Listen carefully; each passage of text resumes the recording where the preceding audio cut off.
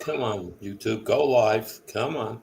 Yeah, we are It live. takes like 15, 18 seconds. We are live. We got Vanessa Kitty here and Uncle John. And Vanessa's cleaning out her storage unit. So she didn't have to pay for that anymore. Andy's here. You just can't see him. Actually, unless that's Andy and he got some surgical, I got all dressed for Halloween, thinking tonight was the thing, and so I took a picture. Yeah, I thought we were going to do it next week because that's one day after versus way before. So I don't know. I'll ask people if we should even bother, but Yeah, bother. Come on. and I don't I know. went out and bought some stuff today. You better do it. Well, I got to find out if my account ends or not, and if StreamYard is still free, because I know it's coming up. So it's ending. No, October, November, or something like that. I think is when I did the discount thing. I Yeah, don't but know. I thought you could still go live. You just don't have the higher resolution. You can't have Well, 50 people in. I don't know. yeah, I heard it. I heard it wasn't free anymore. They got new owners, whatever, and it's more expensive now. However, if you're still stuck with your old account, you still got the price. So I'm debating. Kyle is here, and just Jeff is here. Hey guys. Hello, Mr. Kyle and I just have Jeff. got Hamburger Hill. Let's see. I might have to cut and paste. Wait a minute. I had to reboot. I got the black screen thing from StreamYard. Let's see. Come on. Okay. I'll post a linky here on the side. I don't like a bunch of the improvements they're making. They're just putting more crap in your way. All right. So there's a linky poo if anyone wants to come on. Nice buttocks there, Andy. All right, so did you go shooting? West Covina Dodge is here. Hey, Pat. Did I go shooting? Yeah. No, it rained. Oh, isn't it covered? Well, yeah, but it's only where you sit, and everything else is puddles. Oh, To walk down to the Target is like, you know how when it really rains on, and it puddles everywhere. That's what happens there. yeah. Well, let's see, in the snow one time at band camp. I had to hike out there to change targets and I got stuck. I was up to my knees in the snow going up the hill, up the mountain. And I got halfway and I looked around at my son. I'm like, I don't think I can make this, but I did. But that was brutal. I was brutal. I'm not going to the range while I'm in test mode per se. So I'm in no rush. I'm got to set up my chronograph and all that stuff and my paperwork, and so I take my time, and I don't want to be pushed because of the rain in any way or have to deal with it if it's because it's a covered range, but it needs a new roof, and it's the new owners have put a ton of money into that place, but they haven't got to that yet because they're trying to debate to tear it down and build it fresh or try to repair what's there. So That's good. I used to go to one range. It when it flooded, it got so bad. It was in the flats that it would be. They'd have to close it because you had a foot of water. well, this It was place, like a lake. you Yeah. got to understand, this place is dug out. This was man-made, so Mhm. there's a hill down. Okay, it's probably 25 feet, 30 feet downgrade to where the range is from the parking lot. They dug that out, and the back of it, at the 50-yard range ends.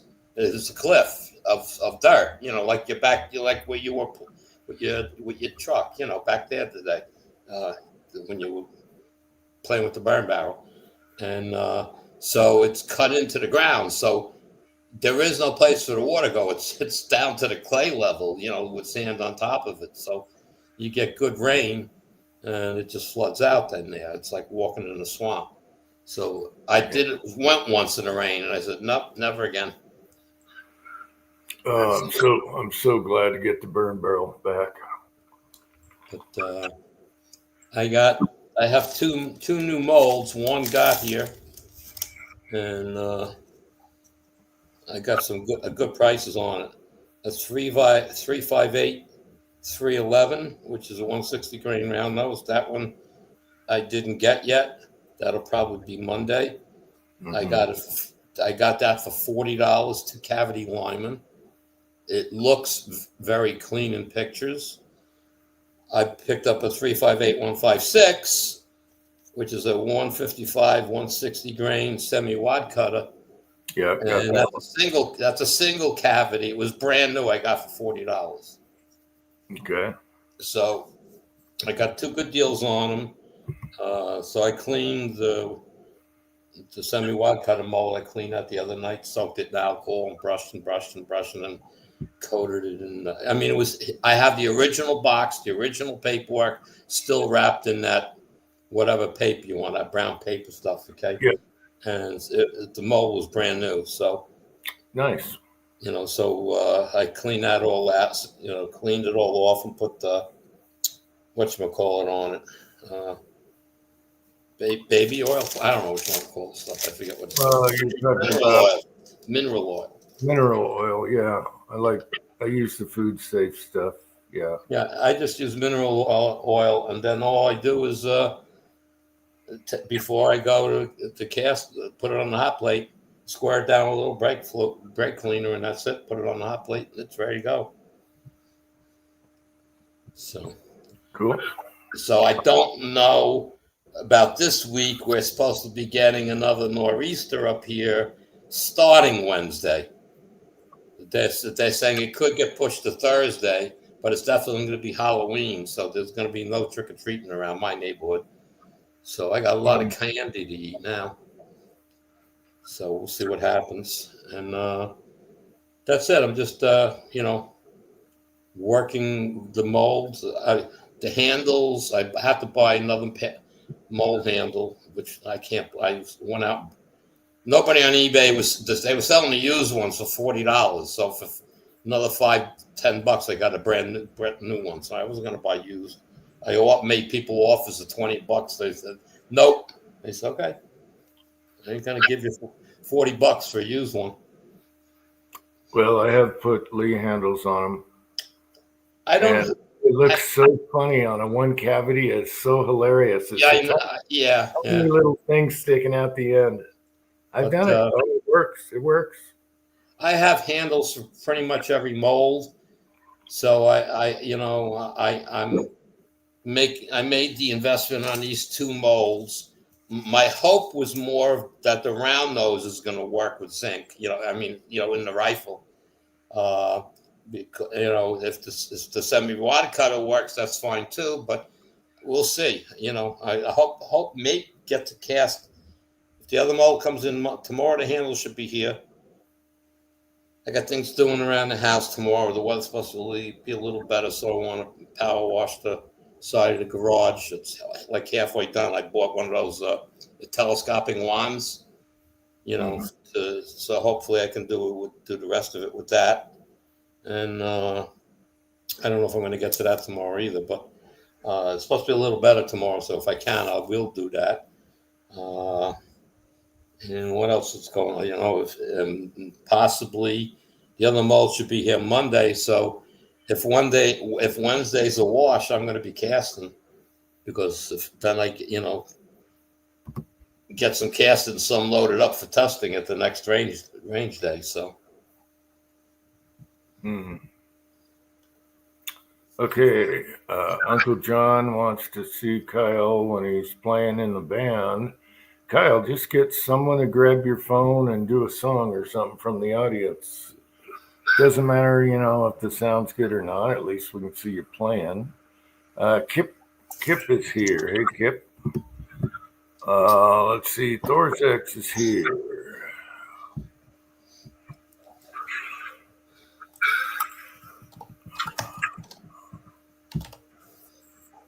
Yeah, that's because it's all plugged in, John. Everything is, yeah. It's like computers. Everything goes obsolete.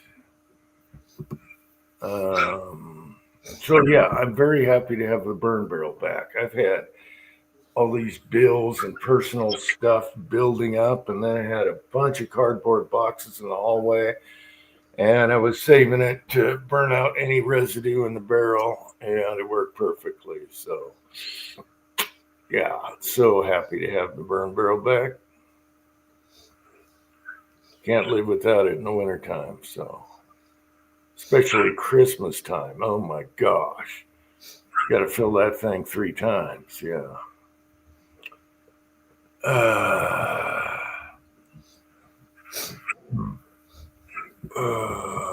Transferring analog into digital. Okay. So I bought a new gadget. I will make a video on it, but before I do, I may upgrade my that small bench that I have. Is about, I don't know, 30 inches by 22 inches deep. It's a, believe it or not, it's like a coffee table from IKEA that my neighbor threw out, and the legs are like made out of 3x3. And it's sturdy as hell and whatnot. That's where I do my priming. That's where my Dillon Square D's mounted, and also I do my powder loading there. With I sit there and do the powder and load the bullets. It's just nice. It's nice and low, and it works great. It's adjustable height on top of it, but it's sturdy as hell. So I'm looking at something on Amazon. I just don't know where I want to spend the money yet, but it's $180, adjustable height. The legs slide in and out. It's got a 1-inch thick top on wood top. It looks like it's braced pretty good. There's a few videos with people with miter saws on and stuff like that, and the table ain't going anywhere. Plus, where it goes, I have one of those basement support beams, those steel beams from the floor to the joists. I have my small table actually bolted to that with a U-bolt, so it goes nowhere. It's rock solid. So I'm going to do the same with this table, except it'll be 48 inches long instead of 30 inches long. It's 24 inches deep, and I can change the height. I can go from 28 inches, 28 and a half inches, something like that, up to 3 feet. It's the range of it. But the lower it is, the more sturdy it'll be. So I sit at that as a comfortable bench. Like the height, I want it low. I can, with the square deal B, it's nice and low. I can look right down in to see that it's powder charged, so that's what I like. But I also bought, I don't know if it's going to come up. There's the camera. Oh, yeah, it ain't going to come up because of the picture. From Real Avid, a master gun vise. I think Walter Bunning has it. I remember a video from him. Yeah, you're talking about the pivoting one. Yeah. Yeah. I first bought the Tipton one, and it works if you're not going to do anything real. But if you want to talk something down, it moves. I tightened up the knob to tighten up the ball and lock on it as much as I could, and I didn't put much pressure on it, and it moved already. So I went with this thing. This was $220, and I put the Rossi in it, and I played because I wasn't happy that I don't think the scope was 100% level, if you want to call it that. It was, and there's just no place to. I put a level beam, a level thing on the Picatinny rail, which is okay, and I level the rifle to that. Then with this this is a Tipton thing also, and then you put the thing around the barrel and tighten it up and adjust, get it so it shows the levels right. Then you can get rid of that little thing, and you can always look at that big bubble.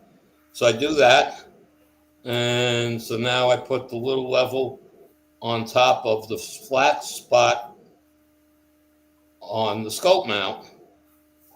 It's part of the arm before the arm goes up. So I put it there, and it shows it's crooked. But my other bubble's good, so I'm scratching my head now. Wait a minute, is my Picatinny rail crooked? I was leveling it to that. So and then and then I put it on top of the scope on the turret of the scope, and it's the same thing. It's crooked, and that's what it looks to me through the scope. It's a little canted to the right. And I said, all right. So I played around, and I went with taking the level measurement. I took the scope off, and I put it across the scope ring, which is fixed. It's not screwed into anything. The lower scope ring is part of the mount. And I put it across there, and I used that as the leveling point. And I got everything nice and level. And that's what the vise was nice about, because the vise has an adjustment to turn the head of the vise 3 degrees. So you can tweak that. You set the vise off a little bit to one side, maybe 1 degree, let's say, and you do everything, and then you can turn this thing and it'll move it like 1 degree or 2 degrees in either direction. It says it does 3 degrees in either direction. I said, no, it doesn't. All right. I said, it only goes one way. The cam thing only goes one way. So I'm like, okay. So I go online looking at the videos. Everybody goes one way, but their ad says it goes 2 ways, 3 degrees each direction. It doesn't work that way.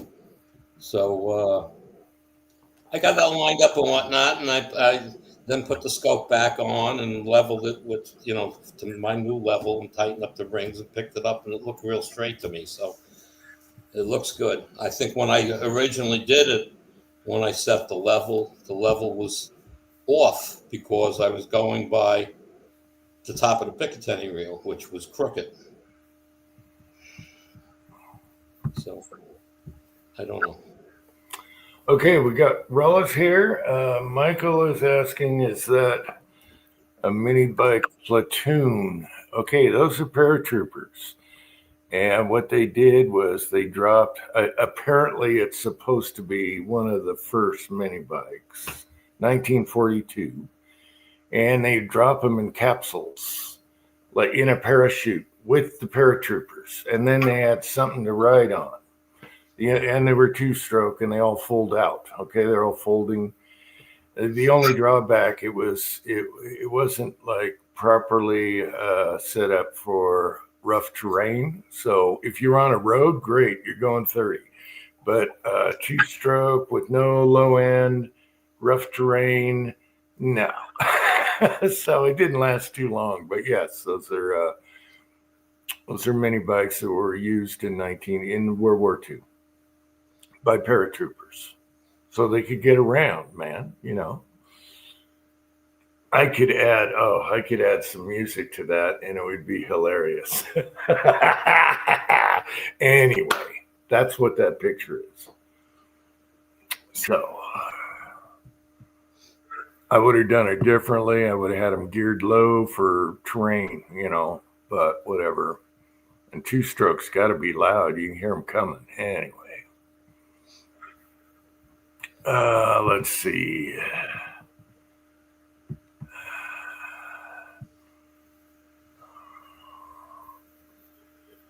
Stone Temple Pilots, Cold Group. Because I'm a creep. Is that the one you're talking about? I'm a weirdo. I already did that, and I sung it in the video. That's because, what was that? I did Bubble Boy because I'm a creep. Oh, that was probably when I got deleted and did another. Anyway, I have that video. I'm singing in it. And it was good because I'm Bubble Boy with the gloves and it pans to, oh, yeah, that was a good one. What the hell did I call that? Anyway. Nope, not that one. Okay, well, I'm sorry. Uncle John, that's my Halloween costume.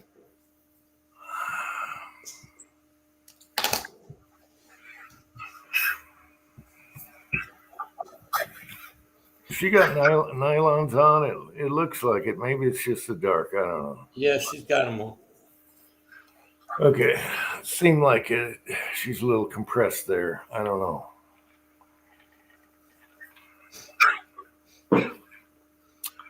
Stone Temple Pilots called Creep.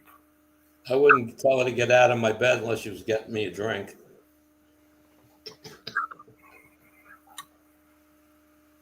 I'm too old. You may not be, Andy. I'm just too old. And plus, I'm married, so I don't even think about that stuff. Look Okay. at STP Creep. Good guitar. All right, I'll try and look that up.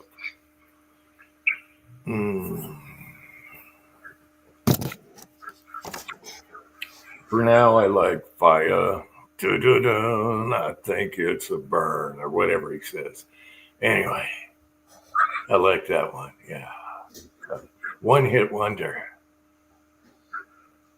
So I asked my son, I said, I got to do a burn barrel video. You know, I'm going to burn tonight. And, you know, you have, what is that one? Anyway, burn, baby, burn, Disco Inferno. And I was like, nah, I did that. My son goes, boom. He goes, fire. And I'm like, hell yeah. So that's what I did. This all happens like in 5 minutes. Okay, that's it. That's what I'm doing. And it turned out good. And then I had to do my goofball. I was like, no, let's add to it. Oh my gosh, the things you do at night with the little hydraulic fluid. Anyway, all right.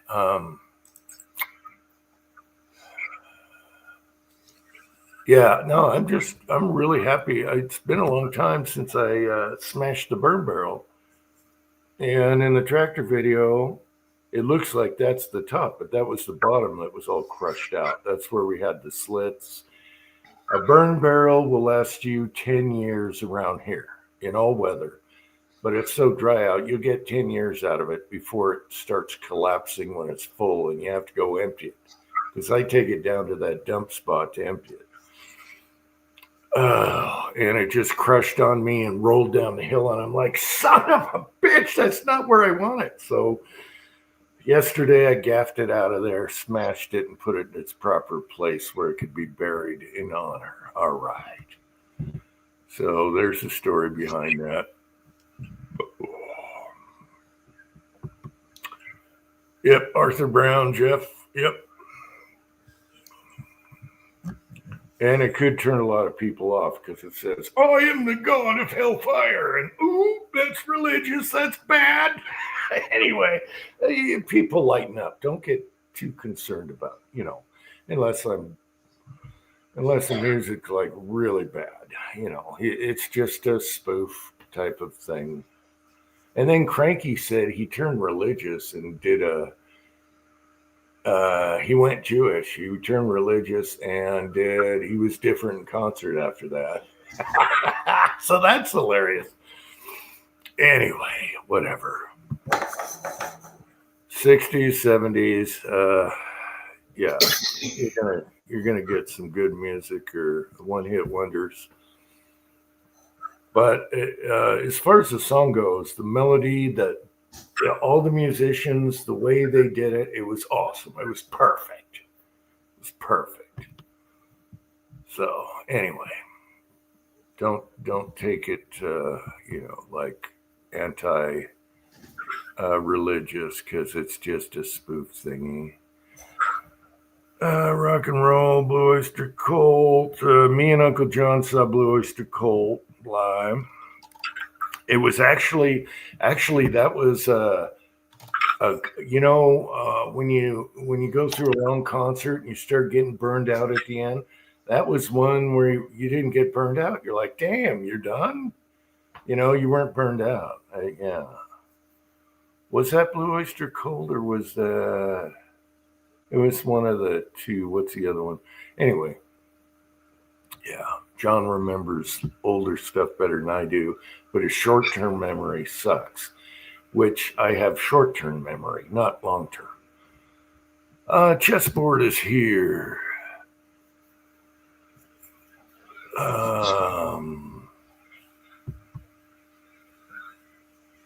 Toxic waste, fire, bloom over. No, that's the reason for the bullet holes. Did you see how clean that burned? It burns like a rocket stove.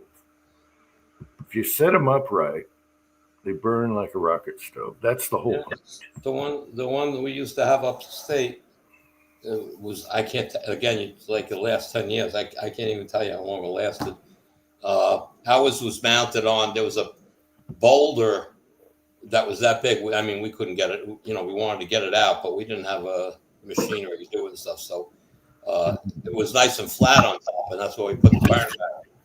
And, but back in the day, my father wouldn't let me shoot the holes. He said, "We're going to drill them."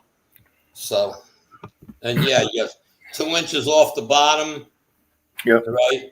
We actually had some holes in the bottom, like 6 holes in the bottom for whatever reason. He said that was in case it got water in it, it could drain out. And the thing and we actually had he hinged a piece of metal on the bottom. We could light it from the bottom. Mm-hmm. So that's how we did it. And we didn't use it to the level my parents lived up there in the summertime. They stayed there all summer, so they used it. But again, not that often. I mean, we had a Franklin stove, so my father used to take newspapers, and he had this thing he bought to make logs out of the newspapers, and just burn them in the stove. Yeah. Yep. It helps to have a screen at the bottom. I haven't put one in yet. And that way everything's off the bottom, until it fills up with, You can find out if, you can do it easy enough with a piece of screen, but sometimes you can find a round kettle, barbecue replacement grill. They're cheap, $5 or something, $8, and you can throw that to the bottom. Yeah, I was going to ask you. You were talking about buying tables and stuff. Don't you have flea markets?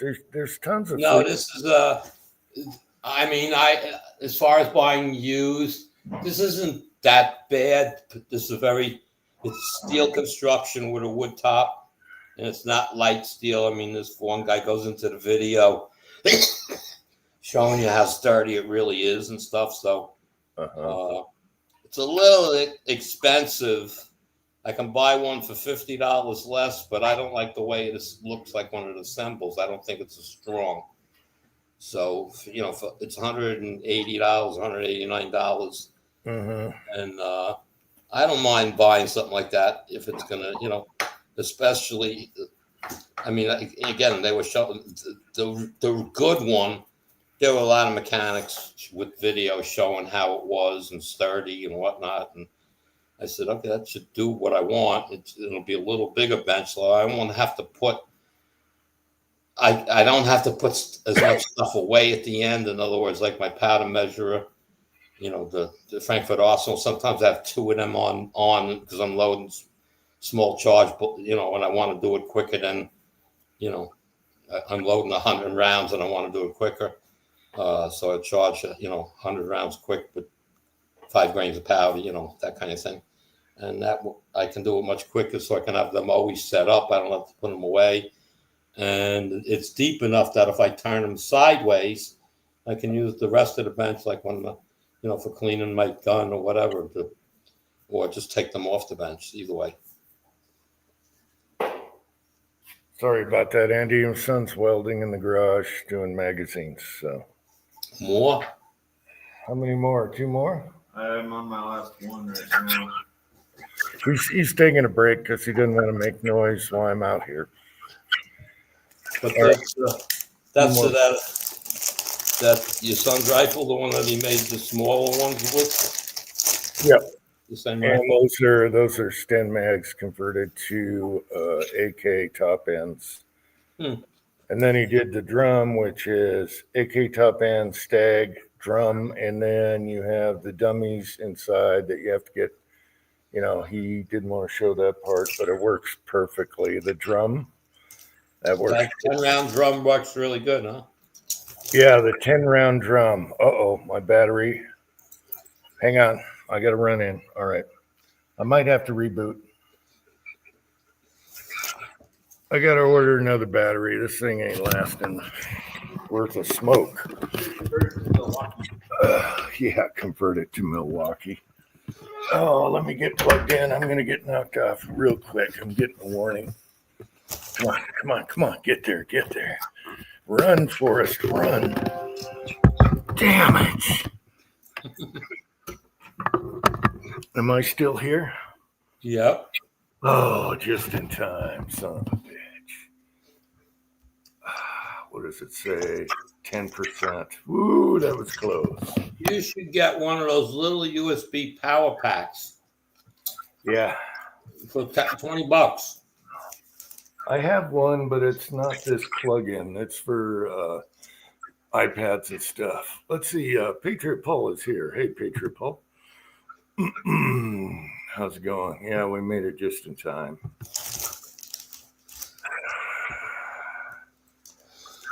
Yeah, so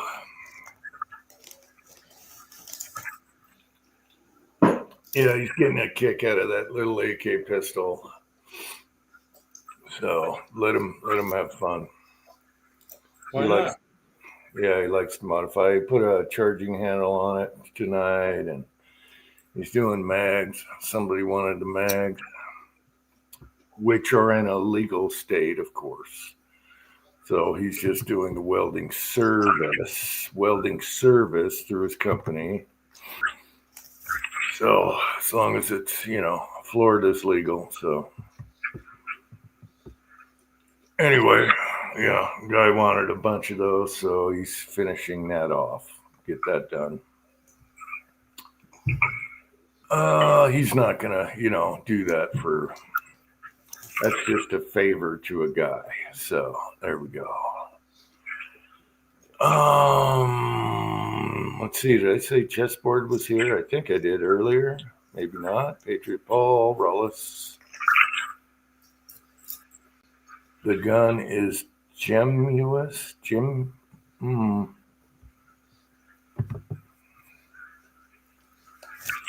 What does that mean? No. Oh, never mind. Monkey. All right. So I made the new ejector brass deflector. Mm-hmm. It's working better than the old one, but still not right. And I can't see how I can make it right. So I had a thought, because what I'm doing is trying to make it hit it and eject to the right. Okay, so and I had a thought that maybe I went going about it the wrong way. And instead of that, I might make something that angles towards the front of the rifle from the bottom of the mount forward, because the bullet comes up nose first, the brass goes up nose first, and then it's trying to turn, and then it hits the scope mount and comes back down. So if I make it from the front to the back, it may hit it and throw it to the right. So I don't know. It's nothing major to play with, but I don't want, I got to test the one that I have a little more. I mean, live at the range. I mean, it's Yeah. And I don't want to start bringing shit with me, the hook, tape, and everything else to try the other one. So one at a time. Okay, chessboard. Are you talking about the ones you sit in, the little chairs with the thing? And we have one of those, but Or are you talking about a real school desk, which I use on my reloading room? Do all the videos on the oak desk there. What kind of school desk are you talking about? Anyway, I think I got that for $20. It's the best thing I ever did. Great drawers, solid as a rock. And so that's where I do most of my fidgeting and stuff on.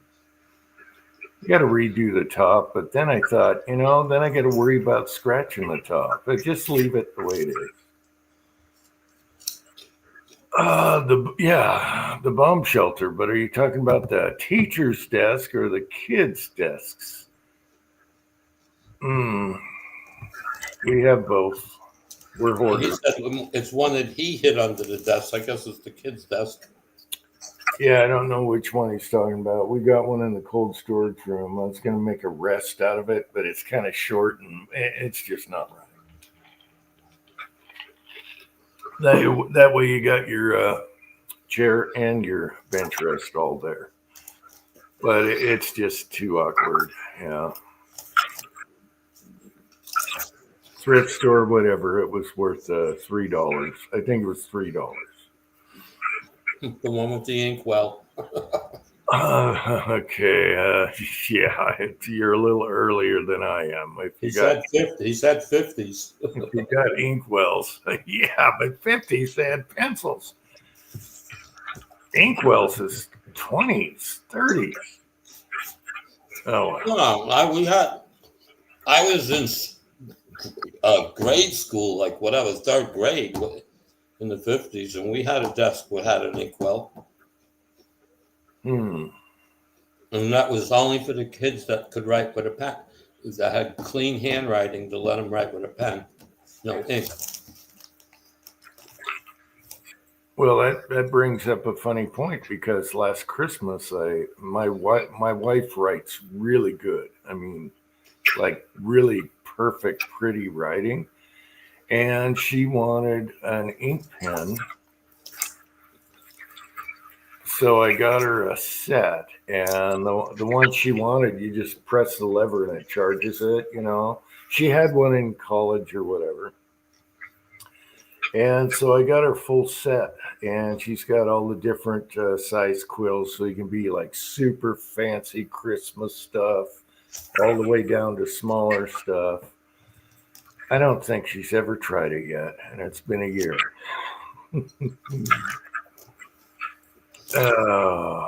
But yeah, she writes really good, really good. It's an art actually when you write with an ink pen. If you look at the really old writings from, What do they call that? Calligraphy? yeah. If you go way back throughout the centuries, it was art when they wrote. It was very artistic.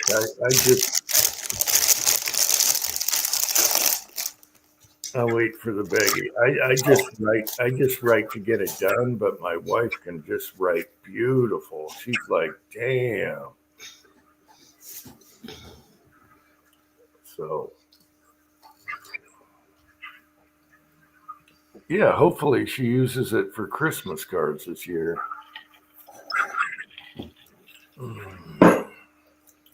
And the beauty of it is you can use cartridges or just suck up the ink, either way.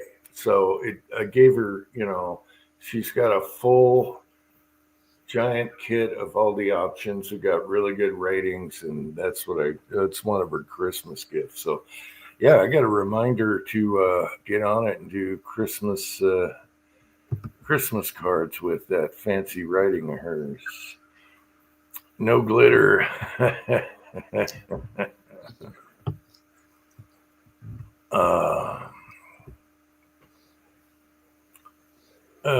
What else do we want to talk about here? I'm so tired. It's going to be a shorty. I was going to put short chat, but then people would jump in and make it a non-short chat. So I don't know. He talked her out of it with that. Did you get hit with a restraining order? Man, yeah, she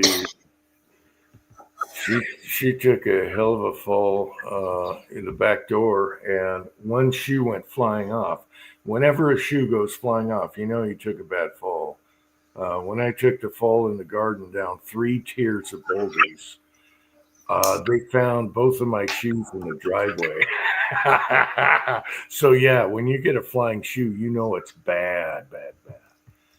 So she's got a right here really bad, and then right in the middle of the nose really bad, and then I guess bruised her knee and her leg really bad.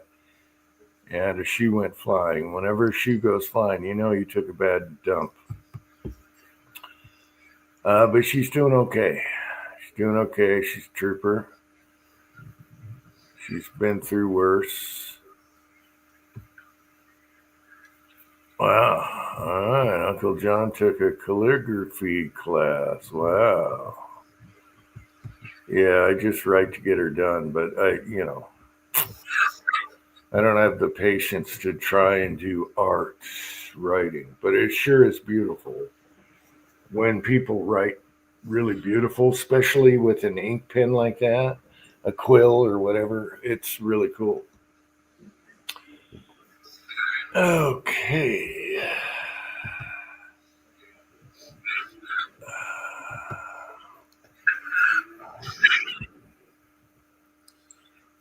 So we had voting here today. We started early voting. What sucks is I can't vote for New York City. Oh, you can't Every get that 5 con- boroughs, so it's like, Yeah, I'm the same way. I can't. There's certain things I can't vote for because we're in the country, and I wish I could. Yeah, they gotta somehow not get that communist in there because New York is going to be screwed. well, tell me about it. Well, they're fighting tooth and nail. They got something on them now, supposedly. So I was reading about something today. That's what they have to do in politics. Dig up some old laundry. Get It's it. not old; it's fresh. Well, dig up some laundry on that guy. He got illegal contributions to his campaign. They proved that now, and they got something else on him. Okay. So, Yeah, that bastard is scary. We don't want that infiltrating the country because it's and they're after Hochul now. They got her on something. okay. Good. Some scandal she got involved in with playing with money. The problem is there's not the competition isn't that great either. But that's how it is everywhere. I mean, this is mayor of New York City, so I mean he's controlling the largest population in New York State. So, and Cuomo, no way. I know. See, you got Como and you got him. Who else is going to have enough votes to? Well, we got Curtis, whatever his name is, on the Republican side, and he's only like 4% behind. It's not a lot. Okay, well, 4%. All right, that's better than I thought. That's okay. All right. It's like he's close, but 4% can turn it over in the end. And people, the biggest thing is people. You got to get out and vote. I mean, my polling area was empty. There were 3 people in there. Are you kidding me? I know, right? It's early voting, but I mean, it's the first day of early voting is usually the heaviest. I mean, I didn't get there when they opened. I got there an hour after they opened. And it's like everybody's just sitting around like that little do. When I went up to the machine and there's 5 machines. They put your voting, the paper in. I was only the 24th person to use that machine. And when you finish voting, if you walk the circle, it's the first machine. It's like only 24 people casted a vote here. So if all 5 machines, wow, well, the 24, so it's like 130 people, 150 people voted. That's it. Wow. And it's like people.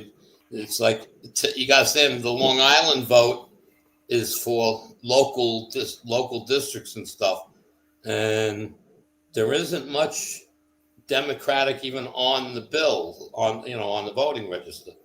So, I mean, I think there were 8 judges listed, and 7 of them were Republicans. So you got, you don't have it. If you're going to vote, either you're going to do a no vote and vote for the one Democrat, or you're going to go the other way. So Long Island's very mixed.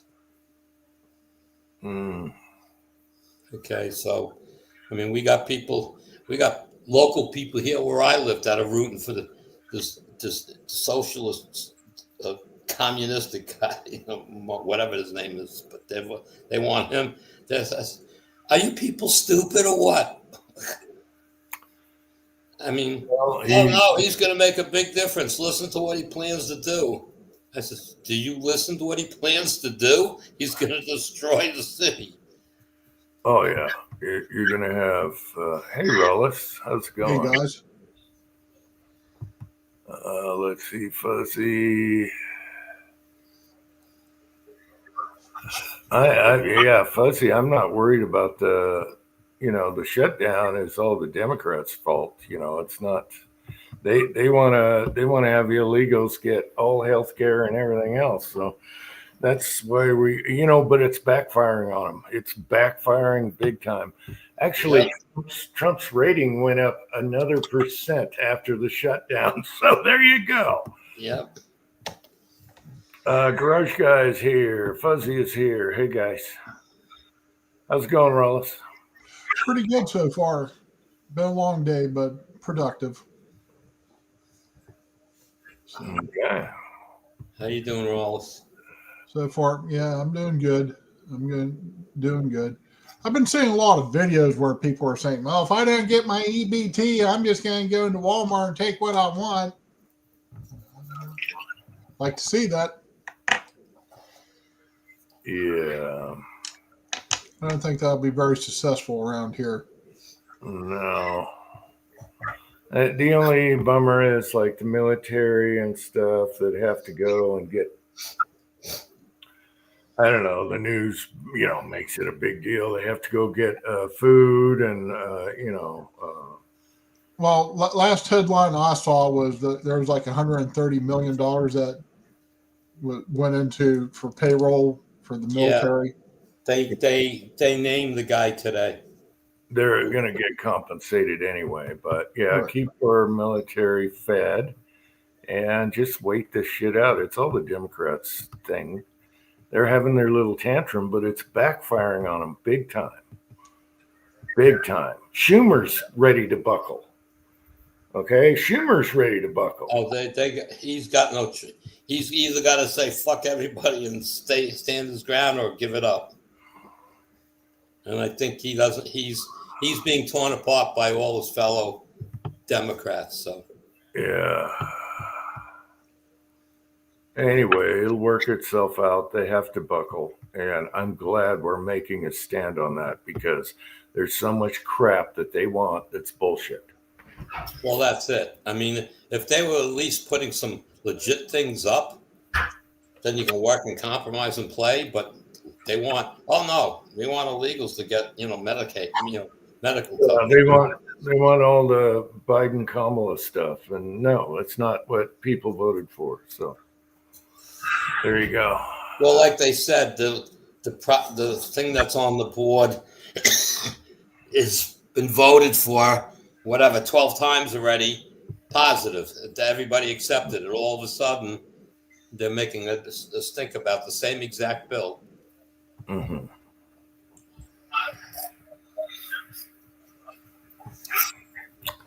Yeah. Just to be honest, it was only about a week ago that I figured out, or I heard, or I paid attention to that the government was shut down. Things have been running really nice since they've been gone. Well, here's the other big stink. Trump's doing a ballroom at the White House. Yep. Doing demolition, right? He's doing a ballroom house, and so they don't have to use tents and crap, okay, every time. And it's a good idea. Now, they're acting like this is the first time it ever happened. Yeah, I know. And What was it? Was it not Truman? One of the presidents totally demolished half of the White House and rebuilt it. All right. So, it's not the first time it happened. Now they're saying all this money is going to be spent on it. Well, guess what? He's taking contributions and he's paying. It's not coming out of our tax dollars. It's coming out of donations from other rich friends of Trump. There you go. And now they're acting like, oh, it's going to cost us all this tax money. No, it's coming from donations. And it's going to be good. You know how he does everything. Every one of his golf clubs and golf courses are immaculate. So it's going to be nice. Yeah, but his whole thing was about that when we have a tremendous amount of people from dignitaries from other countries and stuff come here to the White House, we have to set up tents. We have to set up tents. It's embarrassing. That's what he said. It's embarrassing. He's got to set up tents. And what if it's cold? Now we got to bring in spaceys. He says, do you know what that costs them every time they got to do that? He says, why not just have this? Have the frickin' ballroom. I mean, come on. And if it doesn't cost taxpayers, even if it costs a little, it's worth it because we look like trailer trash out there with tents. Yeah, that's it. I couldn't remember exactly. There it was. Patriot Paul put it up. Yeah. Okay. Yeah, you had to have a basketball court and tennis court. Yeah, whatever. So it's so bull crap what the fake news does to make it sound like, oh gosh, I think people are sick of it. They get it. Cranky, how you doing? No chemtrails. Cranky.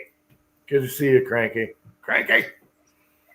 I hope you're doing well. Your cat looks good, by the way, Cranky, after the little, the shave and the combing. He looks good. He or she.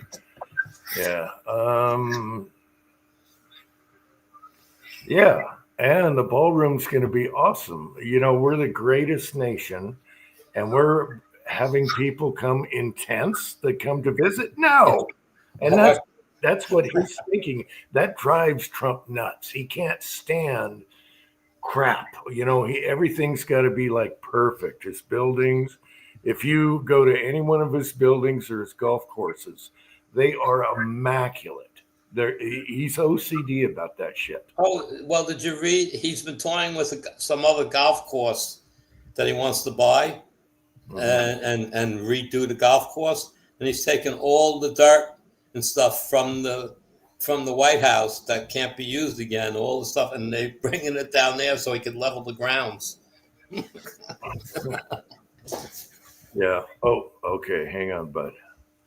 Let me go off camera for a second. Boom. All right, bud. And what else is what he should do is he should make a meme and try to make it as real. And we're now going to have a courtyard for the treasonous people, and then the picture would be gallows with let's say 12 hang nooses hanging down or something. My son just yelled out, guillotine, bring back the guillotine. Oh, guillotine. Yes, Hobbies is here. Hey, Hobbies, what's up? Good to see the Cranky's up tonight. Gold, the best guy. Yeah. But yeah, he is super OCD because he builds stuff. He's super OCD about nothing looking like white trash. He hates that. He hates it. He's done ghetto buildings before and turned them into gold, So, yeah.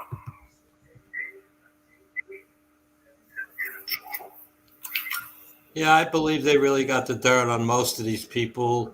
They can't hit them all at once, so they got to play one and go and keep gathering and play another one and go. They just can't take 10 of them and say, here you go, you're all done. You can't do that. No, you got to chip away. Schiff should be very afraid. Yeah, I know. What about Loretta James? Didn't she just retire now? It got. What? I didn't hear that. Oh yeah, the one that went over Trump for all. Yeah, well, that. I just posted today. She's in some interview. She keeps insisting it's a political hit job on her. And the reporter says, "You mean what you did? Except he's got proof and you don't." Yeah, and what you did against a president, yeah, without any validation whatsoever. Yep. Bullshit. The banks assessed the property, not you. Gosh, and the banks got paid back and they were happy. So how can that be a crime? Well, they were just trying to say, well, Mar-a-Lago was only worth whatever, 30 million. You said it was worth 300 million, And who assesses that? The banks. When you get a loan, not some dipshit that campaigned on, I'm going to take Trump to the end. I'm going to lock him up. She campaigned on that. Yeah. Did you go to a prosecutor to have your house assessed when you sold it? No. You went to the bank. All right. And I don't even see how it got that far. It's ridiculous. It's so stupid. Drives me crazy. But what's the funny part is what she tried to go after him with, they got her on. That's the best part. Well, it's everything they accuse. It's fraud on, building, all the mortgage fraud and everything else that she tried to take him out on. And now they got the proof that she did. And the banks are saying, yeah. Everything they accuse conservatives about is what they actually do. And it's been like that forever. So if they accuse you of something, that's what they do anyway. It's so blatantly obvious. Yeah, I just don't get some of these voters out there. They should know better, but they don't think. They're sheep. So we're gonna...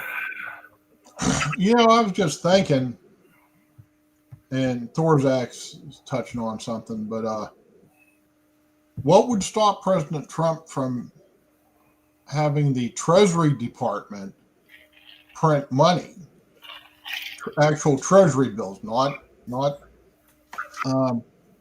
Federal Reserve notes, and just use that to pay the military, well, just whatever, get back to the red skills that we've talked about before.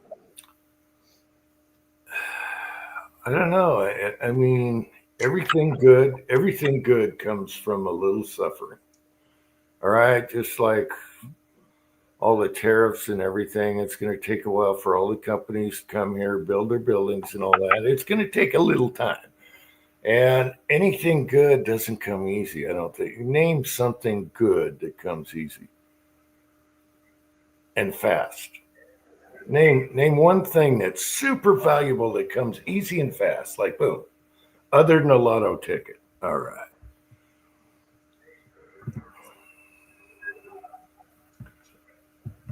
Anyway, it takes a little, no pain, no gain. There you go. The no pain, no gain is a good one that I just thought about. So,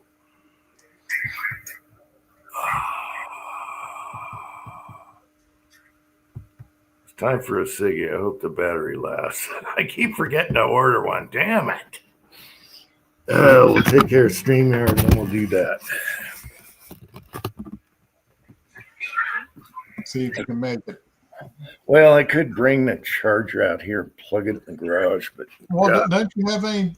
Well, yeah, I was going to say, don't you have any outlets in your garage? I would think so. Yeah, I could drag the cord, unplug it, stick it right here. Actually, it's very close by.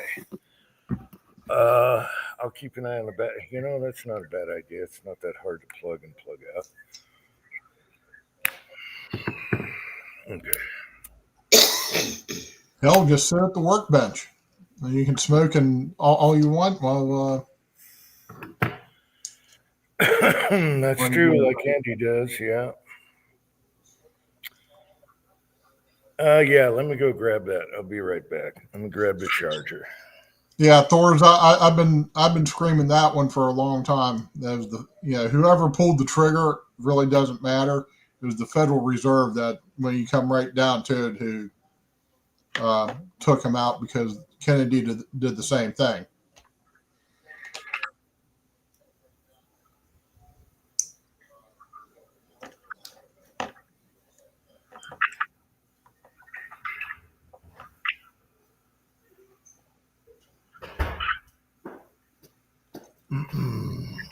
All right, let's try this.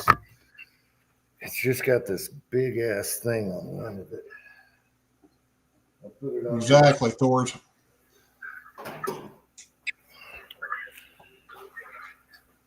Is it charging? What the hell? What's going on here? That should be charging, unless we blew a connection. Okay, we're charging. All right. Good deal.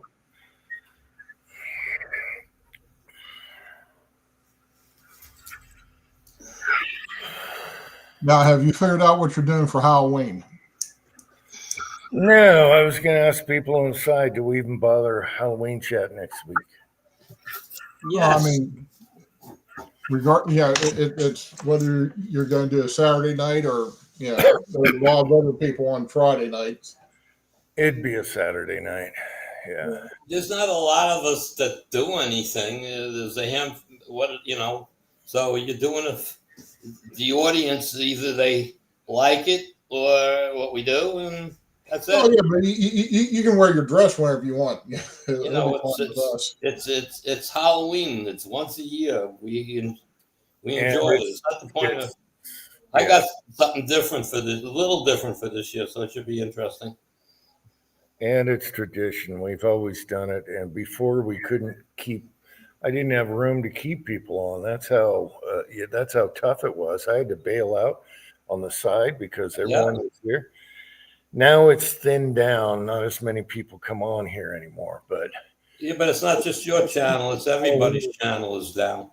Christmas and Halloween was a nightmare when I could only have 6 people on. Now I can have more.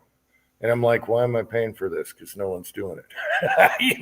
So, okay, Saturday, we'll do Halloween the day after.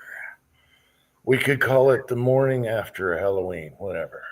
Or the hangover. Halloween the morning after. All right. Well, if you're Catholic, I think that's all. November 1st is All Saints Day. So. Oh well. I don't know how you play into it. I'm not Roman Catholic, so I don't know. I'd have to ask my mom about that. Yeah. So she's Roman Catholic, so I don't think she's been in a church in 40 years. Okay, I gotta pee. I'll be right back. I'm just going out the back door here. I figured we've got 10 man on maybe that night too, and like he said, Kenny might show up for the Halloween thing. Now, if we could only get who haven't we seen forever, Elvis to pop in. That'd be cool. I haven't seen anything from him, and the last time anybody saw from him was here, a year and a half ago or something. We had like a haunting Elvis night, and he came on. Yeah, because he hasn't done a video in. What is it? He moved, and the wife or whatever. I don't know. Right. Yeah, I don't know all the ins and outs because I was just starting to watch him, then he just disappeared, and I just haven't gone back to. He kind of disappeared when you two started going stupid. Okay, so he may have just said, enough is enough. I'm moving anyway. I'm going to do this. I'm going to do that. Whatever. Be nice to get Elvis to pop on for Halloween. Who are you talking about? I was in the backyard. Elvis Ammo. Oh, Halloween. We got to put the word out. Maybe you'll hear him come on. I think Elvis just quit the whole deal. He hasn't done a video forever. I miss him. We had him on. We had him on here a year or so ago, right? Yeah, but he's burned out on YouTube. It happens to a lot of people. He doesn't, like the rules and everything. I get it. I mean, but who knows? We could put out something. He's on Facebook. You can go in there. We can all just hit him on Facebook. Come on, Halloween, Uncle Jim. Who knows? Maybe we can get him to see it. Maybe he'll pop in for 10 minutes. Thorzak's, they do trunk or treat. They don't go trick or treat. They do trunk or treat. It's not like a big thing. Christmas is big with Mormons. Christmas is huge with Mormons.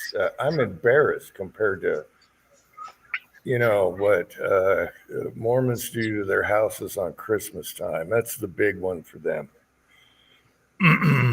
It's just immaculate. It's like Trump shit. Everything is perfect. The tree, all the decoration, everything is perfect. I'd be the humbug guy in the middle of the block with all the lights out and no snowman up or anything. I just don't have the Christmas spirit. My next door neighbor has all these Halloween decorations out, and he has this big ass skeleton that when a car goes by or you walk by his house, it starts moving and he's screaming or whatever, right? Mm-hmm. And it keeps going off, and it sets off my motion detector in the driveway. It's like my phone's going nuts over here. Package or person detected on front camera, or person detected on side camera. It's my driveway is next to his driveway, and his house is a little forward of mine. So the way the angle, the way the motion, and I have the zone turned down, but what happens is my motion sensor light goes on, which makes the camera go off. Okay, yeah. The light goes on and the camera goes off. It thinks it's motion. So far, my neighborhood hasn't gone too crazy about it. So, there are some people with decorations and stuff up, but yeah, we might, like I said, Susan didn't even do any Halloween or fall stuff this year. We might do a little Christmas tree on the fireplace mantle just for the hell of it.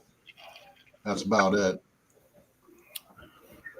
Yeah, John's sister, they have tons of trick-or-treaters, and they give out the big bars.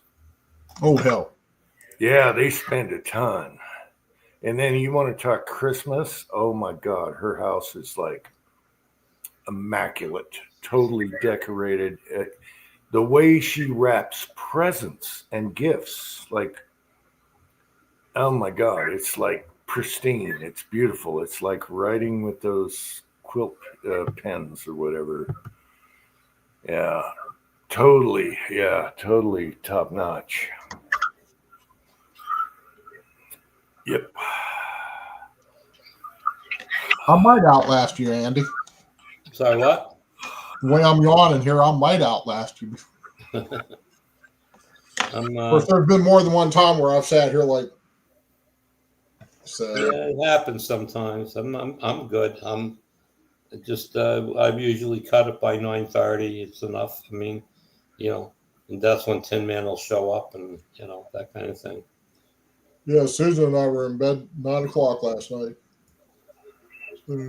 During the week, we're in bed by 9. Friday night and Saturday night at 9:30. It's a treat. She even slept in. I was up at 5.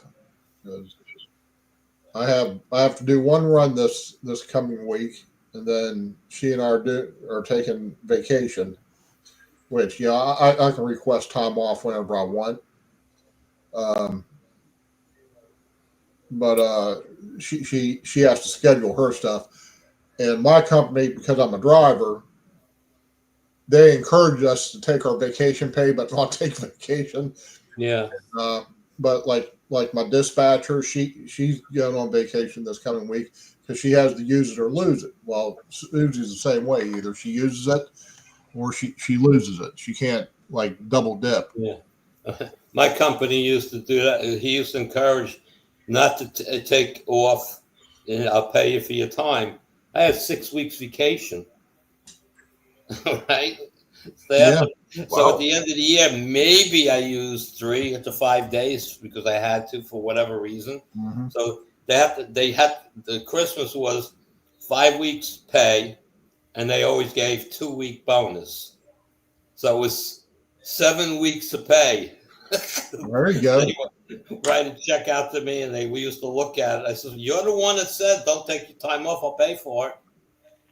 And you Yeah. guys just said, and then it eventually, at a point in time, some other person that you want to call them, what's that department you would call in the company? Anyway, he always oversee getting the insurance for the companies and all and stuff like that.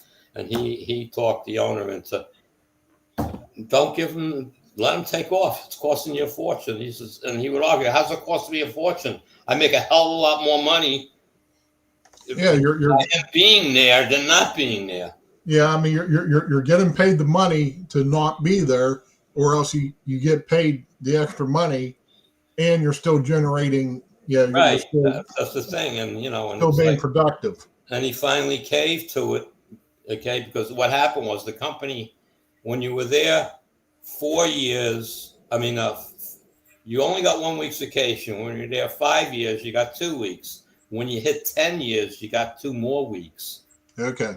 All right, so you had 4 weeks, and you had a week's sick day, so it was 5 weeks. At 15 years, you got 6 weeks vacation time, and your 1 week, so it was 7 weeks of pay they have to give me if I didn't Right. take it the time, plus the 2 weeks bonus money. But Yeah, the see, company was ridiculously making money. I mean, it all started changing when the specific industry started changing, and the manufacturers that made the IC chips and stuff were now caught up in production. They were so behind for years. So I don't want to call it the black market, but the secondary market that was buying parts from wherever they could find them and putting them in inventory. So you would have a part that they were excess inventory. So you'd be buying a part that you paid 10 cents for, and you sold for $500 a piece. That's the kind of money we were making. right. And you didn't sell a guy 10 pieces, you sold him 1,000 pieces. So it was big money. So everybody was taken care of. Everybody was he bought every day. 60 people had lunch bought for him every day. That's how the company was. And it's like, the deli got an order every morning. It was for 60 meals. And then he always had the 2 big ass refrigerators stocked with soda and juices and help yourself. I mean, it's the way the company was, because what it cost him to do that, the incentive it gave the people, he was making a killing. Right. Exactly. Exactly. That all changed. I mean, a lot of people, I was caught up in it too. I mean, I went from a little over 100K to just under 50K. That's a big cut. And at the age I was at, where am I going? Okay, it's hard. Go get a job for 50K somewhere. Wasn't easy. So it's like, so I struggled for a long time. I worked a second job for 15 years. Had to refinance my house, but I climbed out of everything. Right. And I'm not getting the money I should be getting, and especially the way they depend on me. And it's like, wake up, people, because I have no choice, but I have to work, but I don't have to work like I used to. You've given me a responsibility. I'm taking care of that responsibility, but I ain't doing 50 a day. I'm doing 30 a day now. So, because the money ain't there. So I'm not pushing anymore. And the best part about it is they can't really turn around and get rid of me, because half of the equipment they're working with, I built and designed. Okay. I mean, these guys, the first robotic table, all these 2 new whiz engineers that were trying to put this table together, they had no mechanical knowledge whatsoever. And they were designing things. I said, what are you doing? You have no concept of strength, rigidity. You're building tables that are holding 500-pound, 600-pound robot in the center, all right, and the arm's swinging around and the whole table's moving. What the hell are you doing? Right. Okay. Oh, well, we don't know, you can figure it out. I says, well, I can make that table better, but I can't fix it. The table's built wrong. He says, well, all right, let's see you make it better. I says, well, get my friends here, my welding friends, and come and take this is what I thought. And they agreed, and they cut up the metal, and they made triangles for all the corners of the table, so less wobble. And they came in one evening, they welded everything into the one table, and it went from to like a 2% shake from a 40% shake. And he says, but we can't get rid of the rest because it's just all built wrong. Right. So they went to them then and said, for me to work with them and build a new table. So, okay. So again, it's all my design with them and whatnot. And the first table they put in and they set up the robot on it, the table didn't move. It's that simple. Yeah. The same engineers that put oil filters in the wrong spot on engines were addressing everything. Oil filters, that's my biggest peeve. Why do you put them sideways? Why do you put them upside down? Why do you put them in somewhere where you got to move 30 pieces of metal to get to it? Where you put them where they drip right down your suspension and everything, where you got to use a funnel so you don't splash over everything. Drives me crazy. That's again, it's whoever thought of putting a starter inside the motor. Oh, that's crazy. Yeah. Well, it's been for years. I forget who's doing it. I think it's Ford. No, Cadillac. I think Cadillac. Kyle would know. Kyle, whose manufacturer has the starters in the intake manifold, under the intake manifold? You got to take the manifold off to get to the starter. So you got to take the top of the engine apart. So $200 starter. Okay, it costs you $1,000 now, maybe more. Caddy, yeah, that's why I said caddy. Absolutely nuts. Okay. Who would do that? It drives me crazy though. Well, I don't know about Toyota, but I know it's Cadillac does it. They're 8 cylinders. I don't know about Toyota. Vanessa, the answer to your question is not for Thanksgiving. The question is, should I smoke brisket? And the answer is always yes. I wish I really had the patience to deal with a smoker situation. All right. And I watched this one Texas, this guy in Texas, a black guy. This guy you go to his house, he's inside his house.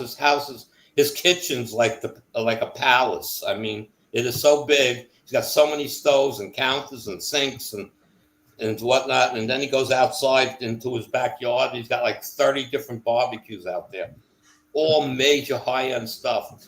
And it's like, oh my God. And he goes out there and says, it's unbelievable, it's amazing. This guy cooks. He's got a great show, and he shows how to, all these recipes. He's 7 years now, this guy, and it's really amazing what he can teach you and stuff. And it's like, I said, I can't be bothered 6 hours cooking something. Tonight, instead of using the gas grill, I just drug out the old charcoal grill, just one of these cheap little $10 ones. And we did a couple steaks and some sausages. Tell you what, that was the best steak I've cooked in months. Tasting good. And I like gas. I have no trouble using gas, but it was a better cook. And I sat there and I actually watched, it's cooled down enough where you can sit outside next to the grill and you're not, feeling like you're on the surface of the sun. So the steaks came out pretty good today. All right, whoever recommend me bringing the plug-in to the garage, it's a good idea because now I'm 100% charged and I can go freely. However, in between, I can plug in as long as no one walks down the stairway. They'll get, All right. You got to put an electrical outlet where you're sitting. Well, I got an electrical outlet next. I'm on my powder coke bench when I have a smoke out there. And as long as no one walks down the stairway, if someone else is there, I'm good. It's right there, the plug-in. I got a 6-way plug-in there for the powder coat oven.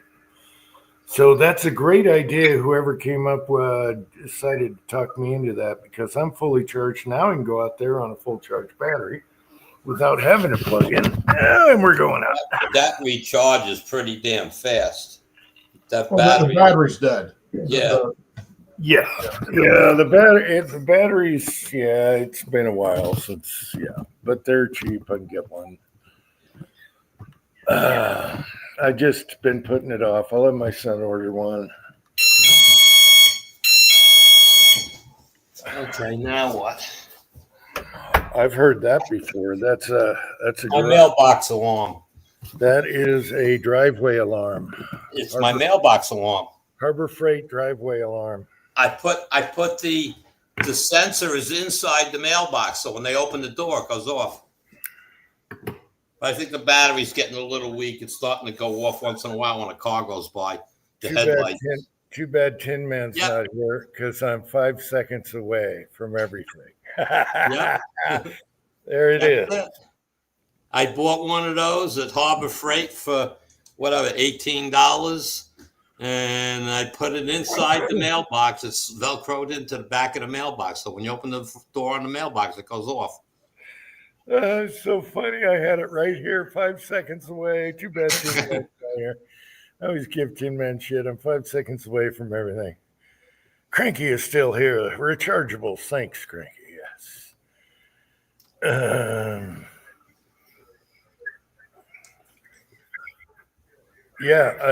I bought those when they were super cheap. These are freaking old. And I used them at the old house because someone was robbing people's mail.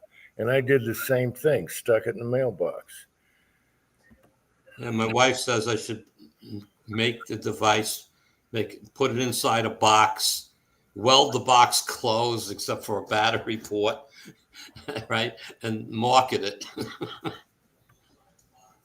Yeah, you just got to make sure the mailman's okay with everything because I'm sure the first time he opened it and had something blinking right at him, he's like, what the hell is that thing? No one's ever said anything. It's been there for years. And I have the lady that normally does my route. I haven't seen much of her lately, but every day there's a different driver. So it's in there, and I don't think, it's a little tiny dot that lights up. I don't even think they notice it. Yeah, there's a lot of devices like this that are really cheap. And if someone's in your house walking down the hallway, boom, you know something's up. You turn it on at night, as long as the cats, you got to keep them above the cats. They never know. As a matter of fact, my son had it would go off. I don't know if it was a Halloween thing or something. And I thought that was awesome. You just plug it into the wall. Someone walks by there. Boom. Same with lights. Yeah. I'll be back in a couple of minutes. Okay. Almost my time. I got to go downstairs. Give her a couple of pills.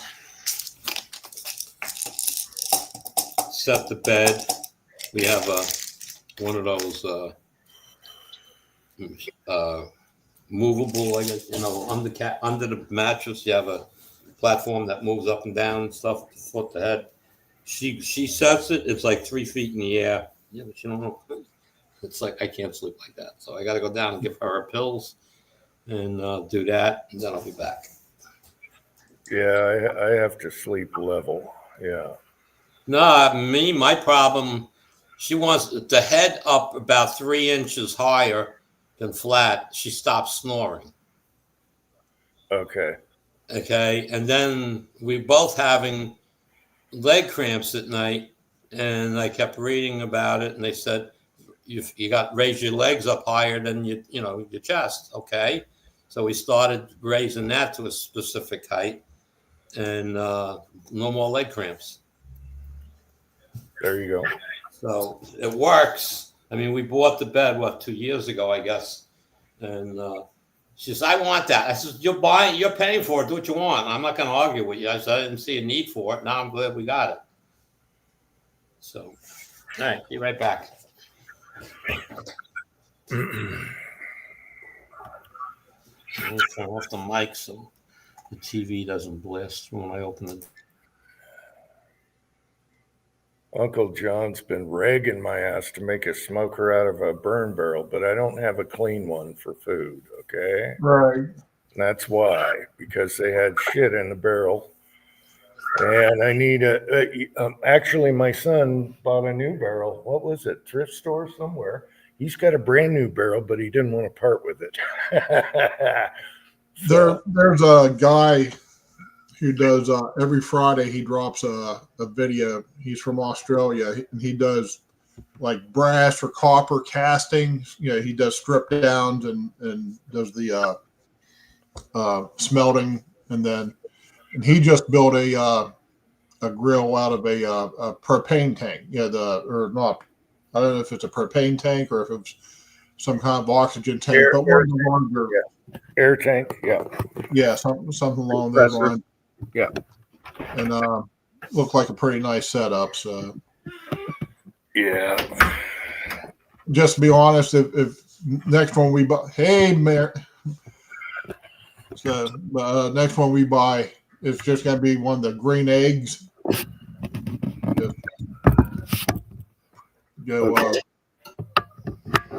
Because they're big, they're heavy duty, they're ceramic. They'll as long as you don't drop them off the third floor or whatever, they'll last forever. Yeah. Mario is here. Hey Mario, how's it going? I'll post a link if you want to come down here. Let's see, Linky. I haven't posted a link for a while.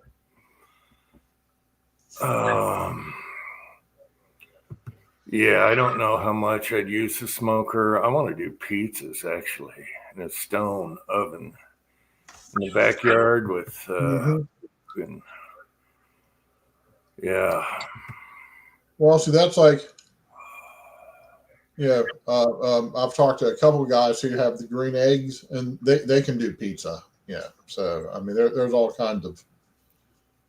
Yeah. There's nothing like brick oven pizza or coal fire pizza. It's the way to go. Mario, I'm not sick. It was my wife that was sick, and now she took a fall. I haven't caught the cold yet, so I've been good, but everyone thinks I'm sick. I haven't been sick for years. But I'm trying not to catch it. She's almost over it. And that's when I'll probably catch it. Player hater? What? Kings in the house? What? I'm lost. Yeah. Fountain pens. You just shake your head and go. Mm-hmm.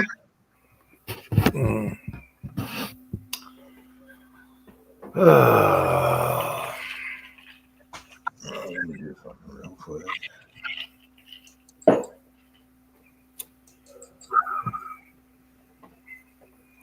Yeah, a smoker'd be nice, but I'd probably make a little one. Right. Well,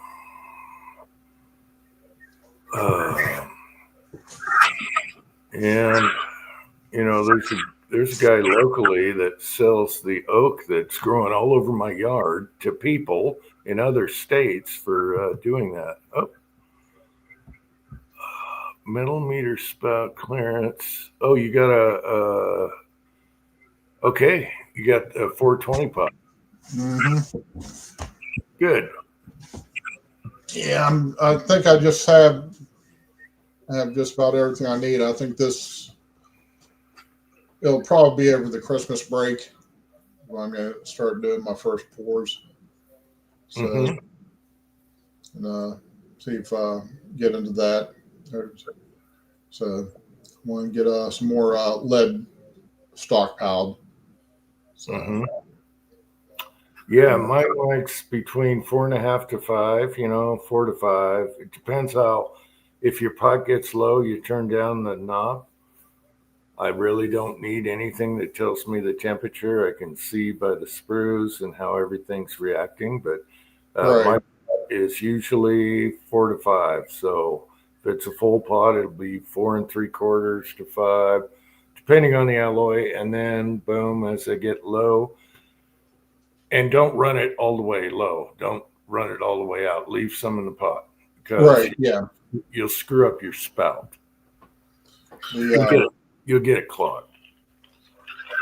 my big thing for right now is I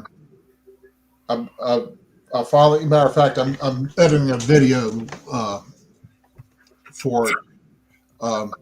Went ahead and bought some zinc jacketed lead bullets for the 45, and when I start to recycle those, I'm going to be happy. The only thing I'm going to need a temperature gauge for is so that I can melt out the lead without the zinc getting hot enough to melt. Yeah. And, but that literally I've shot 25 rounds into my box so far, my box of mulch. So it's going to be a while, but still something I'm going to have to watch out for. Come here, buddy. Come here. Yeah.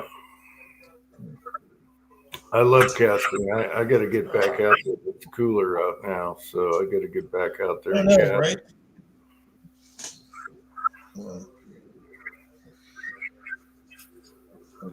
Hey, Peach.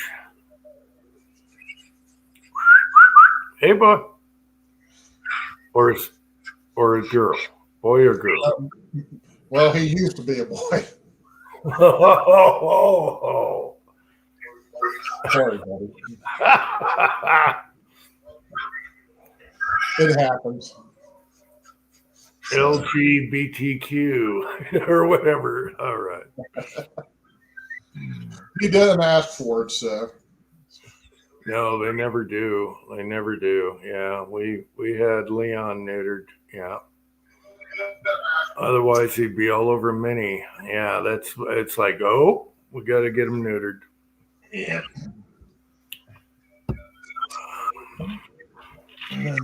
This is the female. She's neutered also, or spayed, or. Mm-hmm. So.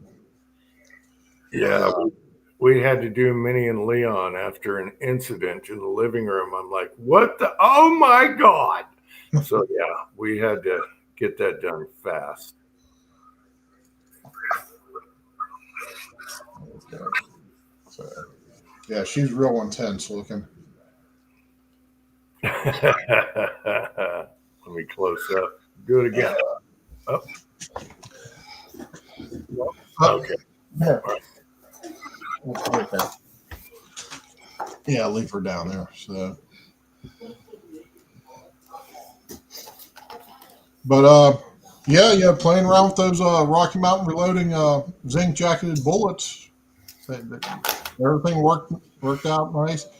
Just the velocities was a little bit low with the charge I was using, but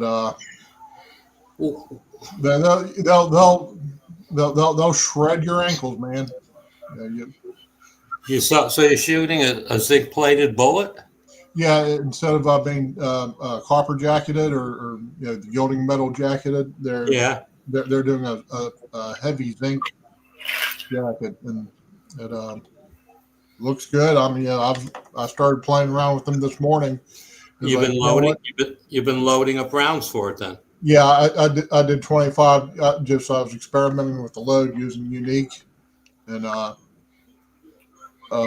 so what bullet is it equivalent to in the copper? It's a 225 grain So I'm just loading them as 230 grains. Okay. Yeah, it's the same profile and everything. And it weighs 230? I mean, Well, 225? it weighs 225. It's about 5 grains light. Okay, so that's the zinc plating versus the copper Right. is what you got there. Okay. Yeah. And then like they're 9 millimeters, like what I had in my background earlier. I don't have any of those, but they're at 120 instead of 124. Right. But still the same exact profile as their 124 jacketed. And they're coming out with a 100 and I think he said it was 111 grain, which would be the equivalent of the 115 grain, Okay. both hollow points and ball. So the main thing is they're trying to maintain the same profile, and they just So they're making their own molds, I guess. it's What's the company? they're called Rocky Mountain Reloading. They're out of Idaho, and they started out as just a guy who was going to college, and he was getting his beer and cigarette money by sorting seconds on the table and just selling them for how much ever. I forget what he was selling them for, and then just kept expanding. Okay, I know the company. I just never dealt with them. Yeah, no, I've been dealing with them for, well, I mean, since I lived in Ohio, so that's at least 15 years. It's been a lot longer than that, and they've. I got to look into it. I actually might be interesting to get them on the phone because I'm a zinc caster. Period. You know, and that's interesting because they're compensating the jacket thickness weighs 2 to 3 grains less than the jacket of the copper bullet. Yeah, the copper is heavier. Matter of fact, just hang on, just 1 minute. That's interesting. But they're using zinc. Okay, I got away from them to come back. They're probably flat base then. And they don't need any lube grooves, so I don't know what, Interesting. Yeah, I spent a whole Tuesday night on the Reloading podcast. They had a guy on bulletology. He's talking about the temperature of the bullet when it leaves the barrel. And I was arguing with him. So, because like I did my research on it, it's like I don't know where he's getting these numbers. It's coming out 1,500 degrees out of the barrel. Okay. Yeah, it's a flat. That's the flat base per se bullet. Mm-hmm. Okay, they're forming the outside and pouring the lead in. That's what they're doing, I think. Yeah, well, yeah. I mean, they're basically doing just the same as. Can I see the side of the bullet? Side of the bullet? Yeah, There's no. Okay, so it's a slick side. Okay. Yeah, that's a Winchester, and then that's the Rocky Mountain. Right. So I assume they're doing a strip and just doing just like you would a regular copper bullet. Well, I don't know what their process is. It's just based on how the lead looks so much more recessed on the zinc. To me, it looks like they're pouring the lead in afterwards to make a shell. Yeah, like I said, you go to their Facebook page. They excuse me. They do have videos up. I don't know if they have any videos of them making. Yeah, I have to. I have to look them up. Okay. Yeah, but I mean, they're. It's a really nice bullet. Are they cheaper? Yeah, they're and they're saying that jacket, regular copper jacket, the material or the prices are going to go up because of the tariffs and just the shortages. So he went to the zinc. I mean, they still do copper also, but yeah, they also get the zinc line, and he's pushing that real hard. Yeah, he's always been good. You also have Brass Jacket. Montana Golds are one of my favorites, and they're Brass Jacket. They shoot really good. Well, cause that's like you look at the there's some who the hell am I trying to think? I think they're Brazilian Magtech. Magtech, okay. Yeah, you look at their bullets; they look like they have a lot more brass in there than a copper in their jackets. It just seems like, I mean, I haven't done any test or anything, but The different, you're going to have to work the load for that bullet, and I'll explain to you a little bit why. Does the diameter measure the same as the copper? I haven't measured it, but it was shooting just the same as the copper. Okay. The reason is you got a couple of factors. The zinc is actually softer than the copper. Right. Okay, so you got that factor. You also have it's a slight lighter, all right, and the bullet with the same charge weight is actually moving faster. In other words, if you use the charge for 125 grain on 123 grain, the bullet should go faster. And the other object is zinc is a lubricant, so it has less friction going down the barrel than the copper does. Oh yeah, I'm just standing here. It feels like there's I know there isn't anything on there, just the metal itself. Right. But it just, you got that slick, a little bit of a slick feeling to it. Yeah, I mean, I'm just giving you information on the difference property of zinc. Okay? Oh, right. Yeah. It's more brittle, but at the same time, it's softer. You got to understand. Well, the bullet hits something hard, it shatters more. Okay, because but yet as the base, the thickness of the bullet that's going down the rifling, that is slicker than brass or copper because of the material. Yeah, the load I was using, and it was an older book. It was a Hodgson, and but it was for unique. And it said 6 grain should be pushing like 860 feet per second. It's in the other room, but it was well over 850.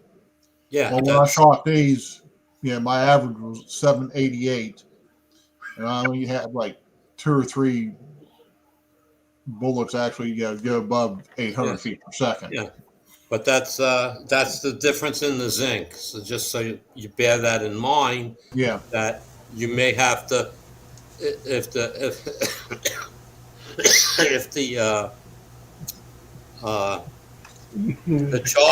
charge may have to go down 0.1 grains or 0.2 grains to get the velocity down to where you want it. You're gonna have to find the accuracy spot. That's I was shooting like yesterday. I was only shooting about 12 yards. When I was making good shots, the accuracy was more than fine. So yeah, I mean, it just, the velocities was a lot lower than I want my 230s to be traveling around 850, 875. I want my 200 rainers above 900. Yeah. And real side note, the sad thing is AOC, she's a gorgeous woman, but just when you see her flapping her jaws, that's what she looks like right there. No, she hit the expiration date about 2 years ago. What's that? Have you seen her recently? She's turning into an abuela all of a sudden. Oh, really? Yeah. Yeah, Pat. Uncle Jamario would have shaved her back a long time ago. Good luck with that zinc stuff. I'm gonna have to really reach out and talk to them. Not that I'm gonna buy bullets from them. Okay, but, Rolex, I had a question. Do they weigh consistent? Are they close? I haven't sat down and literally opened the bag up this morning. I started playing with them, and I originally bought them with the idea of using them in the 45 Colt and just load them long. But I was putting a candler on them because these are sold for 45 ACP, and I started playing with them. It's like, yeah, maybe I should, because I have like this many, yeah, Winchester, yeah, 230 grain ball. It's like, yeah, what? I'm gonna just try these out with the Rock Island, my government model. Haven't shot it for several months anyway, so I'll just see if I can't get something done. And so I skipped a few things as far as like weighing and doing the, I took a chance that they're going to be the correct diameter, which, they have their shit together. They know how to make bullets. But yeah, I mean, as of right now, everything seems pretty good. Okay, guys, I'll be right back. We got. Yeah, I'm going to run, Uncle Jim. I'm going to get out of here. Oh, you got to go? Okay, Yeah, I'm later than I should be, but because of the zinc. But yeah, so everyone have a great weekend, and we'll look forward to seeing everybody next Saturday night. It's Halloween. Be here with at least a hat on. Yeah, Halloween will be the day after. Please don't dress like an ugly woman again. God. Don't No, do that that's to what my I'm life. going to look like. Oh my God. Oh, you mean that's not you? All right, good night, Andy, and Good night, Eddie. I'll see you guys in a minute. I'll be right back. You know, scare the Yeah. shit out of the trick or treaters, man. Holy fuck. Now, when you say she has a big ass now, is it big like what the, like Andy's girlfriend there is, or is it like monster huge big? See, it's like a stuffed sausage there on the couch. You can't really tell while the casing is still on. Right. So, yeah, Susan was asking about them. Oh, he just grabs them from somewhere. I assume, unless that's his wife. And I'm there. Yeah, I'm there. He just does like I do. He goes on the internet and grabs photographs because, I'm there. You won't let me put any pictures of you up. And she's there. Yeah, you're damn right. So, and, now that she's gone to bed, let's find some pictures.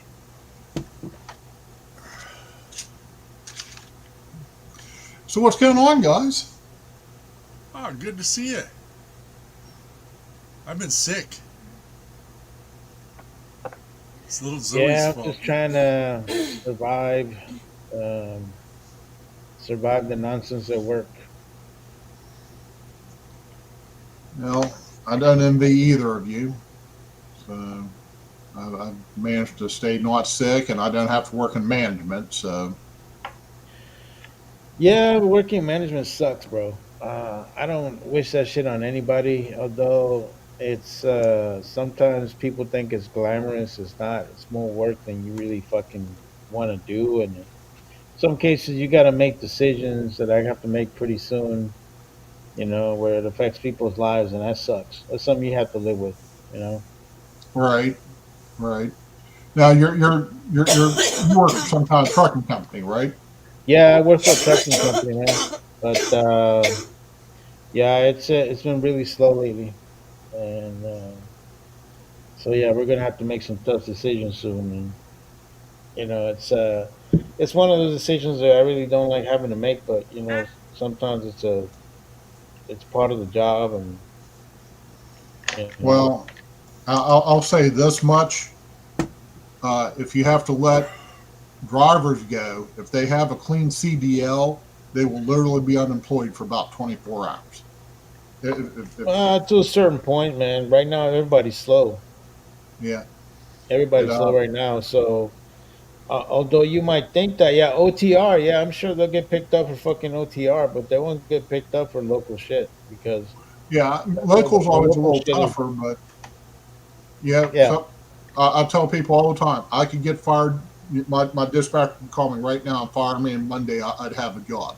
It might not be a great job. It might suck, yeah, but I could literally go without missing a paycheck. and that's good. It's a blessing.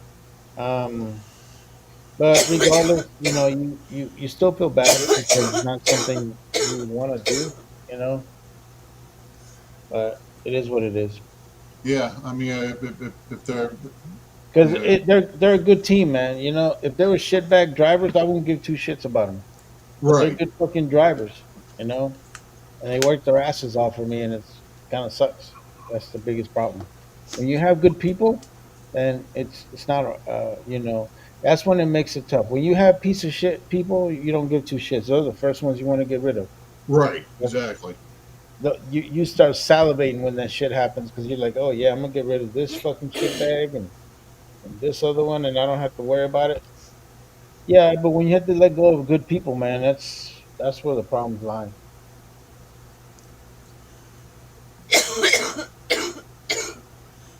Good night, Andy. That is, she has, someone's got a cold. That's Sylvia. She gave it to me. It's her fault. Oh, see, that's what I'm worried about. I don't want to catch it. Now can't cough. No, you can cough. I'm used to it. I've been dealing it, 2 weeks of this. Yeah. Uncle Jim says you can cough.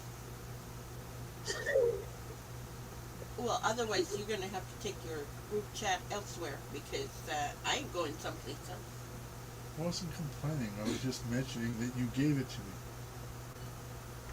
You're just using that as an excuse, you fucking wussy boy. Okay? I took 2 days off from work and you're still, oh, I'm so sick. So don't give me that shit. Just calling your ass out, bro. What the fuck? She ain't taking shit from nobody. Hey, that's what happens when you marry a Latina, man. They ain't gonna put up with that bullshit.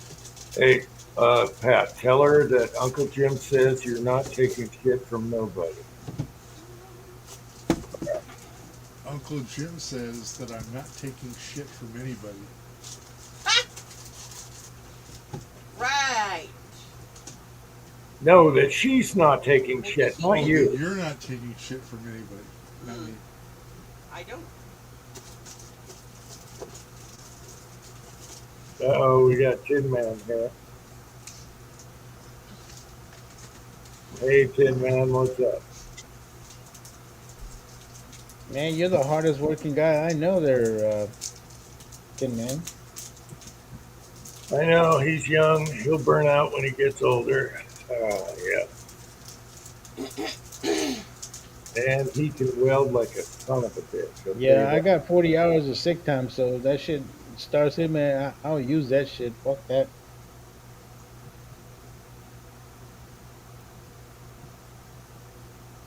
Mario, what's happening, bud? I've been upstairs. Man, just living life, bro. Just trying to do what we gotta do there. What are those soldiers and mopeds you got there in the background? They were okay. Let me close you up there. This is it's supposedly one of the earliest mini bikes, 1942, paratroopers. They would dump these bikes off in a canister with the paratroopers in World War II, and then they'd open up the canister, fold up the handlebars, let her rip, potato chip. Huh. Well, they don't look American for sure. Those were British. That was British. Okay. Yeah. That's interesting. Well, the Americans came out with I could show you a picture right now. I could change my screen, but they came up with a much heavier mini bike that actually was good on bad terrain. Yeah. Yeah, I had a buddy of mine who actually he's in the 101st Airborne, and he actually went to Desert Storm in a fucking dirt bike. He was in one of those long range reconnaissance teams, Mhm. and they weren't able to get them Humvees at that time right away because they were Yeah. still coming back from the ship. So they went to the local fucking store and bought a shitload of dirt bikes, and that's what they used. They painted them fucking like desert color, and away Yeah. they went with a bunch of fucking Yamahas down the fucking Hell yeah. yeah. Dirt Very. bikes and machine gun. You can't beat that, man. Yeah, I gave him shit because I saw that picture. I go, what the fuck you think you're Chuck Norris and shit? You're gonna have a little fucking missile coming out of your fucking side there or some shit. But yeah, no, it was good, man. It was like it was cool. It was really cool. I really like the Brits. The Brits are really cool people, man. I really love training with them. Um, I've always enjoyed my time with the Brits. The Brits are fucking awesome. Yeah, They're just really good people to work with. You know, yeah. they always ask us a lot of questions, which is something I never understood. And I'm like, what do you guys ask us so many questions? I mean, like we created our special forces because of the SAS. Like, you guys know how to fucking fight. Like he goes, no, we know how to fight. They say that our way of fighting is very unorthodox, and I'm like, that could be. Yeah, their food sucks. You are right about that, Cranky, because plenty of times they've been wanting to fucking trade us fucking MREs because they didn't like theirs. They said theirs is fucking horrible. Well, Um, even their home food, like toast and beans, which I actually like, and then sausage rolls. That's right, almost like a hot right, dog. Probably better than a hot dog. right. But their food is kind of plain. Fish and chips, awesome. But their food is kind Yeah, of they plain. definitely eat a lot of potatoes over there. Holy shit, that's some fucking potato eating motherfuckers, man. Well, the Germans are potato eating motherfucker. Yeah, Oh okay. yeah, yeah. The Austrians too, man. Irish. Austrians are some potato eating motherfuckers. Yeah, I like potatoes. I got nothing Oh, I wrong with love potatoes. I like me a good tater. Oh yeah, yeah. Yeah. No, no. I enjoy working with the Brits, man. The Brits are just good fucking people, man. Really fucking enjoy those people. They were great. Um, They were great allies back then. Right now, they're not so much, but back then they were. what are you Yeah, talking about? they're leaders right now. So Yeah, but their leaders are not really a reflection of the people that are in the military, though, bro. Because most of the people that are in the military usually are pretty yeah, cool. that's true. But right now, Steimer, whatever his name is, what a piece of crap. He might as well put a rag on his head right now. Anyway, Well, and that's the biggest problem that we got going on right now in England is they have been influenced a lot by the Muslims. They've let so many fucking Muslims in that country, and and then they influence things so bad. I thought that after one of those fucking royal guards got fucking beheaded, close to beheaded by one of them fucking Muslim fucks, all these motherfuckers would be gone. But no, and it's getting bad. Not only getting bad there, but it's getting bad in Dearborn, Michigan. Um, there's a huge fucking Muslim population there, and it's getting to the point where these motherfuckers think they can live their lives however they want, and nobody's gonna say anything to them. Motherfuckers are saying death to America, and in fucking America, fuck you. yeah, they Like, won't. They won't assimilate, and they want Sharia law. yeah, We that's can't not gonna have that happen, in bro. America. We cannot No, have no, Sharia that's law. not gonna happen. Not too long ago, I got into it with fucking the Sikh community here because they have temples that are nearby me, and I put a fucking complaint because at 6:30 in the morning they're fucking blaring their fucking call to prayer, and I know that they're not Muslim, but I'm like, look, motherfuckers, you got a bunch of combat vets living around here. You want me to go out there and shoot your fucking loudspeaker because you're being stupid with your fucking thing? If you love fucking being Indian or whatever, then go back to fucking India. We are not gonna fucking let you guys dictate how we live our lives here, or basically what I did is I put a fucking noise complaint, that shit got squashed really quick, bro. Yeah, You why know. do they like that music blaring at night? Well, I mean, Brainwash. it's part of their culture. Like I know that the call to prayer is for them to get up and do the first prayer Yeah, but to Allah, Muhammad, whatever the fuck it is. Which I get it. If you live in a Muslim country, I get it. But motherfucker, you doing that in Dearborn, Michigan, and people no, are fucking okay with that shit? Fuck hell that, no, dude. hell no. Tannerite them speakers. Oh Hell yeah, no, man. Like we need to put a stop to all that bullshit, man. I I know feel we don't you. want that here. We don't want that here at all. No, But the we UK can't is have that taking. shit here, man. Because I'm gonna be straight with you, man. If this continues to happen, more people want to influence their own fucking culture identity into the United States, and the United States is his own fucking country. People should be cherishing and loving this America, country for what it is. The America, traditions of it. assembly. Yeah, When assemble I here. when I fucking immigrated from Guatemala to here, I fucking learned the customs of the United States, of the United States. I celebrate, Thanksgiving and all that other shit, and I make it a big deal because I am an American. I work my ass off to be an American. Yep. And and I learn the customs of the country. Most of these motherfuckers want to bring their own customs here, and I'm like, fuck that shit. You can Like, do it in your own privacy, but don't put it in our face. yeah, don't put it in my face and tell me I gotta like it. I don't think so, dude. Yeah, you got to assimilate. We're Mm-mm. Americans. We're not. If you Yeah, want to come we're here, we're not we're not gonna put up with that shit. And I yeah, encourage anybody hell no. anybody who um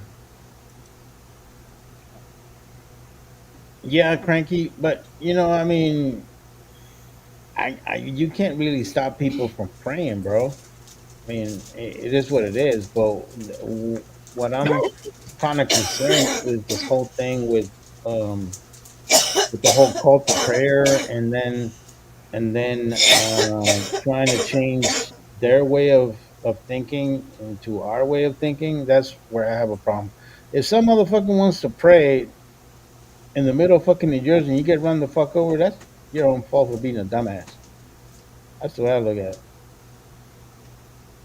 They actually want to take over the world, and that's the truth. And look at the UK right now. The riots.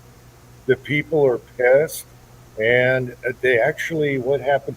I watch a lot of news over there, and what just happened? That guy got off. Now he's running amok.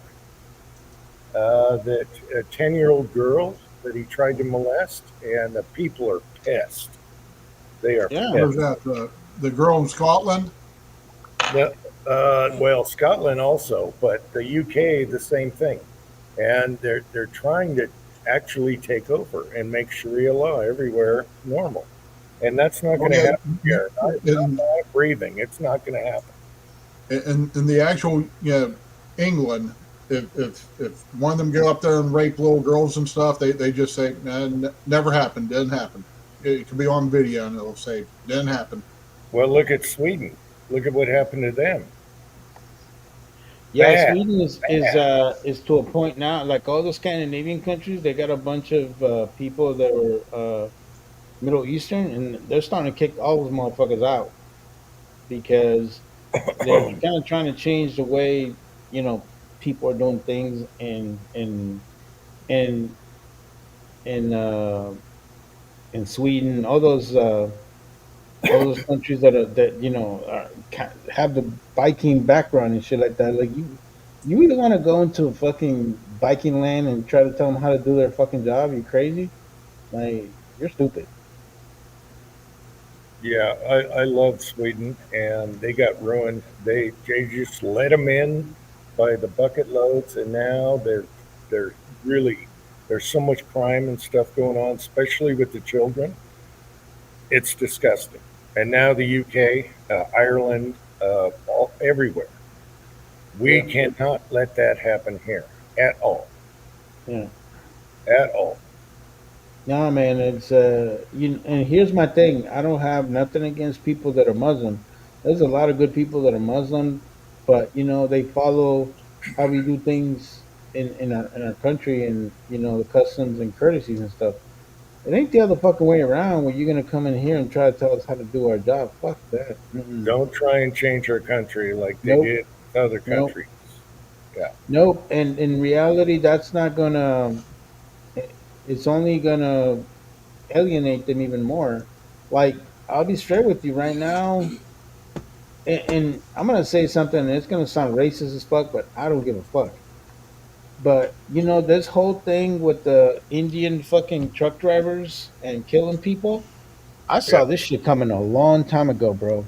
All of us that work in trucking know how bad these motherfuckers are. They're horrible. They're rude. They don't really follow the traffic laws.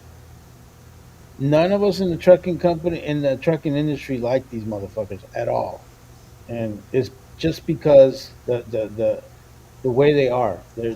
They're super aggressive on the road.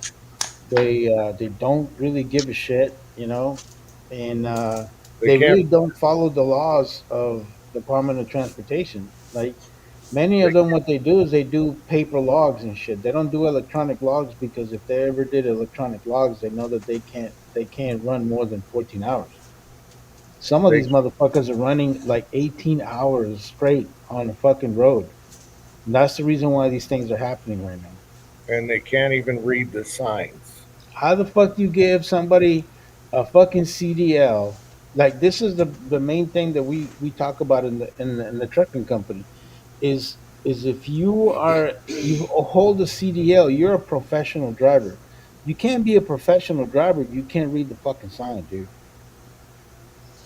The first, I'm going to throw a few things out here real quick. Um, when I first started driving, is just when the CDL came in, and one of the justifications for it was to prevent people from having multiple state driver licenses. And apparently, this guy who wiped out that family down on I-4 uh, uh, here in Florida, he had like three different driver's licenses, CDL licenses, and the CDL was supposed to prevent that from happening. So now I'm going to say a few things. A, it's not just the Indians, Sikhs, Muslims, whatever. Uh, Yeah. and this, people have just become nastier and ruder on the road. Period. And the commercial drivers are take it up to 11. I try not to be a jerk. I probably am, but I try to keep it to the minimum. But as far as the um, driving, I used to go from El Paso to Columbus, Ohio in like 24 hours, 26 hours, something like that. That's a 1,500-mile trip. So I mean that a lot of that was supposed to have been gotten rid of with the electronic logs, and you're only supposed to be running paper logs for I think 7 days at most. If you don't have your equipment repaired by then, and what they're probably doing is saying, well, my unit's down, so I'm using paper logs till I get back to the terminal to get it fixed, and then is the only way I can figure out how they're doing it. But I mean, there's been it used to be, hey drivers, log it like you do it, wink, wink, and get this load to California tomorrow. So um, the way things are now, that's only been a few years. It finally, basically, the old school outlaw truck driver went away probably about 2015 or so. But all these Indians they're just a continuation of the way it used to be, except for you had Americans who knew how to read and write, like you were saying. But I don't want to shit completely on just the Indians or No, Russians or Ukrainians. anyone that doesn't speak English that shouldn't have a license.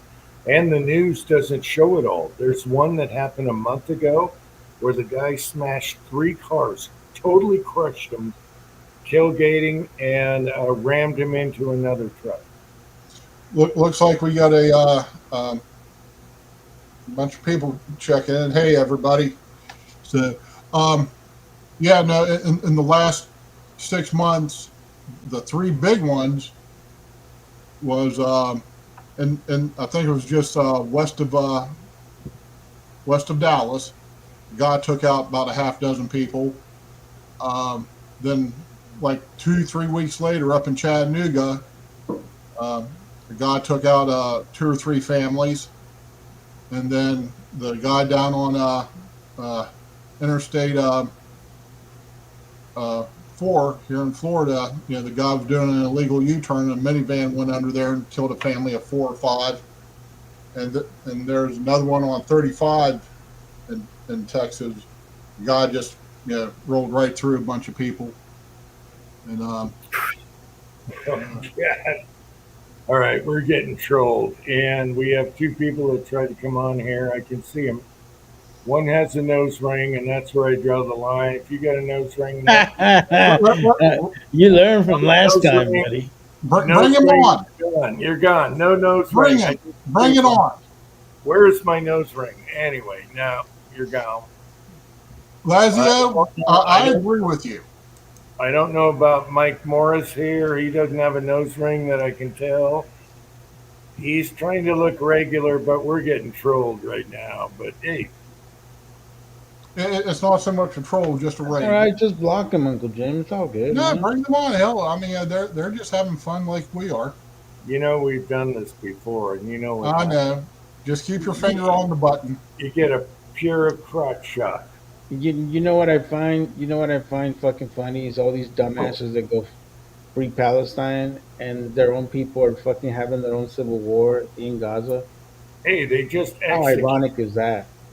executed some Palestinians, and also took one guy, took his leg, took a pipe, and just broke it in half. You guys Yeah, see man. that? Palestine. Their own people are killing each other, but yet they're gonna say, "Oh, Hamas is still running Palestine, and that's what you saw.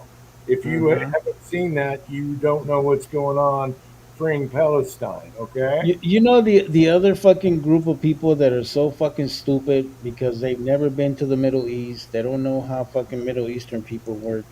Is all these people that would go, queers for Palestine. Do you understand You what get these thrown off people a would building. do to you if you were in the Middle East? You get chucked off a building right now. Yeah, you get fucking hanged like an idiot. But there's videos of Hamas just taking a pipe to a guy's leg, took it right off, and they executed a bunch of Palestinians. If you want to free Palestine, get Hamas the hell out of there. Erika, if you're a girl and you have a nipple piercing, you're 101% cool.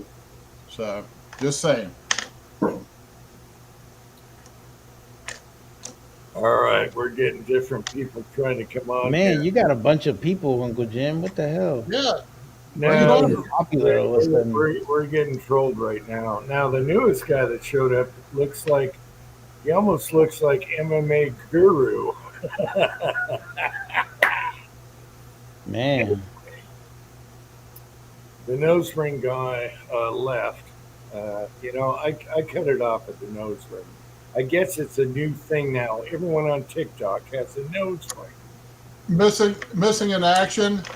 Just to be honest, if it was 1972 Hillary Clinton, I'd bend her over and bang her right here in front of everybody, and God included. I'm I part don't know, man. I have to be really drunk to me to fuck Hillary Clinton, dude. Like, Yeah. seriously. I've seen- She had, I've seen back young in the Hillary. early, Oh in the my early 70s. god, nah, man. I'm No, sorry, she's bro. nasty. back in the early Look, 70s. maybe she was 25. She looked decent, you know. Look going. Like I remember when she had that little hippie look when she had the big Yeah. old fucking bottleneck fucking glasses. She looked somewhat cute back then, but I'm like, She looked dude, we're talking like unwashed. 1976 or some shit, bro. Yeah, I'm gonna skip on that one. Missing in Hey, action. all I can say is Monica is still looking good, like a motherfucker, bro. Yeah, I You mean seen she's videos thick. of her? Well, She she's is- still thick, but yeah, she does Oh look good. man, Oh man, shit! I'd be like, what can Brown do Okay. for you? Shit, girl. I love this quote. You got Burt Reynolds, and it says, "I have a ring, but it's not my nose." What does it say? Let me see. I gotta look down. Well, people, oh my God. True flavor of a can. Oh, Burt Reynolds would never have a nose ring. I'm sorry, people. No, I knew I Gusto. don't even know if these people know who Burt Reynolds was, man. Like Nah, they he just would picked some never. guy in a fucking who's Even when in he a played an cowboy engine, hat. okay, even when he played an engine, he never had a nose ring. And I'm part Dr. engine. Bumgardner, you're right.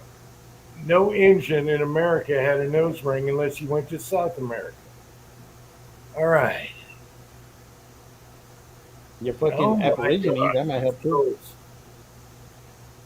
Anyway, trolls have fun. We don't care. Oh, these trolls are really out there, man. I don't think they're so much trolling, but they're having fun. Trolling Hey, in a that's good cool. fun way.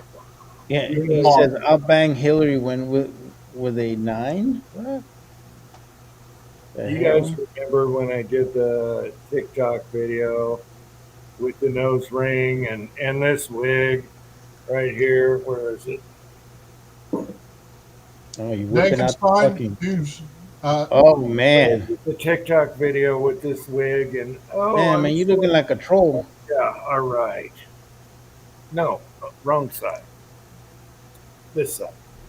You guys Oh, remember there we that go. where I did the nose ring with Oh this? yeah, it's yeah. probably better if you took the mini bikes off.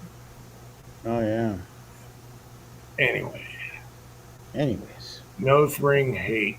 Yes, it's your mm. first. It's your first. It's my first sign that I know that I don't want to have anything to do with you. Hell yeah, man. You looking like a fucking cow every time I see you. Like, meh. Yeah, Yeah. you start stretching your earlobes and doing those rings. I'm done with you. I'm done. Yeah. Like, You, how can I take you serious, man? If you're too stupid to mutilate your body that way, how can yeah, I take you serious?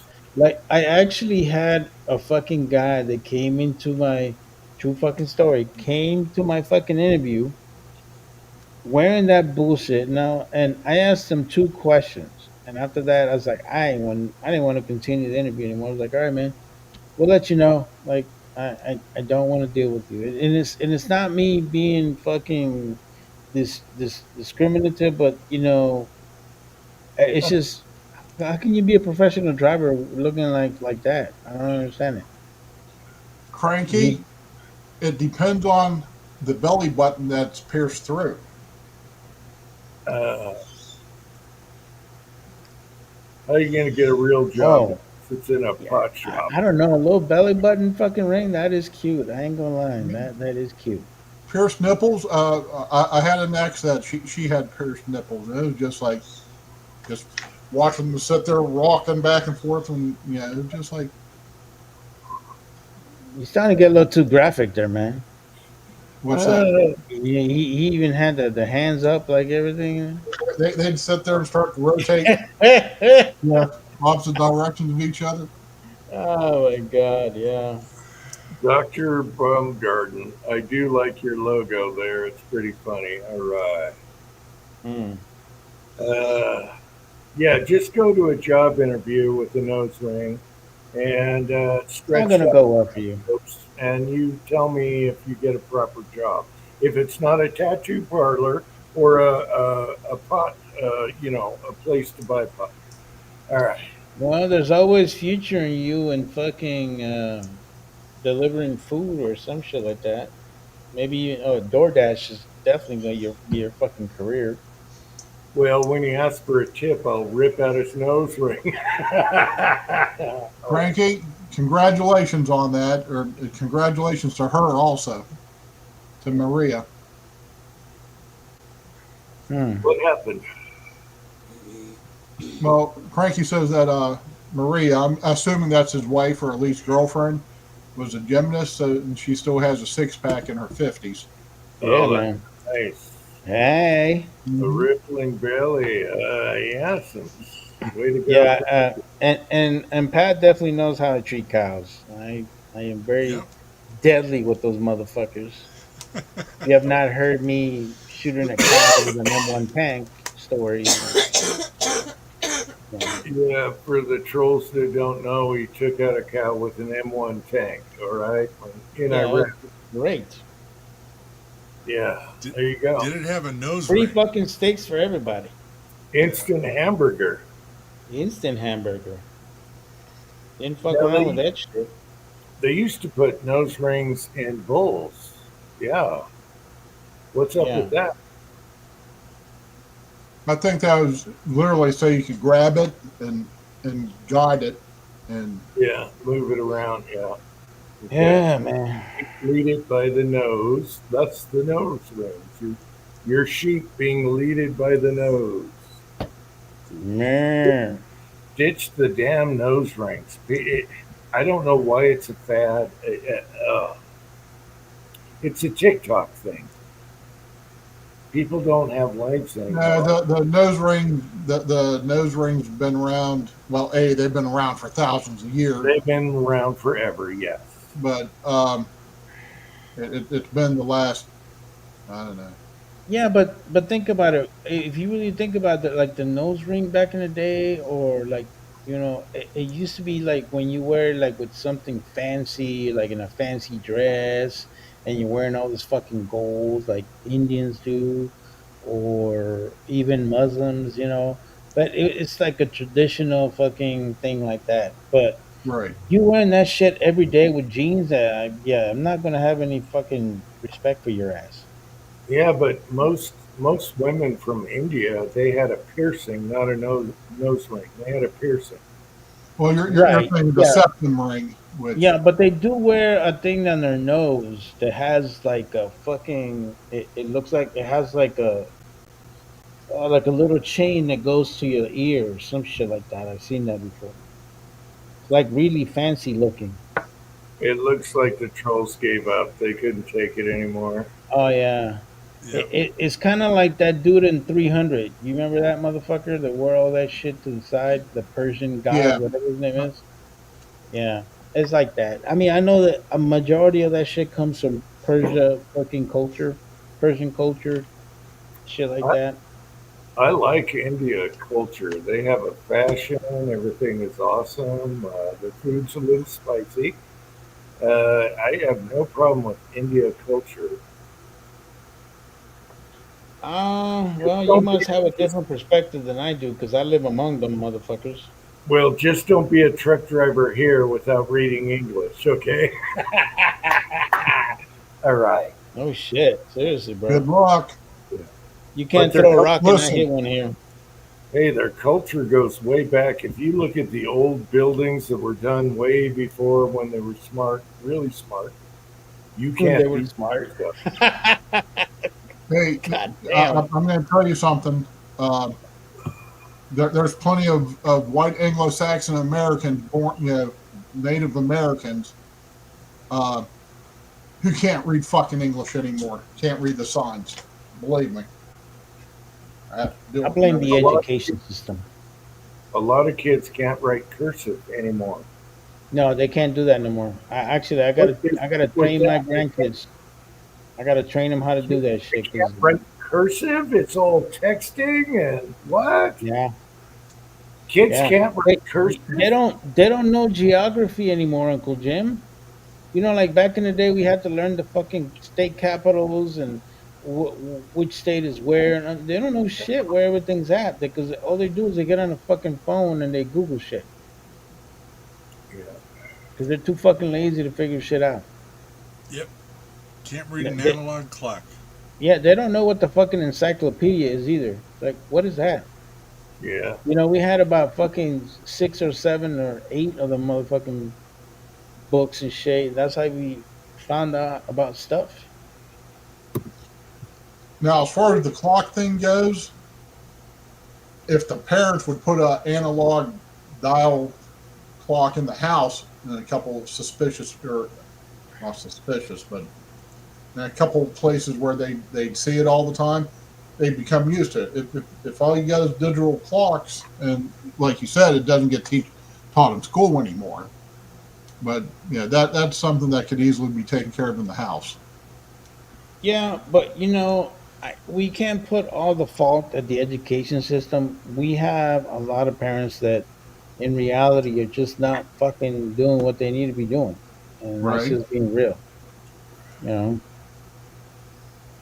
Yeah. It just, you just put a couple clock, I had an old Western style, the old uh,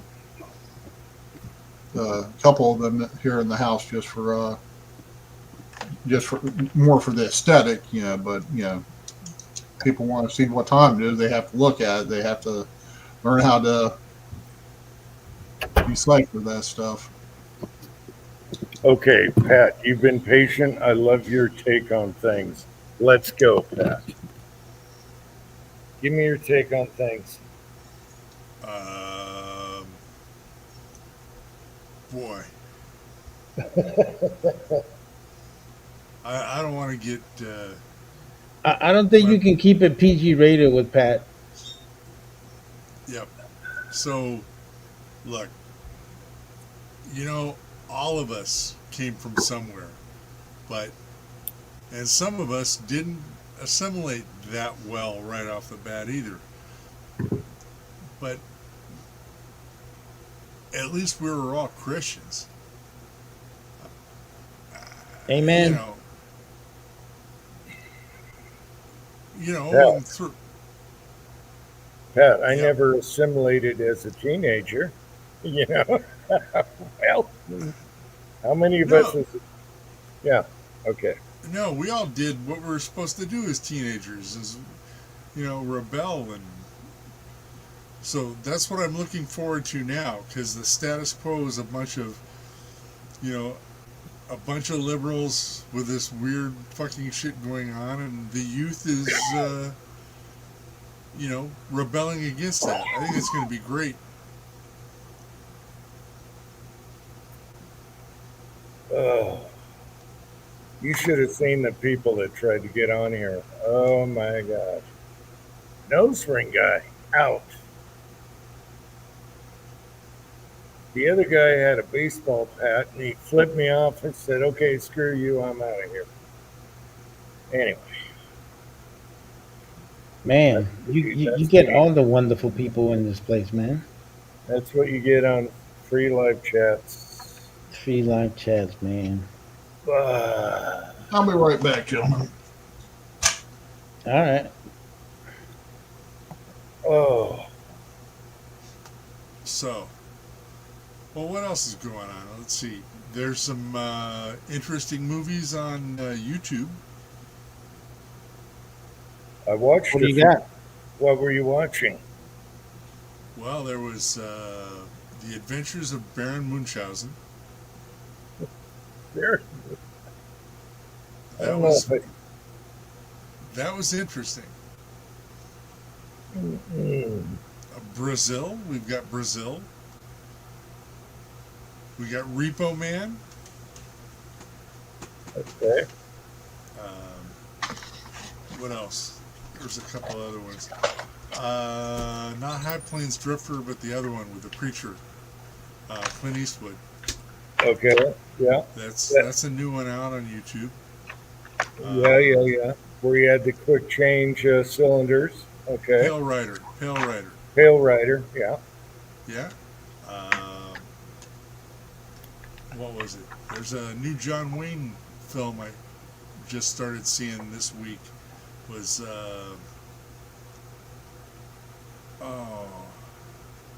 forget which one. Wasn't one of his best. It was one of his later ones. You're talking about free your hands, you bastards, or whatever. No. Nah. Okay. It was I forget the title. I But it was watched a one. western. It was good. I watched one last night. Chevy Chase and the cops come over to surveillance his house for the neighbor. The neighbor is, what was that called? That was hilarious. Anyway.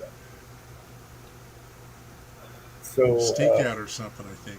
yeah. So Chevy Chase, these cops want to come and use his house as surveillance against his neighbor. and everything goes to hell. It's funny as fuck. Anyway, I forget what that was called. That was free.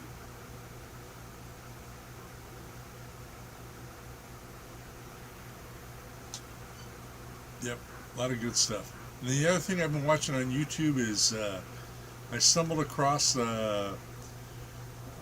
Roman history. There's a guy that does Roman history. I love Roman history. Huh? Oh, you do? I'll Yeah. send you a link. This guy's really good. What's his name? Yeah, they were the stuff. Yeah, back then. And I was it's just watching a documentary about 24 hours after Pearl Harbor, and you know how frustrated President Eisenhower was during that time after the attack, and that was like I love those type of documentaries, man, because you really stop and think about how good we have it nowadays, man. Imagine back in the day not being able to get all the information you need after one of the most major fucking attacks on U.S. Mainland or soil. I'm Yeah, going to put my I'm going to put my Scotsman's hat on at the moment for the moment. Now, I'm not saying that they knew when it was coming, but they knew it was coming, and Roosevelt was walking around with his jaw sticking out, just and because he wanted to get into the Second World War so bad, you know, for a variety of reasons. Now, I'm not yeah, saying that. Well, I didn't know why the Japanese were so pissed off, but I guess the Japanese depended on us for oil like a lot, and Eisenhower embargoed them because if you recall during that time, Japan was taking advantage of shit. They were going out to the Philippines. They're trying to get the Philippines back. Oh, They're you trying, know, they're going through parts of China that they're already invading. Like Japan was fucking causing all kinds of shit. yeah, no, Japan was a problem, and but yeah, Roosevelt wanted, like I said, he wanted in the war so bad.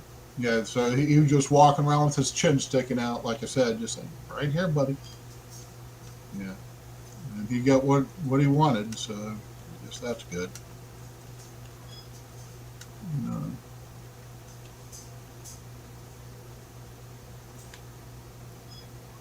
okay. So there's a what's the link, name of guys. this site?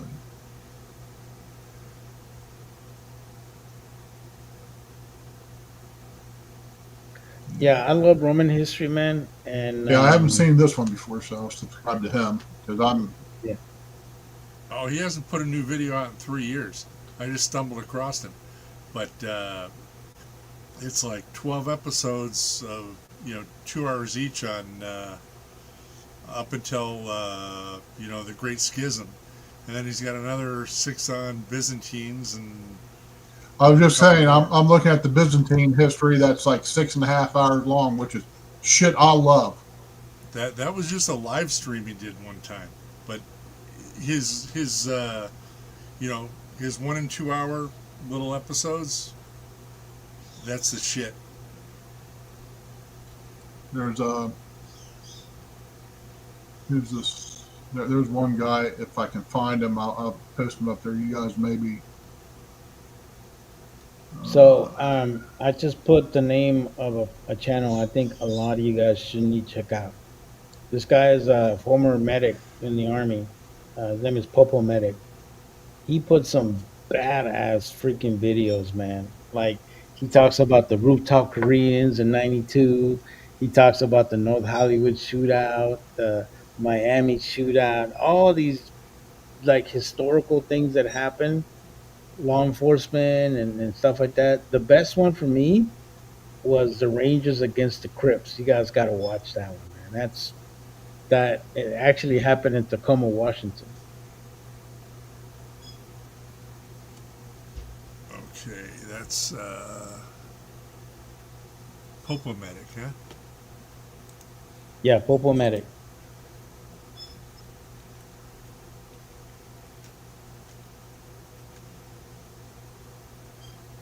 sorry. What year was that in Tacoma? Because I know Tacoma. This happened in the '90s, like right after, um, like early '90s. It happened. Yeah, I'm sorry. It's Popo Medic. There should be a space in between Popo and Medic. Sorry. Yep, found it. Uh, that dude that says Army Ranger versus Crip Gang. That shit. You guys gotta watch that one. That's a great fucking video, man. He talks about the North Hollywood shootout. He talks about like all these really cool the Norco shootout way back in the day. Like he's got some really good videos. I really encourage a lot of people to watch him. They're like mini documentaries. They're about 15 minutes long. They're really good. And the way he interprets them and edits them, really good, man. And there was a bank robber in Seattle that always wore a disguise every time they robbed banks, and how they finally caught the guy. That was an awesome documentary. Yeah, that guy was badass. He always had a different look every time, just like Uncle Jim with mullets. It was awesome. Well, you know the when they did the movie Point Break and they talk about the dead presidents, that there Yeah. was some fucking bank robbers that would dress up as presidents too. Yeah. So that's No, actually partly fucking right in that movie when they talk about that because they were very famous bank robbers. yeah, And for a lot of people that don't know, Southern California is the bank capital of the world. yeah, 'cause There's so many shit that happens here. yeah, they can hop around real easy, and that's like the Seattle guy. He always had disguises, and they could never catch this guy, and they finally got him. Yeah, Yeah, man. That Thor's axe knows what I'm talking about. Tacoma is like the wannabe gangster world of fucking uh Washington area, Seattle. Um it was there's some kind good sides of Tacoma. There's some shitty sides of Tacoma too. yeah, it was a cheaper place to live. I know Tacoma. I've been to Tacoma many times. It's kind of a cheaper place. I don't know what it's like now, but that's kind of yeah, not Now, a great place to live if you ask me. But whatever. now the gentleman who I posted up is called the Fall of Civilizations, and this particular one is just an audio podcast, but he also has audio video podcast or documentaries. So you just got to go on there and start digging around, and they're 4 or 5 hour long videos also, um, and just like it's called, the Fall of Civilizations. So it's pretty. Watch one of my episodes. I bet you $1 mine's better.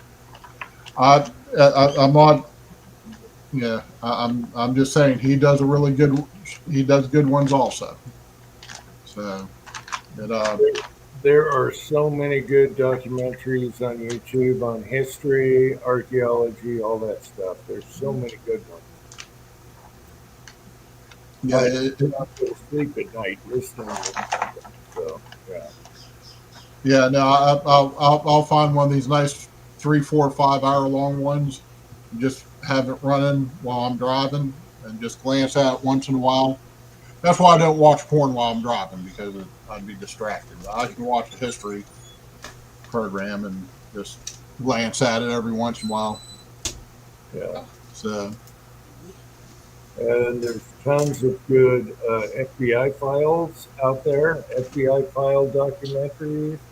There's so much good stuff, especially I really like 70s, 80s, all that stuff is really good. Kind of like that bank robber guy. Yeah. well, I mean, you look at hell, the Olden Search. I mean, there's a lot of stuff on there. Some of it's pirated, some of it's not. But like the Olden Search of shows from the '70s with Leonard Nimoy. That There's sure, was one of my favorites growing up. Yep. yeah. That's probably where all of us got our first. Yeah, at least people my generation Yeah. got our first taste of the woo woo stuff. Yeah. And I was watching, Mr. Spock talk about Bigfoot. Wow, this is cool. Hey, they did a DB Cooper. They, Yeah. all that. Yeah. They did DB Cooper. They actually they got they got some stuff wrong, but they did a DB Cooper video also, or In Search of. I love that show growing up. Really got into the Panama invasion and the units that were there. There's been some good documentaries about that, especially with what the Rangers did. That's some crazy ass shit. These guys, I remember because one of my platoon leaders was just a baby private in Panama, and he was in charge of all the detonation and stuff like that. And he kept telling us how everybody just tried to get away from him because he had all the C4 and all the detonators. He wanted nothing to do with that guy. They're like, get the hell away from me, man. You blow up, you up by yourself.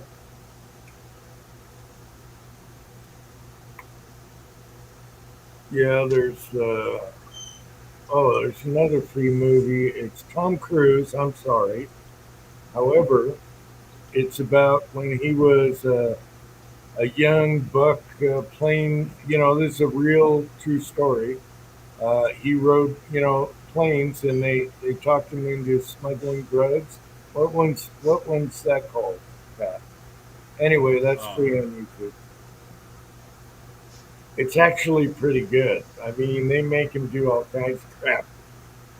You know, what was that called? That was pretty good. So they're packing the plane, and he's like, "No, we have to keep to a certain weight. There's no way I'm getting over those trees on this short, air landing here, or the short runway." That was pretty good, even though Tom Cruise is a wacko. All right. Texas Snakes. You've probably already found this channel, but if not, the Great War documentary by Time Ghost. It's a pretty good channel to watch also, and it goes week by week during the war. And Yeah, it's called, Texas. Okay, Texas 6. To me, World War One is more trenchy. It's all trenches, and I kind of like World War Two better. But I know what you're talking about. And we brought out the shotgun, trench gun, and they were pissed. Germans did not like the shotgun at all. Oh yeah, they were complaining about that shit. I'm like, hey, dude, it's fucking war. Yeah, they didn't like the shotgun. And to be honest with you, nobody ever talked about this, but we used a lot of shotguns in Vietnam. A lot of people got rid of all their rifles and they stuck with Yeah, shotguns with slugs. yeah, because it was close in the brush. Yeah, Yeah, and they and used buck. They used buck. Yeah. yeah, I know a friend of mine that's a Vietnam vet. He's in my BFW post. And he was telling me, yeah, man, we used I used uh I think he had a Remington 870 or something like a Remington or something like that. I don't know. Well, Did they have an 870 back then? I think oh they yeah, were, the 870 has been around since I think the very early 60s or the late 50s. Yeah, I I think he think told they were me he had a where you rack it and you can pull the trigger. Boom, boom, boom, boom. Well, yeah. that was the Winchester Model 12, wasn't it? Yeah, Model 97. 12. Yeah. Oh, Model 12. There you go. Well, he Yeah. told me he And did then use Ithaca's 37. That might be right there, hobbies and hobo. I Might think be right, Yeah. bro. it started off with the Model 12 all the way back. And then I don't know if everyone used the same shotgun in Vietnam, but they found it was a good rush gun and they hated it. Actually, no, the Japanese in World War II, they couldn't stand the shotgun because the Japanese would just charge. They'd all run at you, right? And if your Right. machine guns didn't get them or whatever, they absolutely hated the shotgun because you're just doing this and patterning them all. And actually, the Japanese hated the shotgun also. Yeah. Well, back to World War II or World War One for just a moment. Yeah, Japan was a ally, uh, was a member of the Allied forces Hmm. fighting the Axis powers in the First World War. And one of the things that caused them to get all pissed off, like you were talking about, was once it came to the end of the war, it was like, yeah, well, they just Japan got basically, pushed out of everything. They had no um, say in anything, and they basically got dicked over by that. So You know, it's crazy. I used the freaking shotgun in Iraq. That's how I used to. That's how I used to breach freaking doors.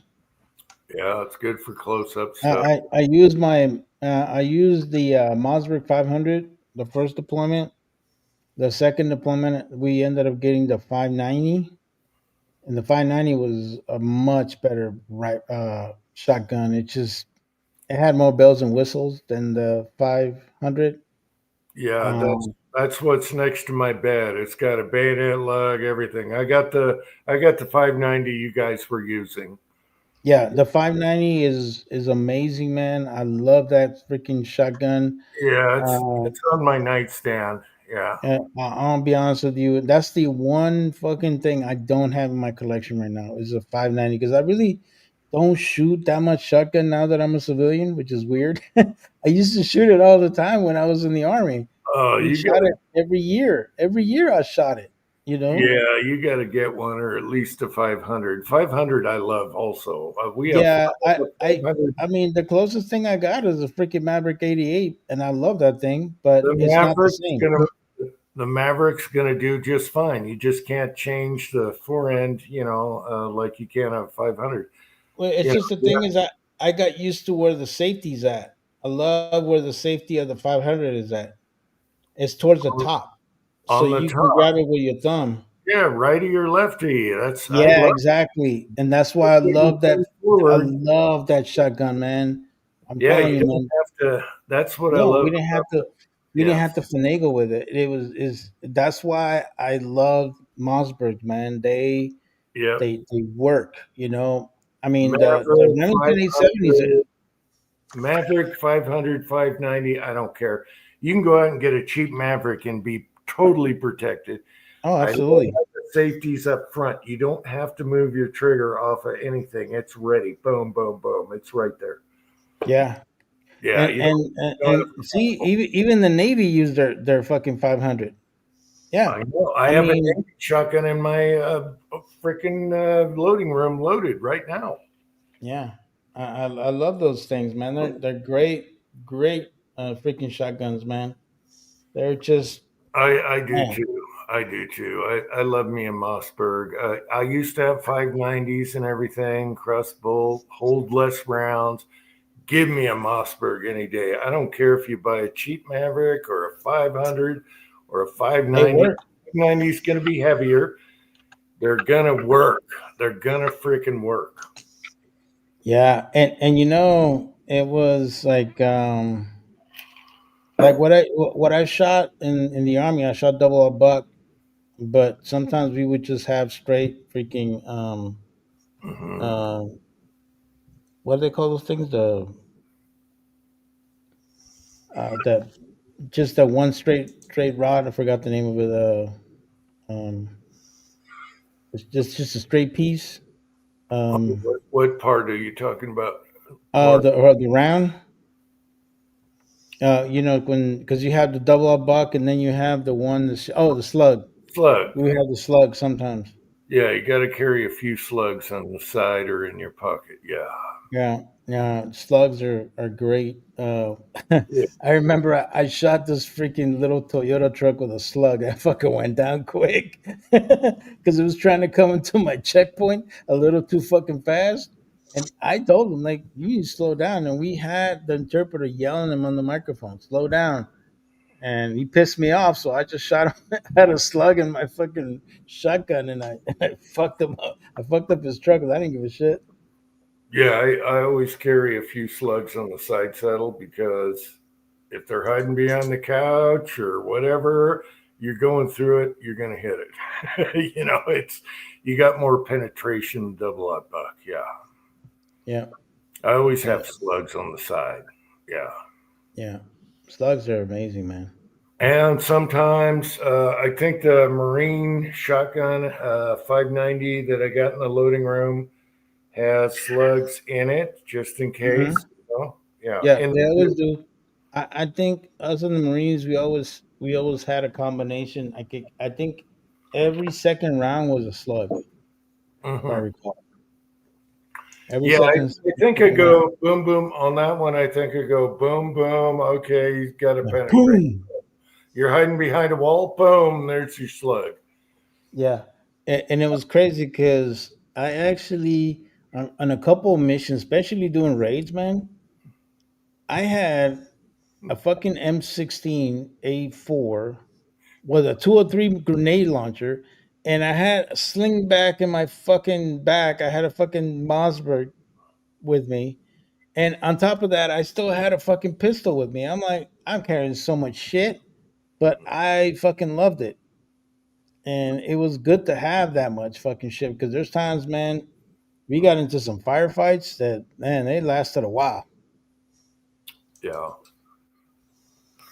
I think everyone should own at least one pump shotgun of Mossberg. Okay, everyone should have at least one. They're so versatile. You can throw anything through it.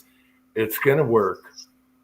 And it's so easy to hit with. Not I'm not talking about just don't point, no, but it's easy to hit with when you're pointing down the barrel.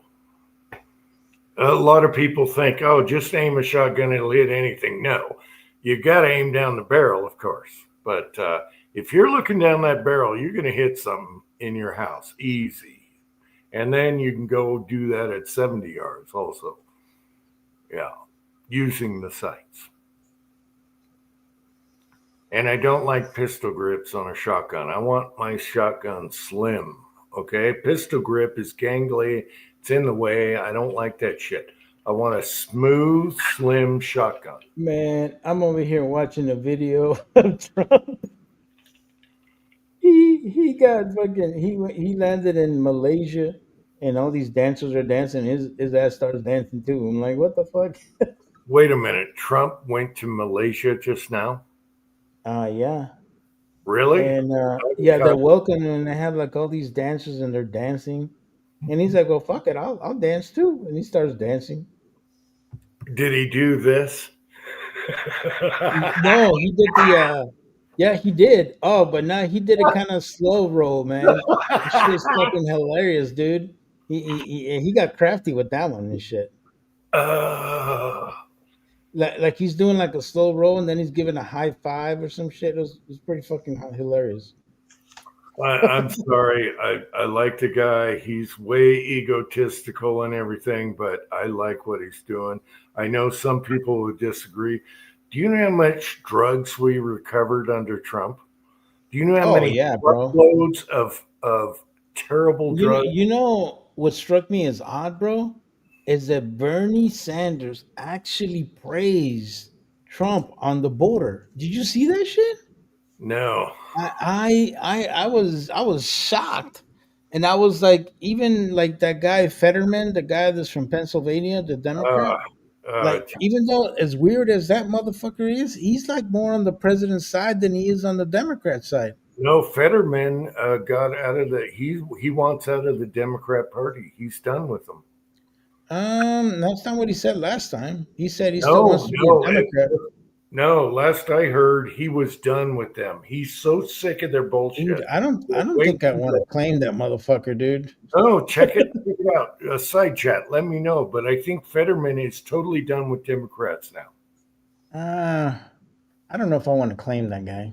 No, it's He's a, true. he's a little too fucking out there for my taste. He's got interviews. He's sick and tired of their bullshit. He's got interviews. And I thought the guy was like mentally screwed up. He needs a computer to talk to people. No, he's kind of like one of those Rain Man motherfuckers, bro. He Like, is. really He's got to fucking have smart. an iPad to communicate. However, Yeah, even screwed up as much as he is, he knows they're fucked up so bad yeah, they're so fucked that up. he's done with them. Look it up. He is done with them. He is so sick of it. No, I think Patriot got it. No, the last time I saw a video, he said, "No, I'm still gonna be a Democrat, but I am not happy with the way the Democrats have handled this." And it's true. I mean, to a certain point, the Democrats are looking really fucking bad because now you got a fucking multi-billionaire who fucking gave $130 million just so they can pay for the troops' fucking uh, payroll. Like, it looks bad, bro. I mean, to a certain point, the Republicans will get some blame, but I think in the long run, this affects the Democrats a lot more, and they need to stop playing stupid games. The Republicans will only get blame on the fake news. People are sick of this bullshit. And Yeah, but to a certain point, it's affecting so many people, bro. I mean, do you know this how is much affecting. fentanyl they recovered? We're talking tons. Oh no, I'm talking about the shutdown, Uncle Jim. You're talking Oh, about something else. all right. Well, a shutdown also. I mean, the shutdown needed to happen. We're not going to pay tax dollars for Medicare for illegals and all that crap, and that's what Yeah, they. no, I get it, but to a Yeah, certain point, I ain't paying that shit for people that don't belong here. They didn't come yeah, here I like don't you blame did. you. You I don't came fucking here blame the you. right way. All right. You came here the right way. Why are we Oh yeah, paying Medicare for people that don't even are illegal here? I yeah. don't Not, get it. not only that, not only did it the right way, I served 23 years. Shit. No shit. And that should offend you. I'm sure it does. That people Yeah, are because getting freebies. I honestly felt like I pretty much paid for my time as far as being an American, but also for my family. Because shit, it's crazy. And you assimilated. You have a dog. You have a manicured yard. You walk your neighborhood without trying to change America. Oh hell no! Hey, you forgot I have a flag in my front yard too, Damn straight. and it's And lighted you're a properly veteran. right now. It's And lighted you're a veteran. properly. Yeah. That's And right. you're a You know, veteran. because I respect my flag. Make sure that if I'm gonna have it displayed, it's gonna have a light on it. Yep. And you're Yeah, a a veteran. lot of people They're forget that cranky. one, huh? Mm-hmm. And Yes, you Frankie, I serve. Thanks, brother. yeah. Smart ass. So you should be pissed at all these freebie all these people try, and we have so many criminals in this country right now that aren't legal. We got to get them out. I'm sorry. Yeah, Out. man, and you know, a matter of fact, I just saw something today that the FBI just did a crackdown on these guys who were scamming people, pretending to be fucking landscapers. They're from Colombia. I don't know what the fuck they were doing, but they must have been doing some crazy ass shit. The fucking FBI is on your ass. Okay, Pat is absolutely right. Fetterman is better than Lindsey Graham. And what's the other guy that almost had 2 strokes? I hate that bastard. Anyway. I thought it was Fetterman who had the strokes. I think he did had a stroke, didn't he? No, I'm talking about the congressman that should have been out of here a long time ago. That's a rhino, and he totally went Biden on a couple interviews. Oh yeah, who is that? Come on, people. The only one that I know, he wasn't a Democrat. He was a Republican. It was the guy from Kentucky. I forget his name. He's a Republican. Yeah. Yeah, he's a Republican. I don't Yeah, think. the old. Yeah, he's old as fuck. Come on, guys. I'm terrible at names. Come on. I know. I suck too. Yeah, Mitch O'Connell, I think his name was. Yes, Mitch. Mitch That O'Connell, yeah. But bastard. here's my thing. Mitch O'Connell, Mm. he as much of a rhino he is, he did do a lot of crazy ass shit though.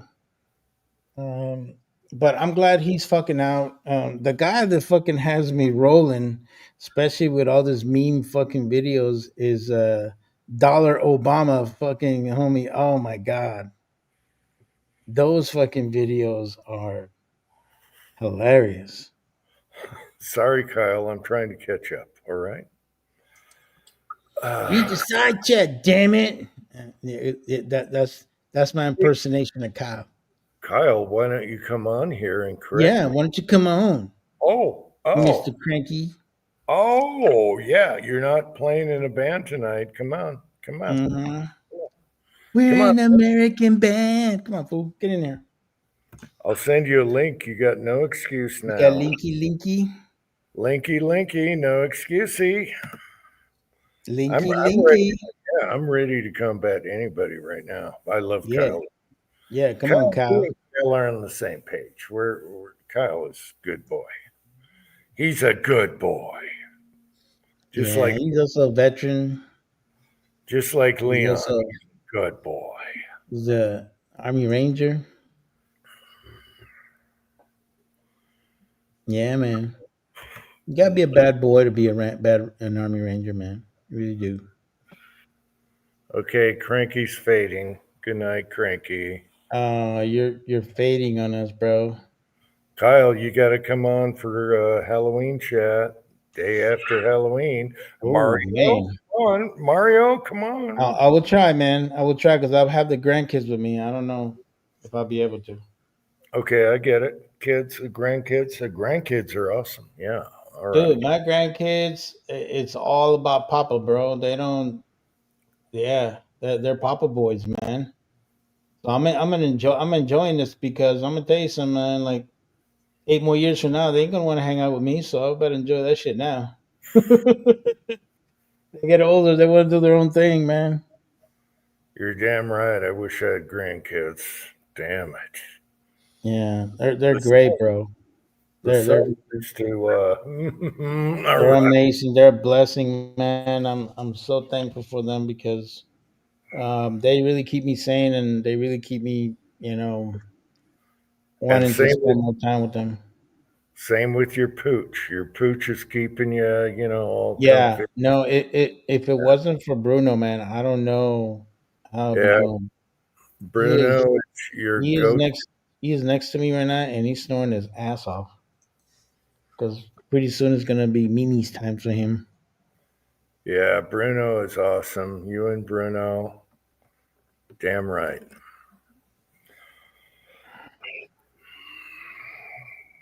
It's funny how pets keep us going. Certain Yeah, pets, they do, man. They really do. they They're do. amazing, man. I don't know what it is about that dog. It's just he gets me, man. He Yeah. knows when I'm fucking like super anxious about something. Like he'll come up to me and like he try to calm me down. Um, so I yeah, remember man. I remember the first time you got Bruno. It was awesome. And now you're just buds. You can't live without each other. Yeah, no, and actually this was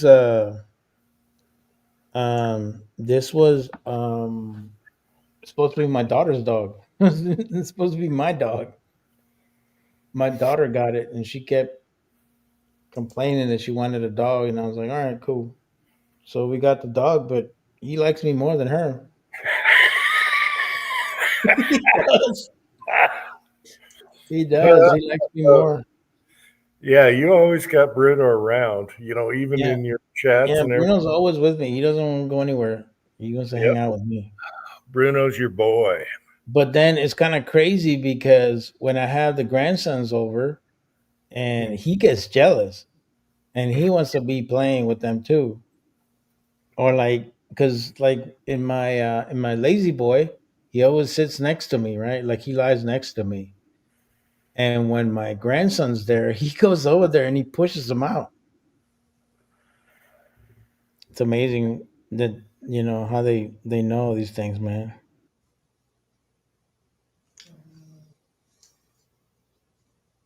What you gonna send me, Kyle?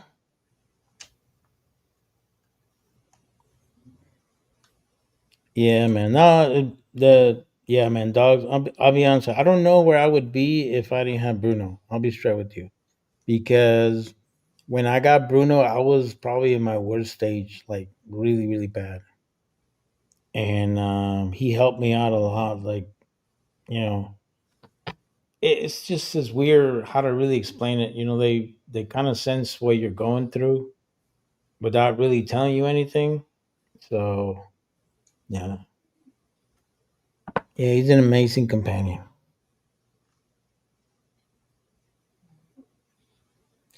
And it's kind of cool too that there's other people that have pugs as well. Like G Webs has a pug. Um, some other YouTubers I know have pugs. I mean, they're pretty cool, man. Oh yeah, no, Hubble he gets a lot of that. Trust me, he gets a lot of that. He's Yeah, in many cases, he's a little bit overweight, and I know that my daughter always gets on my ass about that because, um, you know, he's a bit overweight. But I always, make sure I take care of him. Dude, a Belgian Malinois is a fucking working dog. You gotta work the shit out that damn dog, man. Get him tired. That's the only way you can keep a Belgian Malinois happy. You just you know. I got something from Kyle. Look at that. Look at my boy. Yeah, you still got it, bro.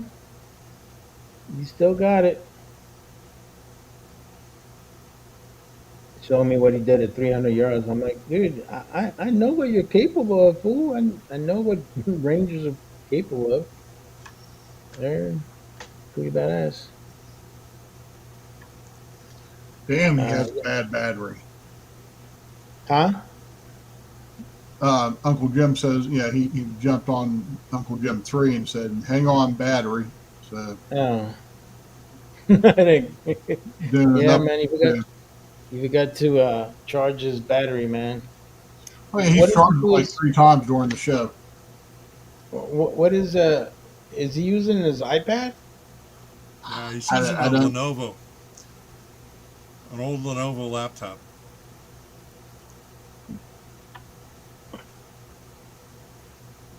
Because I know he used to use the iPad a lot back in the day. I don't know if he still uses it.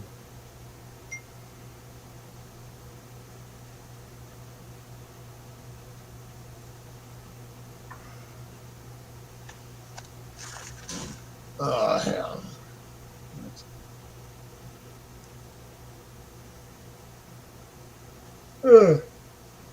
Sorry, gentlemen. There he is. Yeah, there you are. Are you on your iPad? Now I'm on a laptop, Windows. Then it did an update. So sick of that bull ass. Yeah, mine's showing there's an update that needs to go in. Yeah, I did my update last week because the only Windows computer I have is my work computer. My The one I'm on right now is a Mac, so that one it does its updates, but most of the time it just does it by itself. I don't really need to be on it. It's kind of convenient.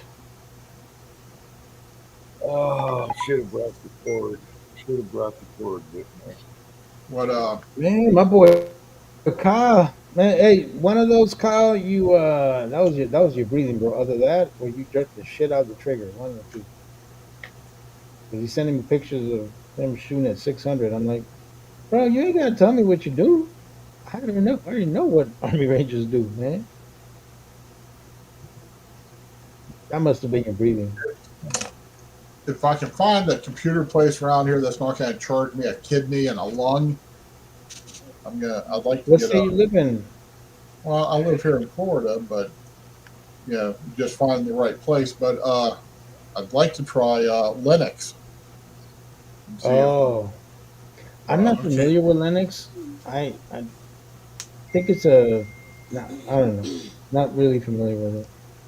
Pat well, talked, my yeah, Pat talked about it in the last live. Pat, Okay, so That's right, Wallace, Pat you is don't a, need to go to a computer store. You can load it on a USB thumb drive and just boot off of that. That easy. yeah, That's but right. isn't there still some information you have to?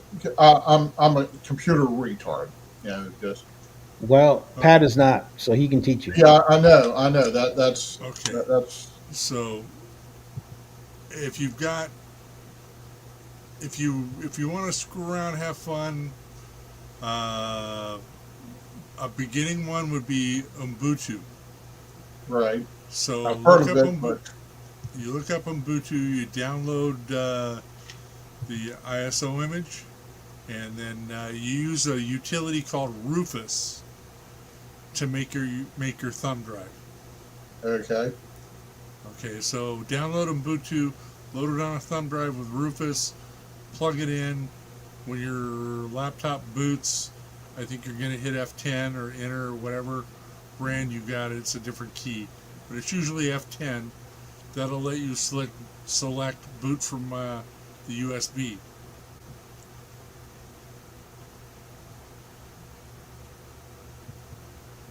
All right. So anyway, you don't have to install it unless you want to. Um, so play around with it first. There's no trouble. You don't like it, pull the thumb drive, reboot it. You're done. You're back to Windows. the two main things I do is my spreadsheet, which is well, I mean it's a whole suite, but it's what the hell is this called? Let's see. Microsoft Office, No, it's Open Office, Open Office. Yeah. or LibreOffice. What is it? LibreOffice. No, it's Open Office. Okay, well, you can load Open Office on Ubuntu, no problem. Okay, cool. Yeah, that one's not a problem. Then Firefox for your web browser, and you do anything else? Well, just the You have to have video Windows? stuff. My video editor, photographs, stuff like that. But as far as gaming or anything, I haven't gamed on a PC. I haven't gamed in ages. Okay, so you might have to learn a new video editor, or if you've got a pretty stout computer, I mean, lots of memory, hard drive space and stuff, then you can run Windows in a window. Okay. And Night Cow. Yeah. No, this one's just like a Walmart special that I picked up for like $150 or some shit like that. And yeah, here's all my hard drives.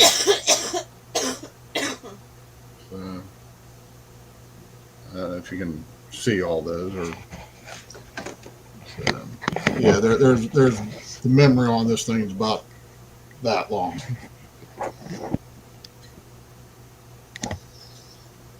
Let's see.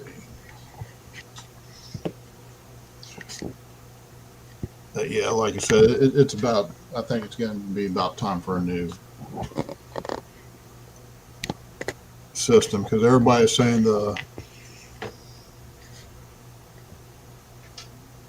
Windows 11 is going to become even more of a pain in the ass.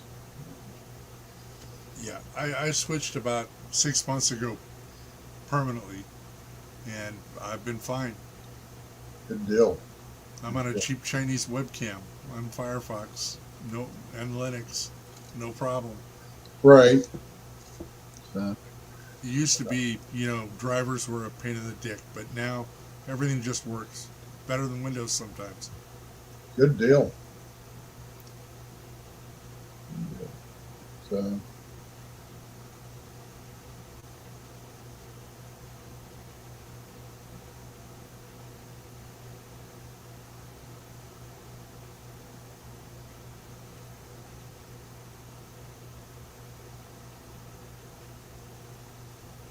Hey Pat, so what press do you have now, buddy?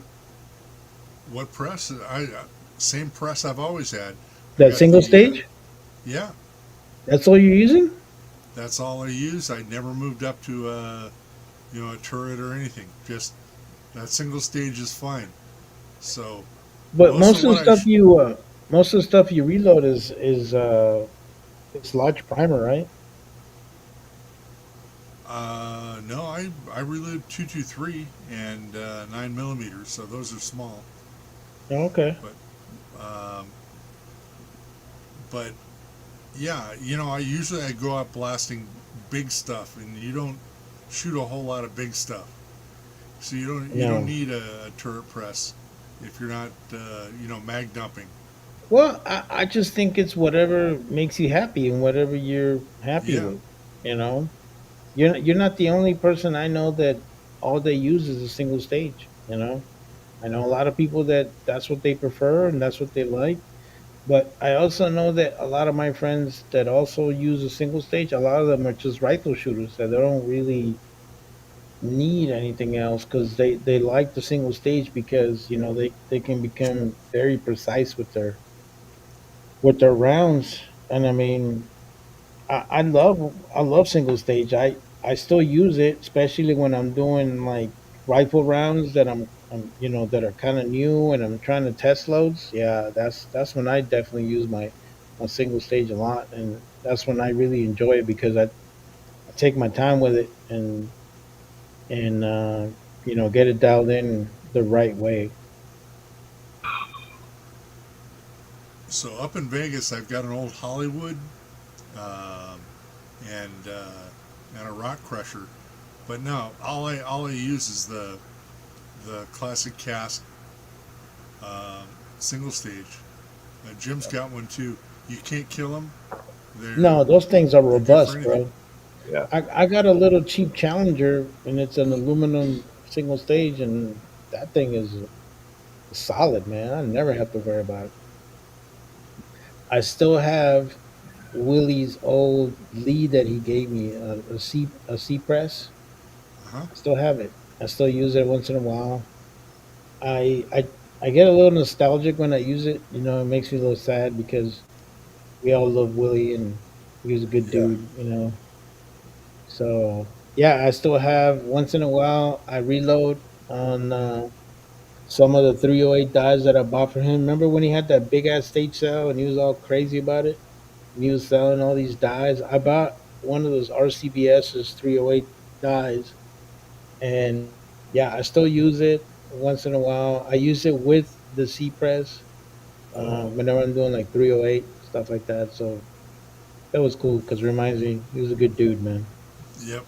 I miss him. I got a lubricizer from that estate sale, and I still use it. William, I don't get that. The Lee, I don't know, the Lee Classic turrets.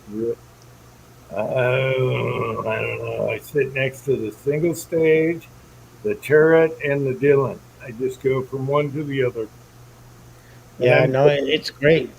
Uh, I don't I need I think any. Yeah, I don't need any other reloaders than that. yeah, The Classic X single stage I got on Craigslist locally. I think I paid $50. They hardly used it, and they wanted to do stuff faster. And I was like, "Hey, I'll buy it."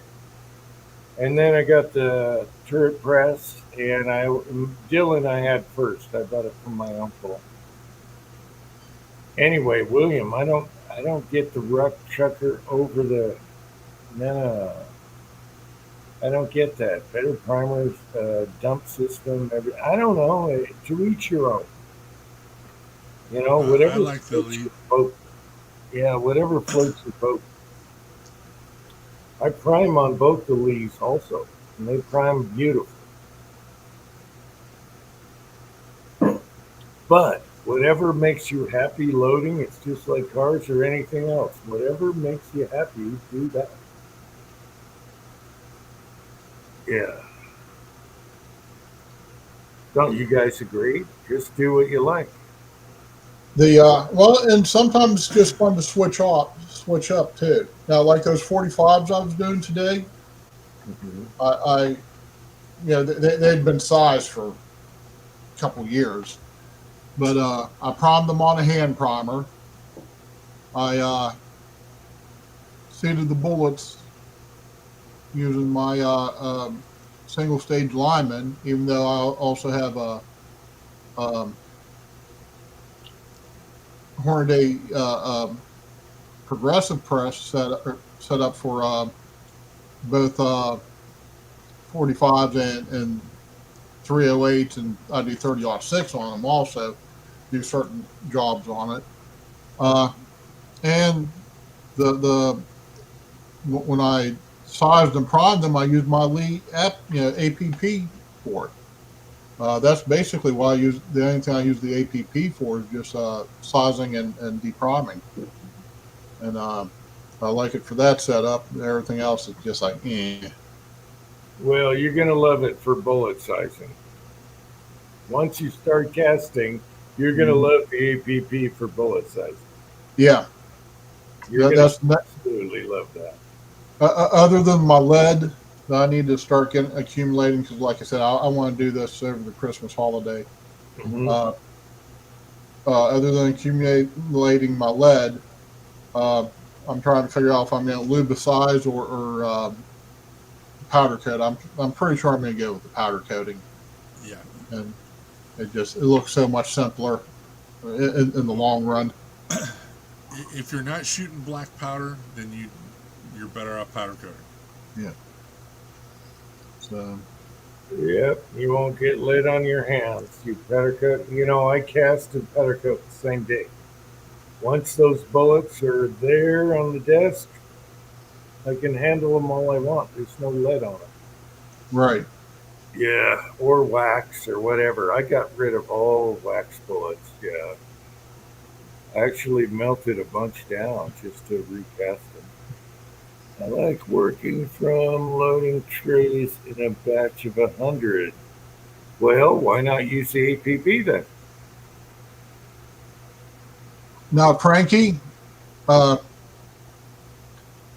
I only use my the bullet feeder or the case feeder system on the APP for about 5 minutes, and I stripped all that stuff off, and it's just the push through Yeah, the push through shell holders, and just I can just run it just as fast as the press itself can.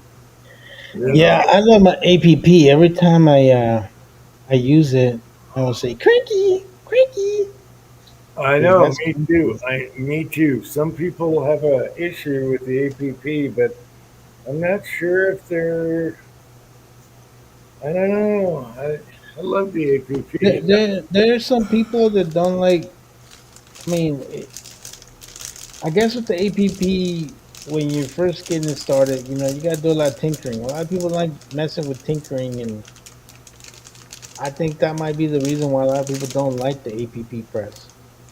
Yeah, I mean, well, the way I'm using it, it's great for the stuff I use it for, and I've used it for everything. I've used it for sizing, and I haven't used it for any kind of priming, because lead priming systems, I don't care what they are, they're always.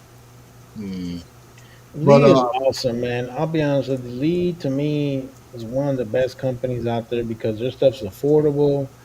It gets the job done. It's not pretty, but it just gets the job done. Same thing with RCBS. Great companies, man. Mhm. I think all of them are great. Lyman, they're all great. but I mean, but using the APP, like I said, I usually mostly use it for sizing and depriming, and it I can do yeah, hell, one day I just sat there and did a coffee can full of 45 one morning just because it was raining out, so I couldn't go outside do anything, and yeah, wanted to do something, so I just hand primed or hand sized the bunch of 45s I had. I just did, like I said, I did a full coffee can in like an hour and a half, something like that. I think the biggest bitch about the APP is, like if you're doing brass, it'll spit one and fly it out somewhere. Mm-hmm. But you definitely want to put, what's that kind of oil? You can eat that oil, you can drink that oil. Put a little bit on the slide. Olive oil, Lanolin. No, lemon. no. It's what they use in Smith and Wessons and everything. I can go grab a thing 5 seconds away. Anyway, you got to make sure you do it right. Some people have issues. I don't know why. And the beauty is, if you have a double-ended wad cutter in 38, you can use the correlator and shake it. So you got all these tubes full of bullets and size the shit out of them in seconds. Only with a double-ended wad cutter. Anyway. The stupid shell holders, okay. Stupid shell holders didn't like. Well, do you have their very first shell holders they upgraded? Do you have the old shell holders? I still have the old shell holders. Anyway, to me, that's the best brass prepping and bullet sizing die I've ever used. And I'm I not, like it because I'm not a fanboy. I love RCBS dies, but some things I like the new Lee flare dies. You know, the new Lee flare dies, they're awesome. Anyway, I'm not a fanboy of any brand. I have just about every brand on my bench. The probably if I was a fanboy of any of them, when it comes to dyes, it's either Redding or Hornaday. Mm, Presses, mm. it depends on what I'm doing with it. Um, the Hornaday Progressive I prefer over my Dillons, and I said Dillons. And then as far as single stage, um, I have a Lyman that I use. I have a Lee plastic, and then I have the APP that I use essentially as a single stage. So I mean, there's a little bit of everything there, like you said. But I think die wise, it's either Redding or Hornaday. To me, Redding is very expensive for what they are. Oh yeah, oh yeah. We have a Redding powder drippler, but man, I got that on sale cheaper than the others. But yeah, they're a little pricey on their stuff. Yeah. The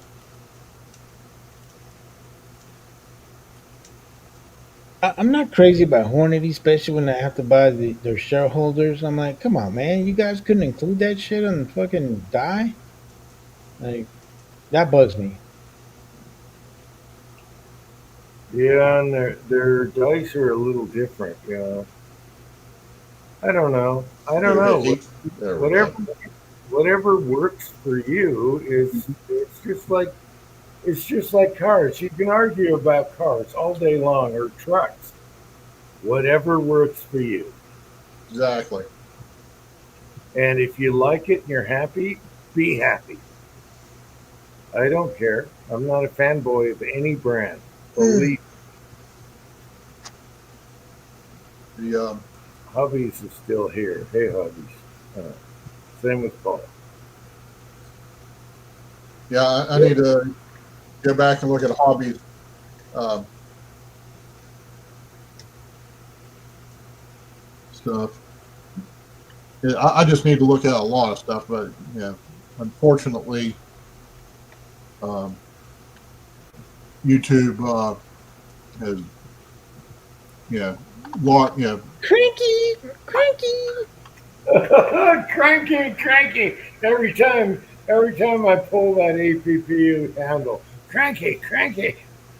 All right, cranky. You and Scotsman do not like, yes, the APP.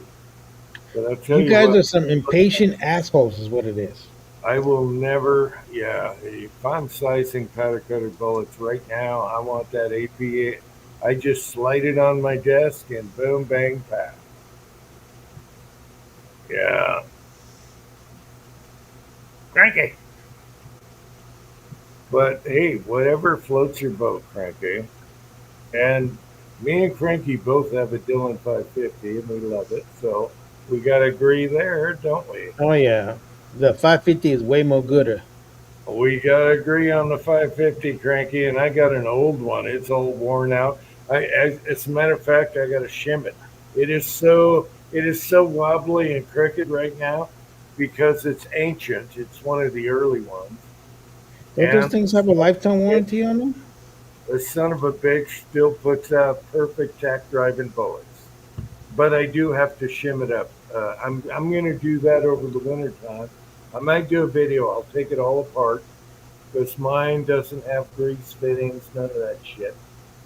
And I'm going to have to totally take that thing apart and re-grease and then I'm going to shim it up tighter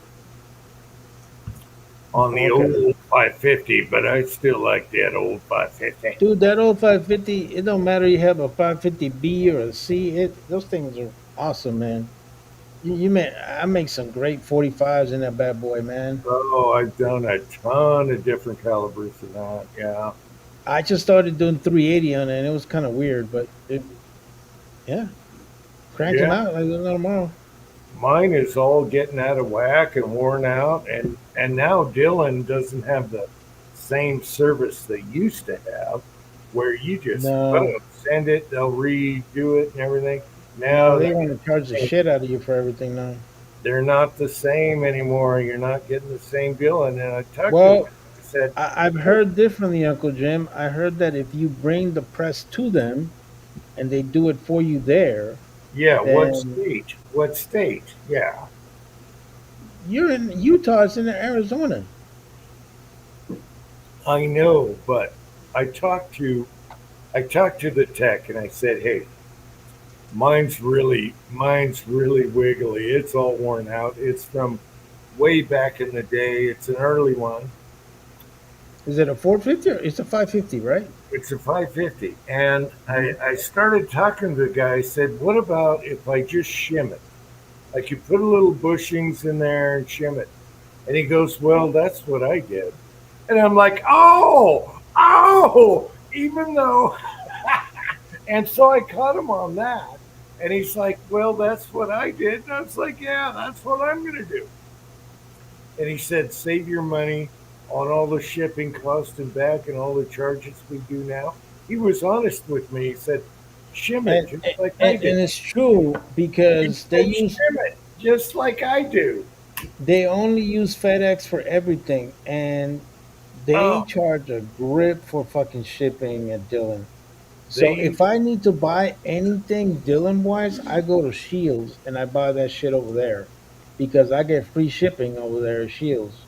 They used Or to be I, no questions asked. They used to be like Leopold or whatever. Now they changed their ways. But I talked to the tech guy, and he happened to know he had the same thing I did. And he said, yeah, I just shimmed it. I was like, oh, so you admit that I should shim it? Oh, yeah, we had that conversation. I talked to him for an hour. Oh, yeah. man, I was like, oh, exposed.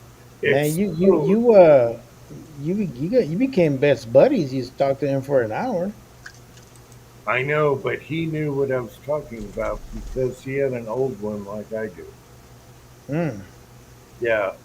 So, and I asked him, should I switch over right now? He said, no, just finish whatever you're loading and do what I did. And it was the same thing. I'm just going to put some shims in between. You know, you got your little camo bars and Hmm. it'll be good to go. However, as loose as it is, that thing still shoots super accurate ammo. all day, Yeah. all day long. One thing I can say, the 550 does make some really, really good ammo, man. You're not gonna It go wrong with that makes, bad boy. I It's have, the most versatile press that Dylan makes, and it's one of the cheapest ones. So and it's one that won't get you in trouble because no, yeah, then yeah. Believe you me, put the the bullet on 750 the, will get you in trouble real fucking quick. You got to pay attention what the fuck you're doing in that thing. yeah, you start going automated with bullet feeders and powder checkers. No, all you got to do is look in the mirror and watch that powder. That's all you got to do. Look, man, I'm fucking lazy. All right, I want to hear the beep. Okay. Well, the beep is the primer. Yeah, the beep Well, is. on the powder checker, you also have uh, a, a beeper. If I am I ever. Yeah, so I'm saying I have that, and also have it for the primer. I'm never gonna. I'm never gonna trust a powder checker. I check my eyes. I look at that. I'm not saying not to look down in there also, but on Yeah, the powder I checker, don't trust mechanical powder measures. I don't care what who. Oh No, yeah, of course, Uncle Jim. I'm just giving you a I hard look time. at the powder while I'm doing it, and I No, know I what know. a 9 millimeter. Giving you a hard time. I know what a 9 millimeter or a 38 feels every time, and I know if something's off. Oh yeah. It's just like engineers with cars now. Do you want a computer? No, you don't want a computer on your damn car unless you want better gas mileage. But do you trust that computer when it craps out? No. I do like scanners though for that. All right. Now you need a scanner for your computer and your reloader. No. All you got to do is look at that powder every time it punches a bullet. Oh, you're gonna get a kick out of this one, Uncle Jim. Fucking last week, I had a fucking ICE fucking recruiter call me. Hey, we know you're retired military. You ever thought about becoming ICE? I'm like, no, man. I'm old and fat and got fucked up knees, dude. Thanks. Do you really want to mess with Antifa and all that crap? Do you No, really? no, dude, no. I've done my time with fucked up crowds and shit. No, Yeah, who wants to put up with Antifa bullshit? mm-mm. No. No. I well, mean, first off, they do have a $50,000 sign-on I bonus. don't give a fuck how much they got, bro. I'm too old for that shit. Like, I don't want I'm to too do it. old for that shit too, but if they call me, I'm going to say yes. No, I wouldn't do it. Mm-mm. Okay, Patriot Paul, I will never use a powder check, just like when I unscrew the cap and look at the gas tank if it's full. All right, there you go. I'm talking Mm. on a bike or a quad. I don't That's need right. someone to And tell me I'm full. yeah, make sure you don't break the chingus, Uncle Jim. It's very important. Yeah, but you can look and see if your gas tank is full Yes. on a bike or a mini. Oh yeah. Oh yeah. Yeah. Actually, both of my ATVs, this bad so they don't tell you because the float. You got an extra part to tell you if your gas is full, and the floats are screwed up. So what do? I unscrew the gas cap when I'm warming up the bike, and I see if I got gas in it. It ain't got gas in it. Uncle Jim, but So I wouldn't you need a like float something, to tell me the Uncle gas is Jim? full. Wouldn't you like something that beeps at you, tells you, "Hey, you're out of gas"? No, but both of my ATVs, the floats crap out. They get soaked up and they're screwed, Uh, and they don't tell you what's full of gas. The hey, by the real easy way is to unscrew the gas cap before you start the damn thing, and it's got gas in it, just like okay, powder. okay, calm down. Don't get a heart All attack on right, me. I'm getting cranky. Cranky. Hobbies. I have enough guns. I'll just I can I can outfit a whole crew of them. So I'll bring my own. Yeah, no, man. It's like, Ugh. um, yeah. Hey, by the way, don't you have a snow one of them snow chingas for the snow? Those snowmobile? Who? You, Uncle Jim? No, snow blower? No, snowmobile. You know what? I found one that was free. It was free, and you didn't take it. No, and it was beautiful. And I told the son, we just don't have room or the time right now. We had a free snowblower. I'm pretty sure all it needed was a carb plane, and boom, we're ready. But I told him we don't have time for this right now, and it was beautiful. What was it? A 500? Anyway, yeah, I turned it down. Wow. We'll get one eventually. We got tracks in the garage for mini bikes, but yeah. So, any snow forecasted for the greater Utah area? No, we're sunny right now. Okay. And, usually November is when I start worrying about snow. We might get a dusting, whatever, but November is when I start, getting the bucket off of the tractor and putting the blower back on. Yeah, I think November is like a week away, isn't it? Well, well, all right, we'll see. We'll see. It's kind of like, yeah, I'm hoping for a big snow, but I don't think we're going to get one. We had a huge snow 2 years ago, and it was like, that is awesome. I could hardly, on like 2 feet. That was awesome. And we need more snow. So, yeah. I do have snow, Pat. You remember the mountain in the backyard? Uh-huh. We have snow on the mountain right now. So that's a good sign for our water. Yeah. That's a really good sign. So, yeah. I got snow on the mountain back there. And it Oh, yeah. snowed it snowed on the mountain yesterday, but not here. What's the elevation where you're at? 7,000. Good lord. Well, 689, something like that. Almost 7,000. Good lord. Yeah, I'm 56. you gotta be able to breathe up here, Mario. If you go hiking with me, the Hey, smoke. bro, I got fucking Mayan blood. I can go. I'm good with fucking. Well, I You was ain't got gonna to worry say about that. that shit with me, bro. I was in Utah before. I trained in Utah for like 2 months, Yeah, and part of the thing that we did over there is we had to do 2 mile run. I was way ahead of everybody. I'm like, damn, I'm feeling great yeah. out here and shit, man. Everybody else What's was huffing and puffing. What's funny is though, you take a Flatlander and you bring them up here, and I'm like, I smoke so many packs a day, and I'm kicking your ass hiking up in the Oh mountains. yeah, dude. No, and no, I'm not, I actually don't have a problem with altitude. I don't have that problem. all right. Well, that's your Mayan blood. That's the Mayan blood, bro. Yeah. That So fucking apocalypto anyway, fucking blood coming at your ass.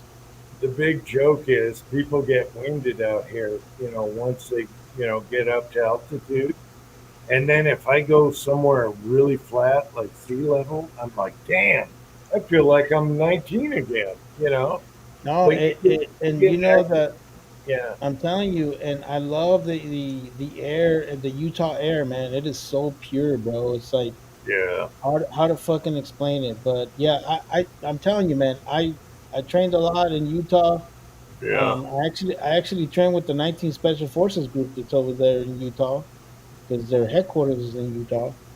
yeah. And As long as it's not summertime with fires, it's yeah, in the no, wintertime. I was there in the fall. I was there in the Okay. fall. Yeah, it was great. I loved it. I think it was in late October, early November. It was great. Loved it. In the wintertime when I'm plowing, the air is so clean and it's though, everything is quiet. And Yeah. people say, snow plowing your driveway is anything else. That is my favorite time because I can go out there and just enjoy myself and just chill. Well, you kind of And have that it's gnarly so corner good. in your driveway, Uncle Jim. You got to be careful. Yeah, but the air is so clean and everything is so dead quiet, and you Oh can yeah, see all the animal tracks. That is my yeah, favorite. Winter time is my favorite. yeah, and it's quiet. It is stupid quiet in the wintertime. Nobody's doing anything. Yeah, And I love it because if I don't want someone coming up here, I don't plow. And then yeah, get up here. yeah, And I love that. I love that. But my favorite time, people think is a pain in the ass. No. The difference is if you live in Michigan or whatever, when it's you have no sunshine, then you're screwed. But I go and plow and the sun is out and everything's hot. yeah. It's I'm true. You're not right even about that. wearing this. Yeah, you're And right. boom, I'm warm and I get a suntan and the road dries out really quick. And that's the difference. If you live in some states where the winter is just a bear the whole time, well, you don't have the Utah sun. That'll just melt That's why all the skiers come here. They ski in their t-shirts, you know. All right. Did we cut out? Something happened. Or can you hear me? I can hear you. Yeah, we got you. Okay. Yeah, but That's hey, why guys, that's why people come here to ski because they can ski in this. All right, Yeah, because it's hot. It's yeah. hot. The Very sun is true. fun on you. Yeah. Yeah, yeah. And but Loved it. you You got, wouldn't but you like got, to live where it's yeah. really cold. Yeah. Make sure you wear some good sunglasses because that glare from that fucking Oh yeah. that snow hitting you, it'll hurt your eyes, man. Oh Like yeah. that. That's I something always I had to wear, get used to real quick. I always wear appreciate it, guys. sunglasses. Yeah. I want to get an early start tomorrow, so I'm going to get ahead and call it a night. You could I'll, do it. I'll remember I'm 3 hours behind you guys, Oh, so I know, man. Sucks to be you. All I'll All right, right. brother. see you Much guys. love. Take I'll care. see you in a few days. All right, man. You take care. All right. Good Hi, night, Ross. fellas. If you he's gone. All right. Man, the Utes are whooping that ass, man. 33-0. Who they playing? I don't know. My wife is watching it upstairs. I don't know. Probably a strong team. Oh, are the Olympics coming back to Salt Lake City? I don't know. I'll be honest with you. Between Lake Placid and Salt Lake City, those are probably some of the best Winter Olympics we had in the U.S., man. Really, really I good. wish I A lot of wish I good was places. I wish I was a skier because I heard skiing. I got relatives here. I heard the skiing is awesome here, but I don't ski. So, Yeah, son is boarding a plane. Wow. Okay. that's a long ass flight. That's like fucking 17 hours. Your ass hurts after that. Yeah, but Mario, you gotta love Japan because they're having no immigrants. Yes, No, they they, don't fuck around in Japan, dude. Japan They does. make sure that if you go to their country, that you know where you're staying at and all that good stuff. And yeah, that's yeah. I mean, honestly, I would like to eventually visit Japan, but it's not like one No, of those places that like, oh my god, I gotta go. yeah, but they're super respectful and everything Yeah, they are, but polite. They're see, here's my super. thing. I've always wanted to go to Italy, man. Like, I want to go and check out Yeah, all of Italy. I love Italian people, bro. Like, I want to go check out both the north of fucking Italy and the south of Italy. I want to go down to Sicily where everybody looks like me. You know? and their food is awesome. My wife has been Yeah, there. yeah. Yeah. Yeah, my wife has been there, and the food is awesome. Italy is awesome. The Japanese are super polite. Yeah, they're very polite Yeah, and they do for not sure. tolerate immigrants whatsoever. And I like that. I like that. They want to stay Japan. So, Yeah. you can't blame them. Yep. Yep. Yep. Yeah, this new prime minister they got, she's gonna get rid of all of them. Yeah, Oh yeah, I heard. Yeah, I saw it's a yeah. female prime minister. I heard she's a fucking bitch. Yep. Oh, she's awesome. She's awesome. She's like the one that got assassinated, and she's carrying the torch now. The one that got assassinated with a homemade shotgun thing. Yeah. And Trump loved that guy, and now she is the next one of him. So I Yeah. don't. Yeah. The female prime minister of Italy. She is really smart lady. She's a Well, no. She's no nonsense type of gal. She doesn't well, I mess was around. okay, Mario. I was talking Japan. I don't know about the new Italian lady. No, okay. I don't know that much about the Prime Minister of Japan, Yeah, I but was yeah, I've heard a talking lot of about good the things Japan about one. her as Yeah, well. okay. Yeah, I've heard a lot of good things about her. Good stuff. Yeah, the Japan lady is awesome. She's carrying the torch from the guy that got assassinated. I don't know what's going I on so much with Italy right now. Yeah, I didn't Hopefully, know that Japan still has an emperor, bro. Like I thought that shit was all done back in the day. well, it's They kind of still like have an emperor the king and queen in of England. England. Yeah, Yeah, it's kind of just yeah. I just thought that after World War II that would have gone away, but I guess not.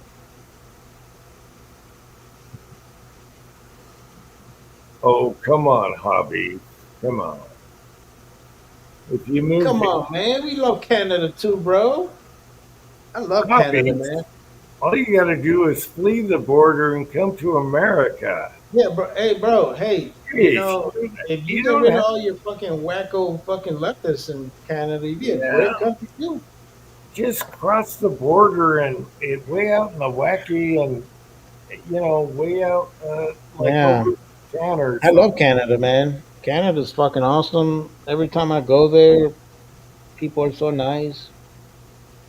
All you got to do is flee the border where there's no checkpoints. Yeah, the other Go place I got to, Idaho, I haven't Washington. gone to the east side of Canada. I haven't gone to Niagara Falls or Ontario, none of that area. I would love to go check that out. Hmm.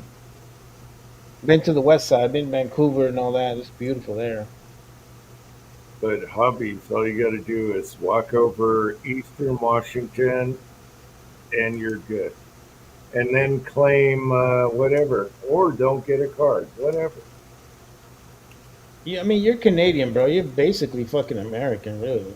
ICE isn't going to go after you. No, dude. You're not really gonna come after you. You're not going to say, "Hey, Holmes." Hey, Holmes, A. Yeah, if I was hobbies, I would cross the eastern Washington border on some guy's farmland and run like hell at night. And there you go. You're in America. Yeah, dude. Seriously. I mean, Hey, think that's about what it. I I would mean, do. And then get a fake ID, and you're good to go. Fake ID, you can get a job, whatever, and you're gonna pay a lot less. Oh my. yeah. Hey, make sure your last name is Smith. This is a shitload. It's like Yeah, yeah, Smith. Well, wait, Smith. Yeah. hobbies. Let's see, Hobovian. My name is Hobo. Hobobian. Hobovian. Hobovian Smith. Oh no! Don't say that because then they'll think you're Russian or some shit. DiGiorgio, just like the Giorgio. just like the Vegas vacation movie. Yeah. Don't say DiGiorgio. your. Don't say your last name is Carney, bro. DiGiorgio hobo. There you go. I mean, think about it. John Candy, that motherfucker was Canadian. He was basically American, bro. Yeah. Hey, if I was in Who's your another shoes, guy that's pretty much like that? if I Isn't was, Michael J. Fox Canadian? Or no? Yeah. if Yeah, I Michael J. was, Fox Canadian. I swear to God, if I was in hobo's shoes right now, I'd take his electric bike, go over Eastern Washington and just cross the line over some farmland and get in here, get a fake ID, and you're good to go. That's right.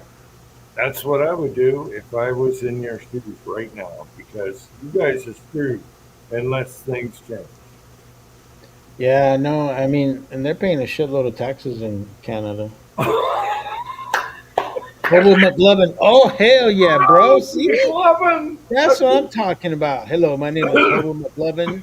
I forgot about McLovin. The cops Oh, would love you. McLovin. Fuck yeah, dude. That is that shit. I'm loving that shit like McDonald's, bro. Good shit. Like No, he's talking about the movie McLovin. It was McLovin. hilarious. Yes, yes, I get it. Get your electric bike and get your ass over here now.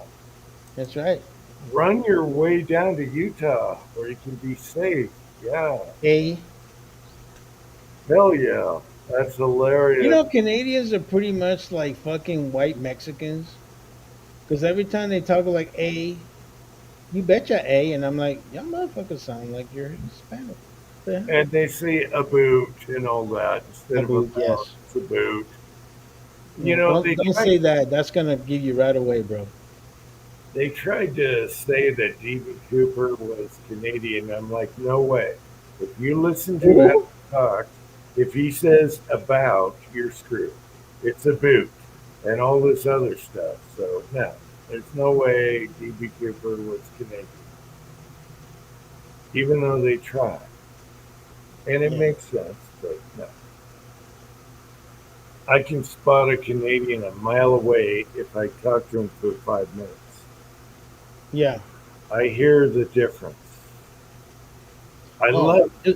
get them started talking about hockey. You'll know that's a Hey, Canadian. I love our Canadian brothers. I lived in the Northwest. Oh, absolutely. I I've love been them to too. Canada. I've been to Canada twice. I love the Canadian brothers, but Yeah, right now they are overrun with bad leadership.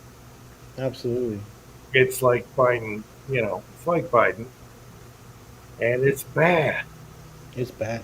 You know, and I thought that they were gonna elect the conservative guy, and he ended up losing, I and that know. was all because pretty much of Trump, because he kind of fucked that one up. He should have not put imposed any tariffs like until the elections happened, and then put it on.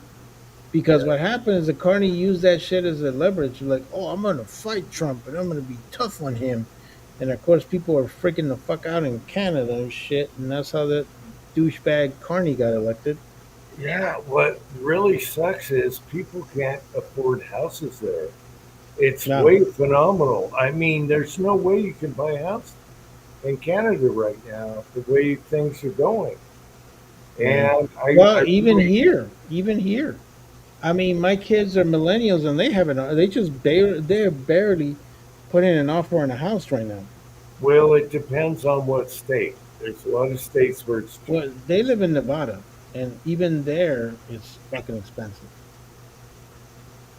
Nevada is almost crapped out, also. Uh, Yeah, it's almost crapped out. Arizona is almost crapped out. It used to be a good. Well, no, Arizona's coming up, brother. I mean, Well, Arizona's coming up. both of those used to be a great place to buy, and now Yeah. it's not so much. Same with Utah. No, Same with Utah. Utah. But who the fuck wants to move to Utah, Uncle Jim? I know I don't. Exactly. Who wants to live in paradise? I don't know. Anyway, I'll be honest with you. I did like St. George. I ain't gonna lie. That's a beautiful fucking town. St. George is down in the heat. Yeah, you would like the heat. I would like that shit, because I'm tropical people, so I don't like being fucking cold. Yeah. So even Utah, the prices have gone up when we bought this house, nobody was buying, and that's when you buy. Okay, so it And was. you know what I like about Utah? All the houses are big because all the Mormons, man, they have fucking Mexican tendencies and have a shitload of kids. So all the houses are like 5 or 6 bedrooms, and I'm like, fuck yeah, that's what I'm talking about. I get my own office. Yeah, but prices have gone up here. I'm glad we bought when we did because no one was buying. And Yeah, it's all buy and sell at the right time type deal. yeah, I know it's tough, man. It's tough everywhere right now. Yeah. It's tough everywhere to buy a house right now. I don't know why my kids decided to buy a house right now, but you know what? I let them be, man. I let them make their mistakes because that's how they learn too. You know, from their Well, I'll tell mistakes. you one thing. I'll tell you one thing. We can't afford this exact house right now because Huh? it went crazy. All What's right. that? We bought it for this. Now it's way up here. Oh yeah, no, my house is like my house is almost 400,000 more than when I purchased it. Like it's ridiculous. Like I'll be coming up like a Jeffersons if I sell this motherfucker. I know, and all we did was even swap, basically, moving from one to the other. And no one was, but it was a buyer's market because no one's buying, right? Yeah, Now, there's no fucking way we can afford this property now. There is no way in hell because it's way too much now. But we bought it when it was cheap. yeah, And that's how you kind of got to do it, you know. And yeah. Everything has to be at the right time, man. Because we got lucky. We wanted out, and at the right time, we bought it in, and we got super lucky because we were done. We wanted out, so yeah, we yeah, just got lucky. It's luck of the draw, you know. It's a roll of the dice. yeah, yeah. No, it's good, man. Yeah, definitely. Yeah, Texas, I imagine, is growing because everyone wants out of other states, Well, and the problem too, I mean, it's not a problem. It's actually a good thing. A lot of people are now leaving Texas, going back to California because they don't like the way California. I mean, Texas is. It's very red.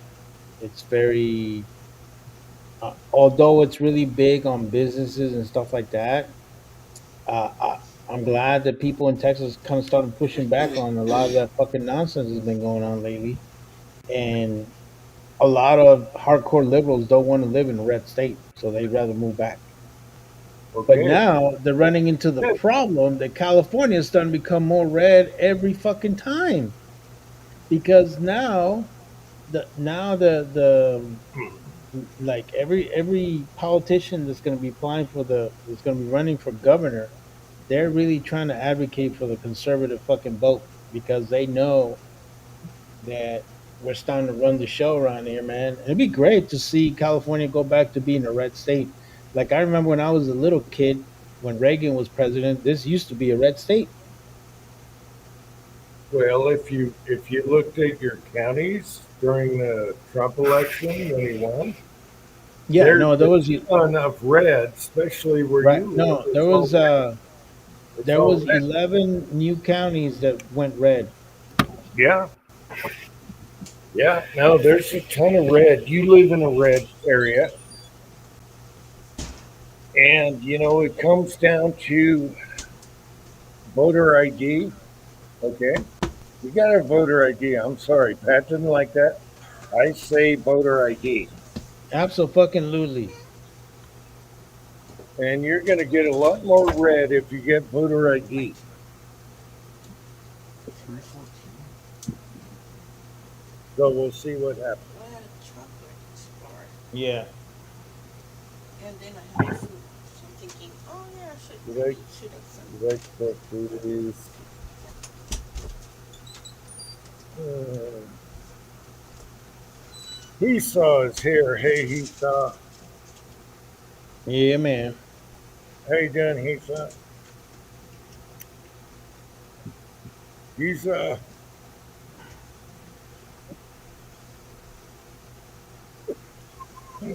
hang on. Man, you forgot the pop give there, Uncle Jim. What happened? Esau has to come on here sooner or later. You gotta love Esau. He's in Texas. Anyway, Esau, you gotta come on It's live. You gotta let's Esau. Next week is the Halloween chat, one day after Halloween. Put a mask on and come on in the chat. All right, Esau, just put a mask on. man. I need to get one of those Richard Nixon fucking. Uh, I'm not a crook. I like Nixon. You like what? I like Nixon. Eh, I, No, they, um, I'm not crazy about the dude. I'm no, sorry, but I I never like was Nixon. crazy about him. He had the best relations with the other countries. He was really good with the other country. He was great. Yep. Yeah. I lived through Nixon. I liked Nixon. Everyone, the media and everything is going to tell you how bad Nixon was. He wasn't that bad. Yeah, and that's the reason I really can't comment too much because I I I wasn't really around when he was president. And he was I smart. He was smart as a tack. I'm And sure he Nixon, was, but mm, uh, I like I don't know. Nixon. I don't know enough about the guy for me to say I like him or dislike him. Um, you know, but I know a lot of people didn't like him, especially in the military. Nobody liked Nixon. How come? There's a lot of them that just well, I mean, a great depiction was done in Good Morning Vietnam. Like if you look at the Yeah, but Robin Williams, and everybody thought the guy was a fucking airhead. He was kind no, of fucking out there. that But was like I kind of tell you, liberal. I don't know enough for me to really make an assumption because Yeah, I didn't live through it. try and get an unbiased view of Nixon. I really liked Nixon at the time, and I grew up through Nixon. Try and get an unbiased thing on Nixon. Forget Watergate and all that crap. Just No, I focus. and I do. I think he was doing some really good things. I know that he was a good negotiator. I know that. Well, do you Um, know what happened was he wasn't as pretty as Kennedy, all right, on TV, and well, yeah, that that's what motherfucker happened. is ugly. He was butt But ugly, but the guy was smart as a tack. Pat, do you well, I have mean, any? we can agree that Ross Perot was the fucking smartest motherfucker ever, but he didn't become a president either. I would have, I would have voted for Ross Perot. I would have voted for Ross Perot too. I liked him. Like Hell I yeah! liked a lot of the ideas that he had. I was like, man, this is good shit. I like it. Even Clinton started copying his charts. He had charts and everything, and Hmm. Clinton started, and people started laughing. Oh, Clinton's now copying his charts. Pat, do you have any views on Nixon and all that, and Perot? Uh, oh Yeah. yeah, I think Nixon was set up just like Trump. They set his ass up, Yes, they and did. Yes. okay, and that's the whole thing with Trump. They figured they could do it again. Yep. So Yeah, but I um, think Trump is a lot better connected, and I think that's what saved his ass. well, here on the second term, yeah. On the first term, they really jammed him up good Oh for a yeah, couple of they sure years. did. And Um, I think I think the biggest mistake that he made in his first term is that he was picking people with experience, and he uh thought huh. that would go well with what he's trying to do. But in reality, it went all wrong. I mean, you think about it. He went two Secretary of Defenses. He went through quite a few other people in his administration that he fired because they were not buying into what he wanted to do. So And the second term, he was very smart. He picked people that are loyal to him. That's a key thing. Picking people that are loyal to him. In all honesty, if you really stop and think about it, Pete Hegseth should never be fucking Secretary of War. If you really think about it experience wise, because technically he was middle management most of his military career. And then all of a sudden you make him a fucking Secretary of State, or I mean, I'm sorry, War or Defense. I mean, in most other presidents would have never put somebody like that as as Yeah, Secretary of Defense. Like, but I want your opinion on this, Mario, especially mhm, from you. Do you okay. think all them generals up in the Pentagon, most of them are fucks, or Oh, absolutely. Most of these fuckers, as soon as they get their 2 star and they're looking for their retirement, they're already looking to go and be in the board of directors of one of these fucking defense yeah, contractors and get all kinds of fucking money from them. Oh, believe me, we've seen this shit. Even people that are colonels get that kind of fucking deals, bro. yeah, That's the reason why he's getting rid of all that shit. And he basically put out a policy that if you are a retired general or general officer, that you cannot go and serve as a board of director for any of the defense contractors. So he basically fucked over all these generals that wanted to be fucking have a cushy fucking life and all this other shit. Um, yeah, he basically fucked them hard, and in yeah. many ways, that is the best way to do it because in reality, we have been giving the military very shitty equipment because of these fucking contracts that they keep getting. So I think it was a great thing that they did. Now, don't get me wrong. There's a lot of good things that Pete has done. He's gotten rid of a shitload of generals, like a bunch of them. Uh huh. He's got rid of all this woke ideology bullshit that was the reason why I retired in the military in the first place. So I'm really happy with that because now people want to join the military. You know, the thing about it is they were making the military a fucking social experiment. Yeah. And you can't win wars with a fucking organization that's trying to be a fucking social justice fucking organization at the same time. You can't do it. You know the purpose of the Department of Defense is to win war. You know, that is your and to be ready for war. That is the fucking purpose of it all. So that's what I like about Hegseth. But I'm not a veteran.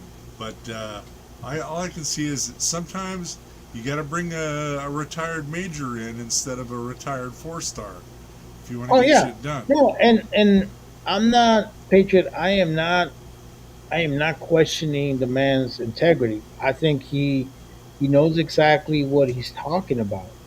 But you also got to look at it in the perspective that I'm looking at as a retired fucking senior non-commissioned officer, and all of a sudden you get the guy that was a middle management guy, and all of a sudden he's in the top dog spot and he's trying to tell you what to do. Of course, it's not going to go well.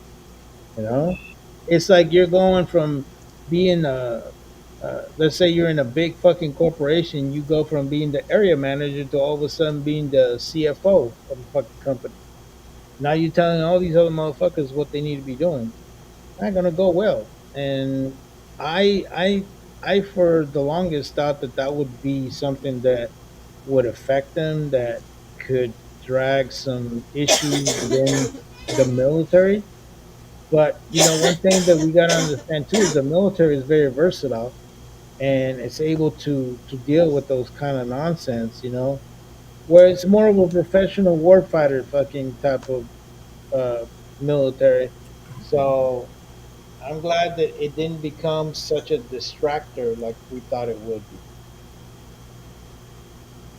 All right, am I still here? Can you guys see me? Yeah, we can We we can't can see hear you, but you. we can hear you. You can't see me? No.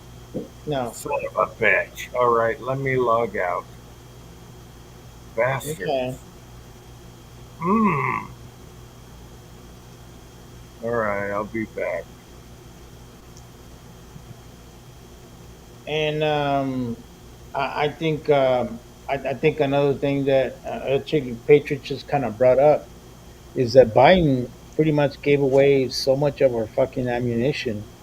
A lot of our artillery rounds and all the shit that we use because it was going to Ukraine. I mean, we gave billions and billions of dollars to fucking Ukraine. I am not crazy about this whole situation in Ukraine. I'm tired of us giving all these billions of dollars to these motherfuckers because who's to say that fucking 10, 15 years from now we're not fighting those assholes? I'm, Okay, I, but I don't trust the other Ukraine for side of shit. this, Mario, you can straighten me out if I'm wrong. But we were sending the Ukrainians all our almost timed out shit and Yes, taking the and money and buying new stuff, and then we say we gave all this money to Ukraine. No, we were ditching a whole bunch of stuff that would have oh yeah, had no, to demill. we got rid of all these fucking M113s, these old ass fucking personnel carriers. We gave them all these old ass missiles and shit like that. But we were also giving them Paladin fucking howitzers, bro. We were giving them fucking uh what's some other shit that they gave them? Yeah, the M777s. Yeah, dude, the 777s, dude, those are Yeah, some badass those are fucking badass cannons, bro. things.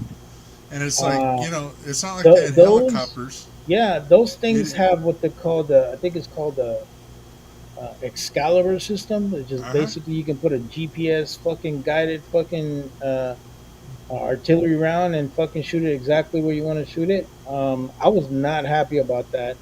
I was not happy that we gave away all these Javelin fucking missiles. Those things are stupid fucking expensive, bro. In my Yeah. 23 years, I only shot one Javelin missile. One. Mind you, I've been to fucking 3 times to Iraq. The only fucking time I ever shot is once. And these motherfuckers were shooting those things like left and right. And I'm like, this is some bullshit. Yeah, Like but what I every heard one on of the those. on the Javelins though, they were almost timed out. They were going to need a new motor and overhaul for 150 grand each, and they just sent the shit that was about to time out. I don't know about that, brother. I think a lot of our javelin missiles can last a lot longer than that, and most of them are refurbished. Yeah, So and they can continue to be back on stockpile and everything. But the problem is that we only have a certain limit of those type of uh, systems and stuff. And they're super expensive. They're not cheap at all.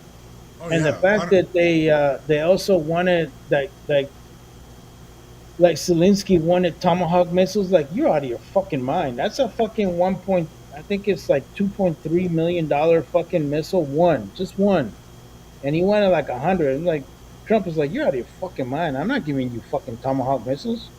I don't even give the Brits fucking Tomahawk missiles. What do you think I'm gonna give you some? Yes, they won, Uncle John. They won 5-1. The Dodgers won. So, dude, hey man, dude, M113s are the shit, man. They're great fucking vehicles, but the Ukrainians are really crafty at using the stuff that we give them.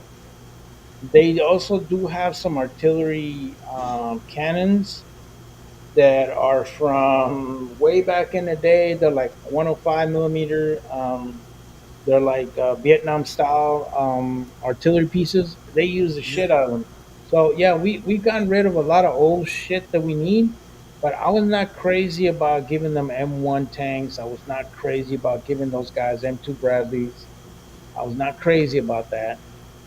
yeah. I still But am not crazy about it because that to me is lost money, man. You could have still made money out of those vehicles because what people don't know is that we still refurbish our fucking tanks. Our tanks are built in the 70s, but every 10 years they get refurbished, and they are so good. That's the reason why we keep them. We have not made a tank since the late uh, right before 2000, like 1999 is when they made the last M1s, and the rest have been continuously getting refurbished. And when we refurbish them, we usually put like different computer type of site systems and all that. Now we gave the Ukrainians the M1A1s, which is the most basic M1, but I still was not crazy about them getting those types of tanks because that tank, in many cases, even though it's built in the 70s, it's ahead of its time. It's always been ahead of its time, and in most cases, uh, Bradley fighting vehicle with a 25 millimeter fucking cannon can out fucking hit a T-90 fucking Russian tank, and it's been proven. There's videos on YouTube where people can see it. Our Yeah. shit is fucking legit, dude. Like all the shit that we have in our arsenal is legit shit, man. All of our Bradley fighting vehicles are legit. All of our missiles are legit. But it's a lot of money, man, and we just can't continue to ship money like that. It's not good for us. It's not good for the stockpile. We need to have decent amount of ammo for anything that may happen. And for that I agree with you. But as long as we're just sending our old shit that we need to get the production lines working anyway, then that's fine. I don't think China's going to invade Taiwan for another year or two. Yeah, no. We did give a lot of our old arsenal away, which is good. But yeah, we also gave a lot of stuff that was really expensive. I think we even gave them fucking Patriot missile batteries. Not happy about that either. Like, they got MLRS fucking, and MLRS is basically a box with a shitload of fucking missiles, and you can basically take out a 1,000 by 1,000 fucking meter box with one of those fucking things. I mean, those things are legitimately badass. So we've been giving away some shit that we really should not give away. Like I don't have a problem giving away the old stuff like the 113s and the old missile systems and our old artillery pieces. I'm okay with that. Yeah, But giving away our top of the line shit, I'm not crazy about it. yeah. That was just the way I saw it. Because you look at the budget, they weren't giving the Ukrainians money. They were just you know we got a shitload of extra Abrams, and they only got like 30 or 40 of them from us. And the Marines ditched over 1,000. Yeah, right. But you're talking. See, the biggest thing that I have a problem with using those type of tanks and that type of theater is that, let's just say, for the sake of everything, the Russians have always been behind in everything that's tank related. Their tanks are inferior to us every chance in every possible way. And the Yep. last chance that we saw that was in Desert Storm. If you're Russian, wouldn't you love to get one of those M1s so you can take it with you and analyze it and fucking create your own super tank with it? That's what Yeah, I'm but afraid of. they That's the they shit that already bothers me. they already got them because we gave those things to the Iraqi Self Defense Force or whatever they called it, and Yeah, you're ISIS right. ISIS cap took them, and they got sold to the Chinese and Russians. Yeah, yeah, I know. So they already And got see, that shit. that's the kind of bullshit that we're dealing with. That's why I don't like giving away our Yep. latest and greatest stuff because it can get copied. The Chinese love to copy our shit. They're too stupid to fucking create their own stuff. They rather steal it from the Americans. Yep. Uh, I was I was watching a YouTube report on their new aircraft carrier, and they've got an exact copy of the Hawkeye. And the announcer saying, "Oh, it's really similar," but if you look at it, they've got stupid shit that doesn't work. Like there's an APU port on the back that I know they're not running a Honeywell APU, but they And got the same port in the right, back that we do. I mean, right down to the nuts and bolts, the thing is the same plane. even yeah, but it does not perform like our stuff because technically speaking, our engineers are vastly better. If you Yep. look at their fifth generation fighters, they're basically a F-22 copy. But technically speaking, do they have the radar systems that we have? Probably not. Do they have the type of engineering that we have? Probably not. And you got to also understand that those types of equipment require a lot of updates, and you're not going to get that by you still in that first generation because you're not going to be able to know how to update your platform that way. Yeah. But anyway, the thing about it was, the other thing on Ukraine is Russia used to have a whole shitload of tanks. Now they don't. They used to have a shitload of planes, and now they don't.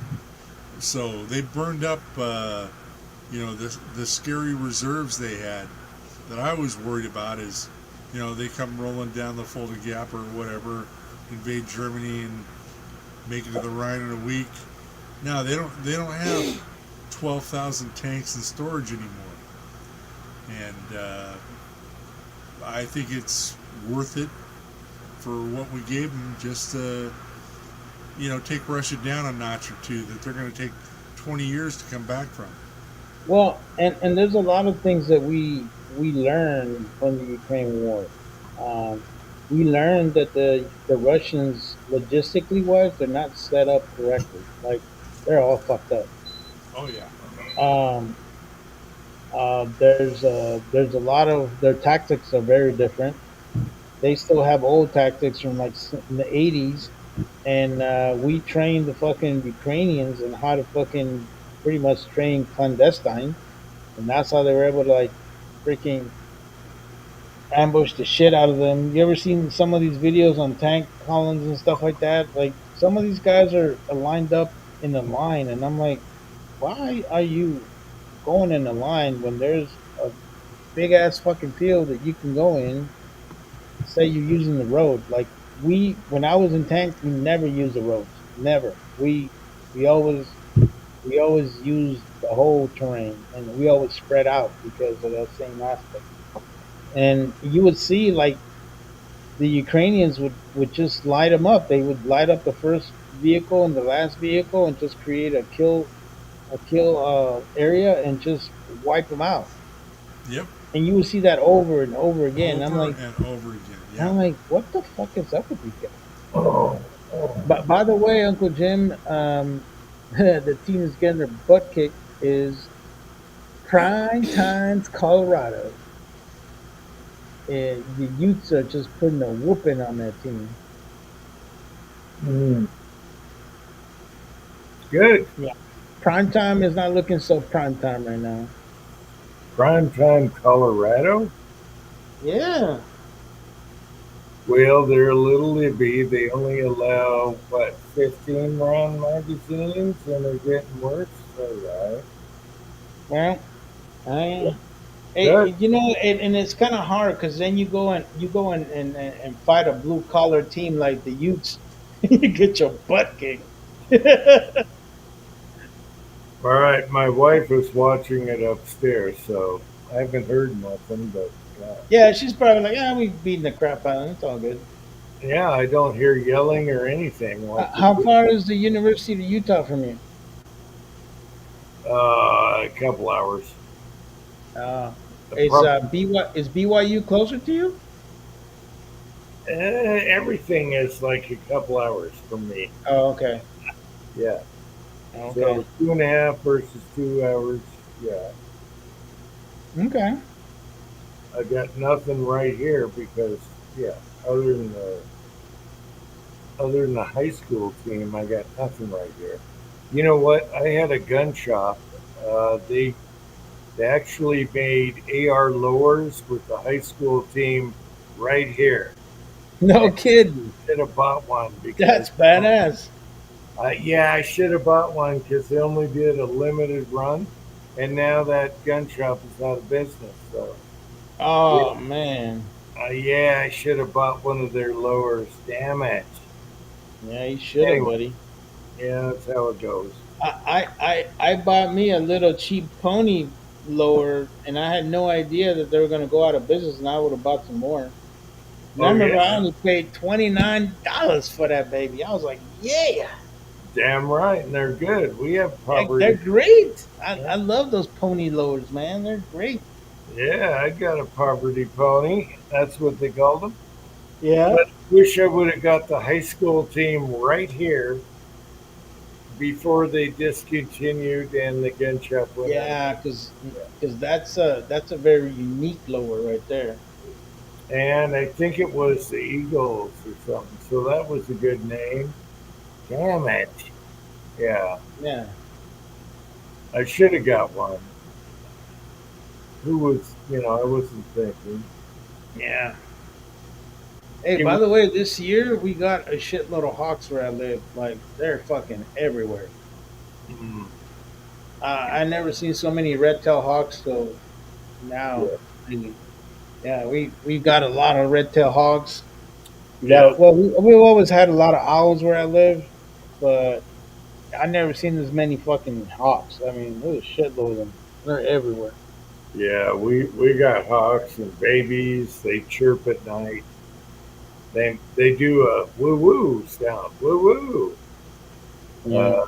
Yeah, we love our hawks. We got eagles and turkey vultures, whatever they are. Mm-hmm. Vultures and what else?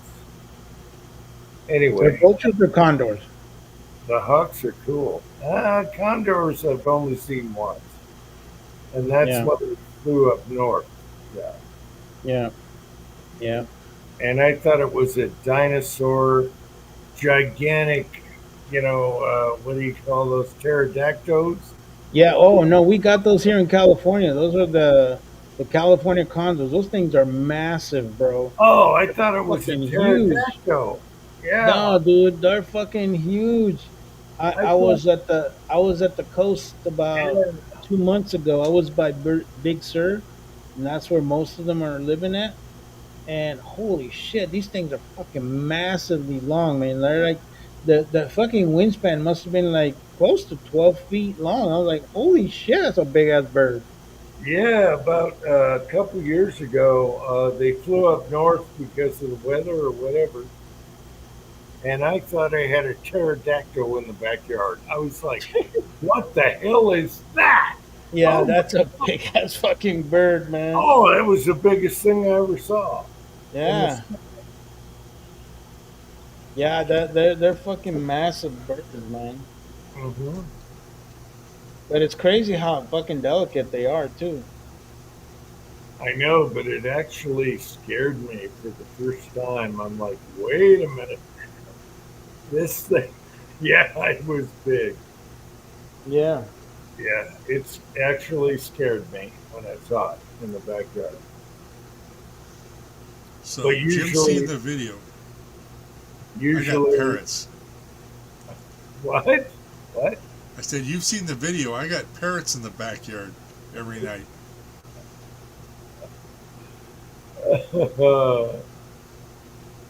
Oh yeah, but if you see a condor, it freaks you out. It, It's fucking massive, dude. It Yeah. like when it flies over, it like it casts a shadow. That's how big that motherfucker is. You're like, holy shit, what the fuck was that? I actually worried for my life. They Yeah, shouldn't have put up this they far they're north. they're massive, man. They're huge, and it's crazy Yeah. because my my we have an AHL hockey team here, right? It's affiliated with the Edmonton Oilers, and it's called the Bakersfield Condor. And we made fucking the news because some wise ass thought it'd be great to bring a fucking condor to a fucking hockey rink. And the fucking thing just started acting up, and it went into where the players are at, and it was flapping I, his wings, and it was like, I mean, that shit made national news, man. I was like, yeah, we're never bringing a condor inside of a hockey arena. yeah. If anyone saw one in real life, you're Yeah, gonna freak out. You're gonna start worrying about yourself yeah, yeah. because They're big, they're oh, massive. Oh, when I saw it, it's like, what the hell? This dinosaur stuff. Yeah, Yeah, it was bad, bad, bad. yeah, a big sucker, man. Yeah, And I think I don't know. I'm not very familiar with that species, but I think the females are bigger than the males. yeah, Something. I don't know. I just saw a big ass bird, and That's I fucking feared for my life for the first time ever yeah. with a Yeah, bird. chessboard said yeah, they're 8 to 12 feet wingspan. Yeah, I'm telling you, the one I Yeah, saw was like 12 feet oh, yeah, wingspan. it's I was like, scary. that motherfucker's big. If you have one hovering in your backyard, it is scary. You're like, what the hell is that? Yeah, It yeah, was pterodactyl stuff. yeah. Okay. Thank God I only have to worry about hawks where I'm at. Yeah, But those motherfuckers are aggressive. I think They it don't, had they a, don't come after Bruno because Bruno's kind of a big pug. But I've seen some reports where this lady was walking a little chihuahua and the fucking hawk came after it.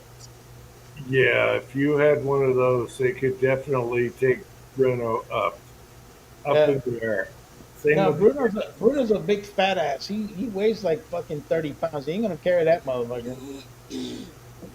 I know, but these things are huge. I worried Yeah. about my life, let alone a cat. No shit, especially your dog and shit. Yeah. Scary No, stuff. it's crazy, man. It's crazy.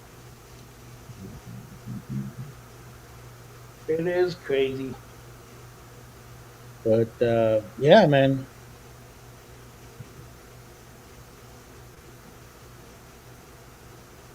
Cuss, cuss away. What are you talking about? What the hell is a cassowary? I gotta fucking Google this shit now. Oh, Yeah, you gotta what, Google this. They're deadly. Dude, oh my everything in Australia is fucking deadly, bro. They got deadly snakes. They got fucking kangaroos that'll beat your ass, bro. Oh hell no. That thing is ugly as hell. Oh wow. how many? Large flightless birds native to rainforests of Australia and Papua New Guinea. Known for their striking appearance and powerful legs. Size. They can get up to 6 feet tall and weigh 175 pounds. Holy shit. 175. Oh my God. That thing is massive, bro. It's a 6 feet tall and 175 pounds. Appearance. They have a glossy black plumage with a bright blue neck and red Wow. wattles. Uh, he says that casque is a hard casque on their head, helps them push through dense vegetation. And says legs and feet. They have powerful legs and 3 toes on each foot, with the inner toe featuring a long, sharp claw. But they're fruit eaters, thank God. They eat fungi, insects, and small animals. Damn, these things are fucking massive. I seen one of these things. I was watching a video, and this little boy was giving him fucking food, and the lady freaked out, and I was like, now I know why. That thing is fucking massive.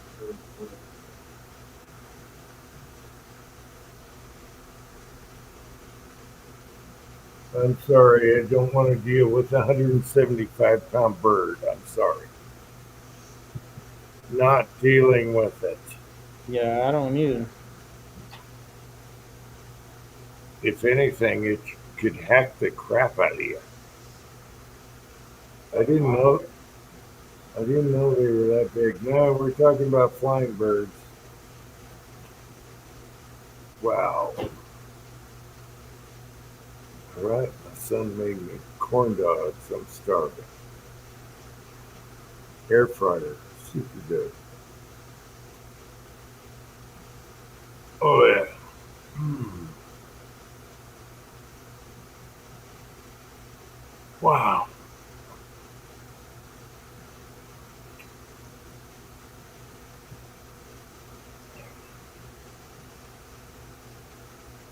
How can a bird get to 175 pounds?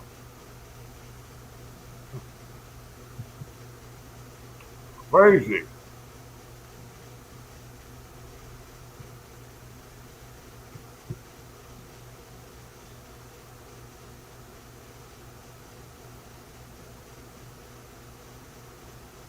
I don't know. I've seen a condor once that flew up north here, and that was good enough for me. 175-pound bird would scare the crap out of me and the family. Are we still going, or Yeah, we're here. okay?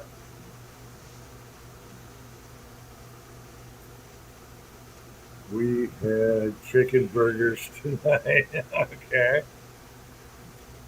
I'm having corn dogs because it's easy and it's right here. You know, boom. Fryer is right there, so all right. And it's hot, but it's good. I haven't eaten all day. Hmm.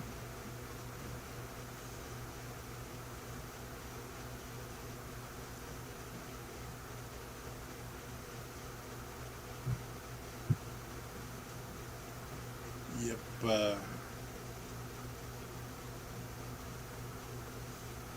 Wow. I, I don't think Leon could fight back to something that big. You can give him a fight, but I don't think he'd make it.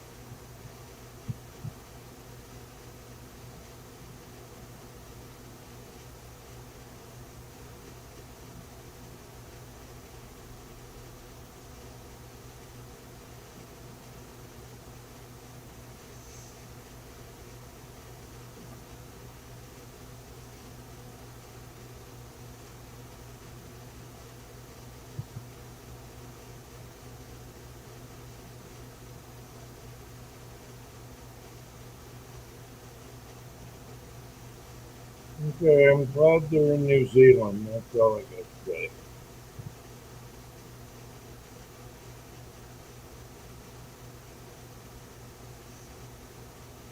So hobbies. What's going on with the ostriches?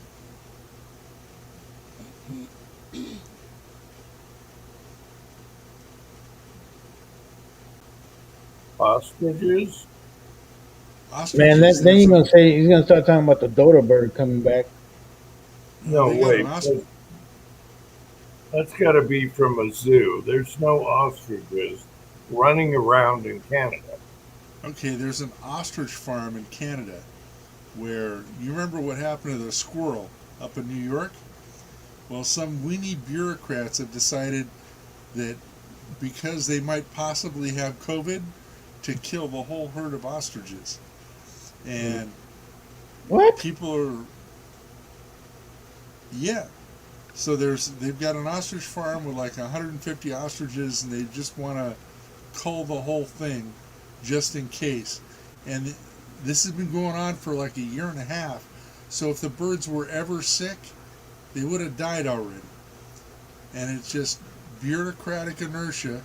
They want to just take all the farmers. The farm is slated for destruction as soon as the court rules. Jaguar, bring back the dinosaurs.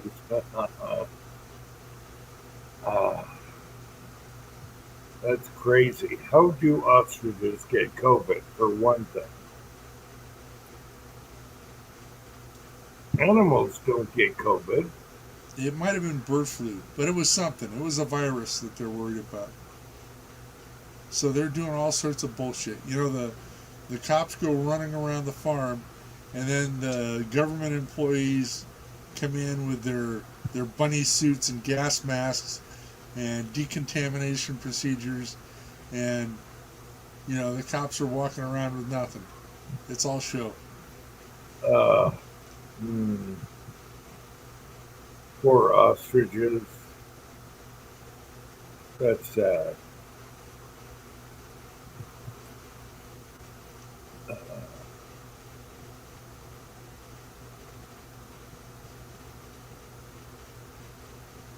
Oh, that's crazy.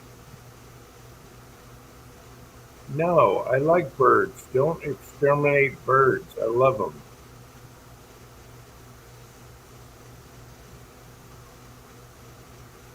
Yes, thank you, Garage Guy, for the update. Is it seriously 43 to nothing? Yeah, Yeah, that sounds whooping the shit out of him. good. All right, go Utes. Man, that's crazy. I like birds. I'm sorry, I don't shoot any birds. I don't even like when the cats get a bird. I hate it. I like birds. Birds are cool. And some birds are very smart. Yeah. Some are little assholes too. Yes. So, I've got a pair. They were yelling at Sylvia all this morning. Just being little dicks because they could. yeah. I don't like when the cats get a bird. I love birds. I don't shoot them or nothing.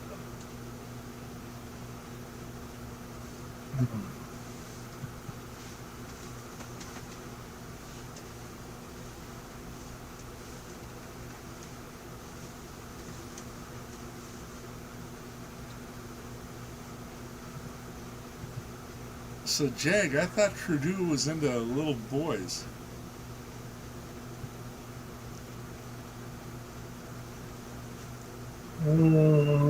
Hey, I thought he was gay, bro. That's why when I saw a picture with him with Katy Perry, I was like, oh, I thought he was gay. Yeah. Oh. Well, guys, I gotta say goodnight. No, stay on. Now you're going to sleep, and I can't shut up. I'm gonna listen to the TV. All right.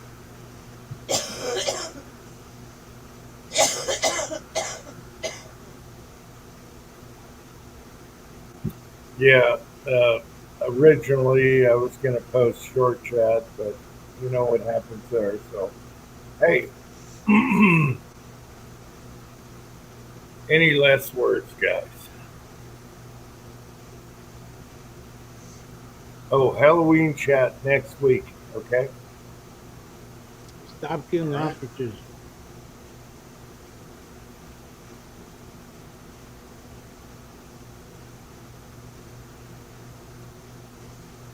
Yeah, anyways, guys, good night. Appreciate all you guys tuning in.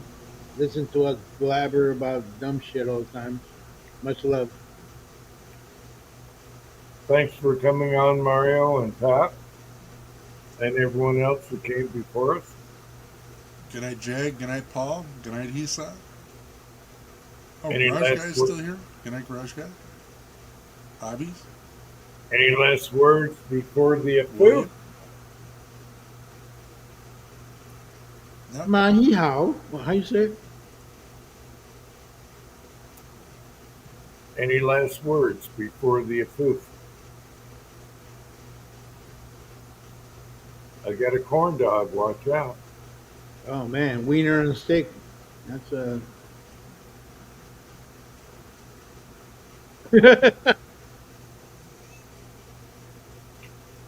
Okay, side chat. I love you all. Until next time. Thanks for being on here and everyone that came on here. And 1, 2, 3.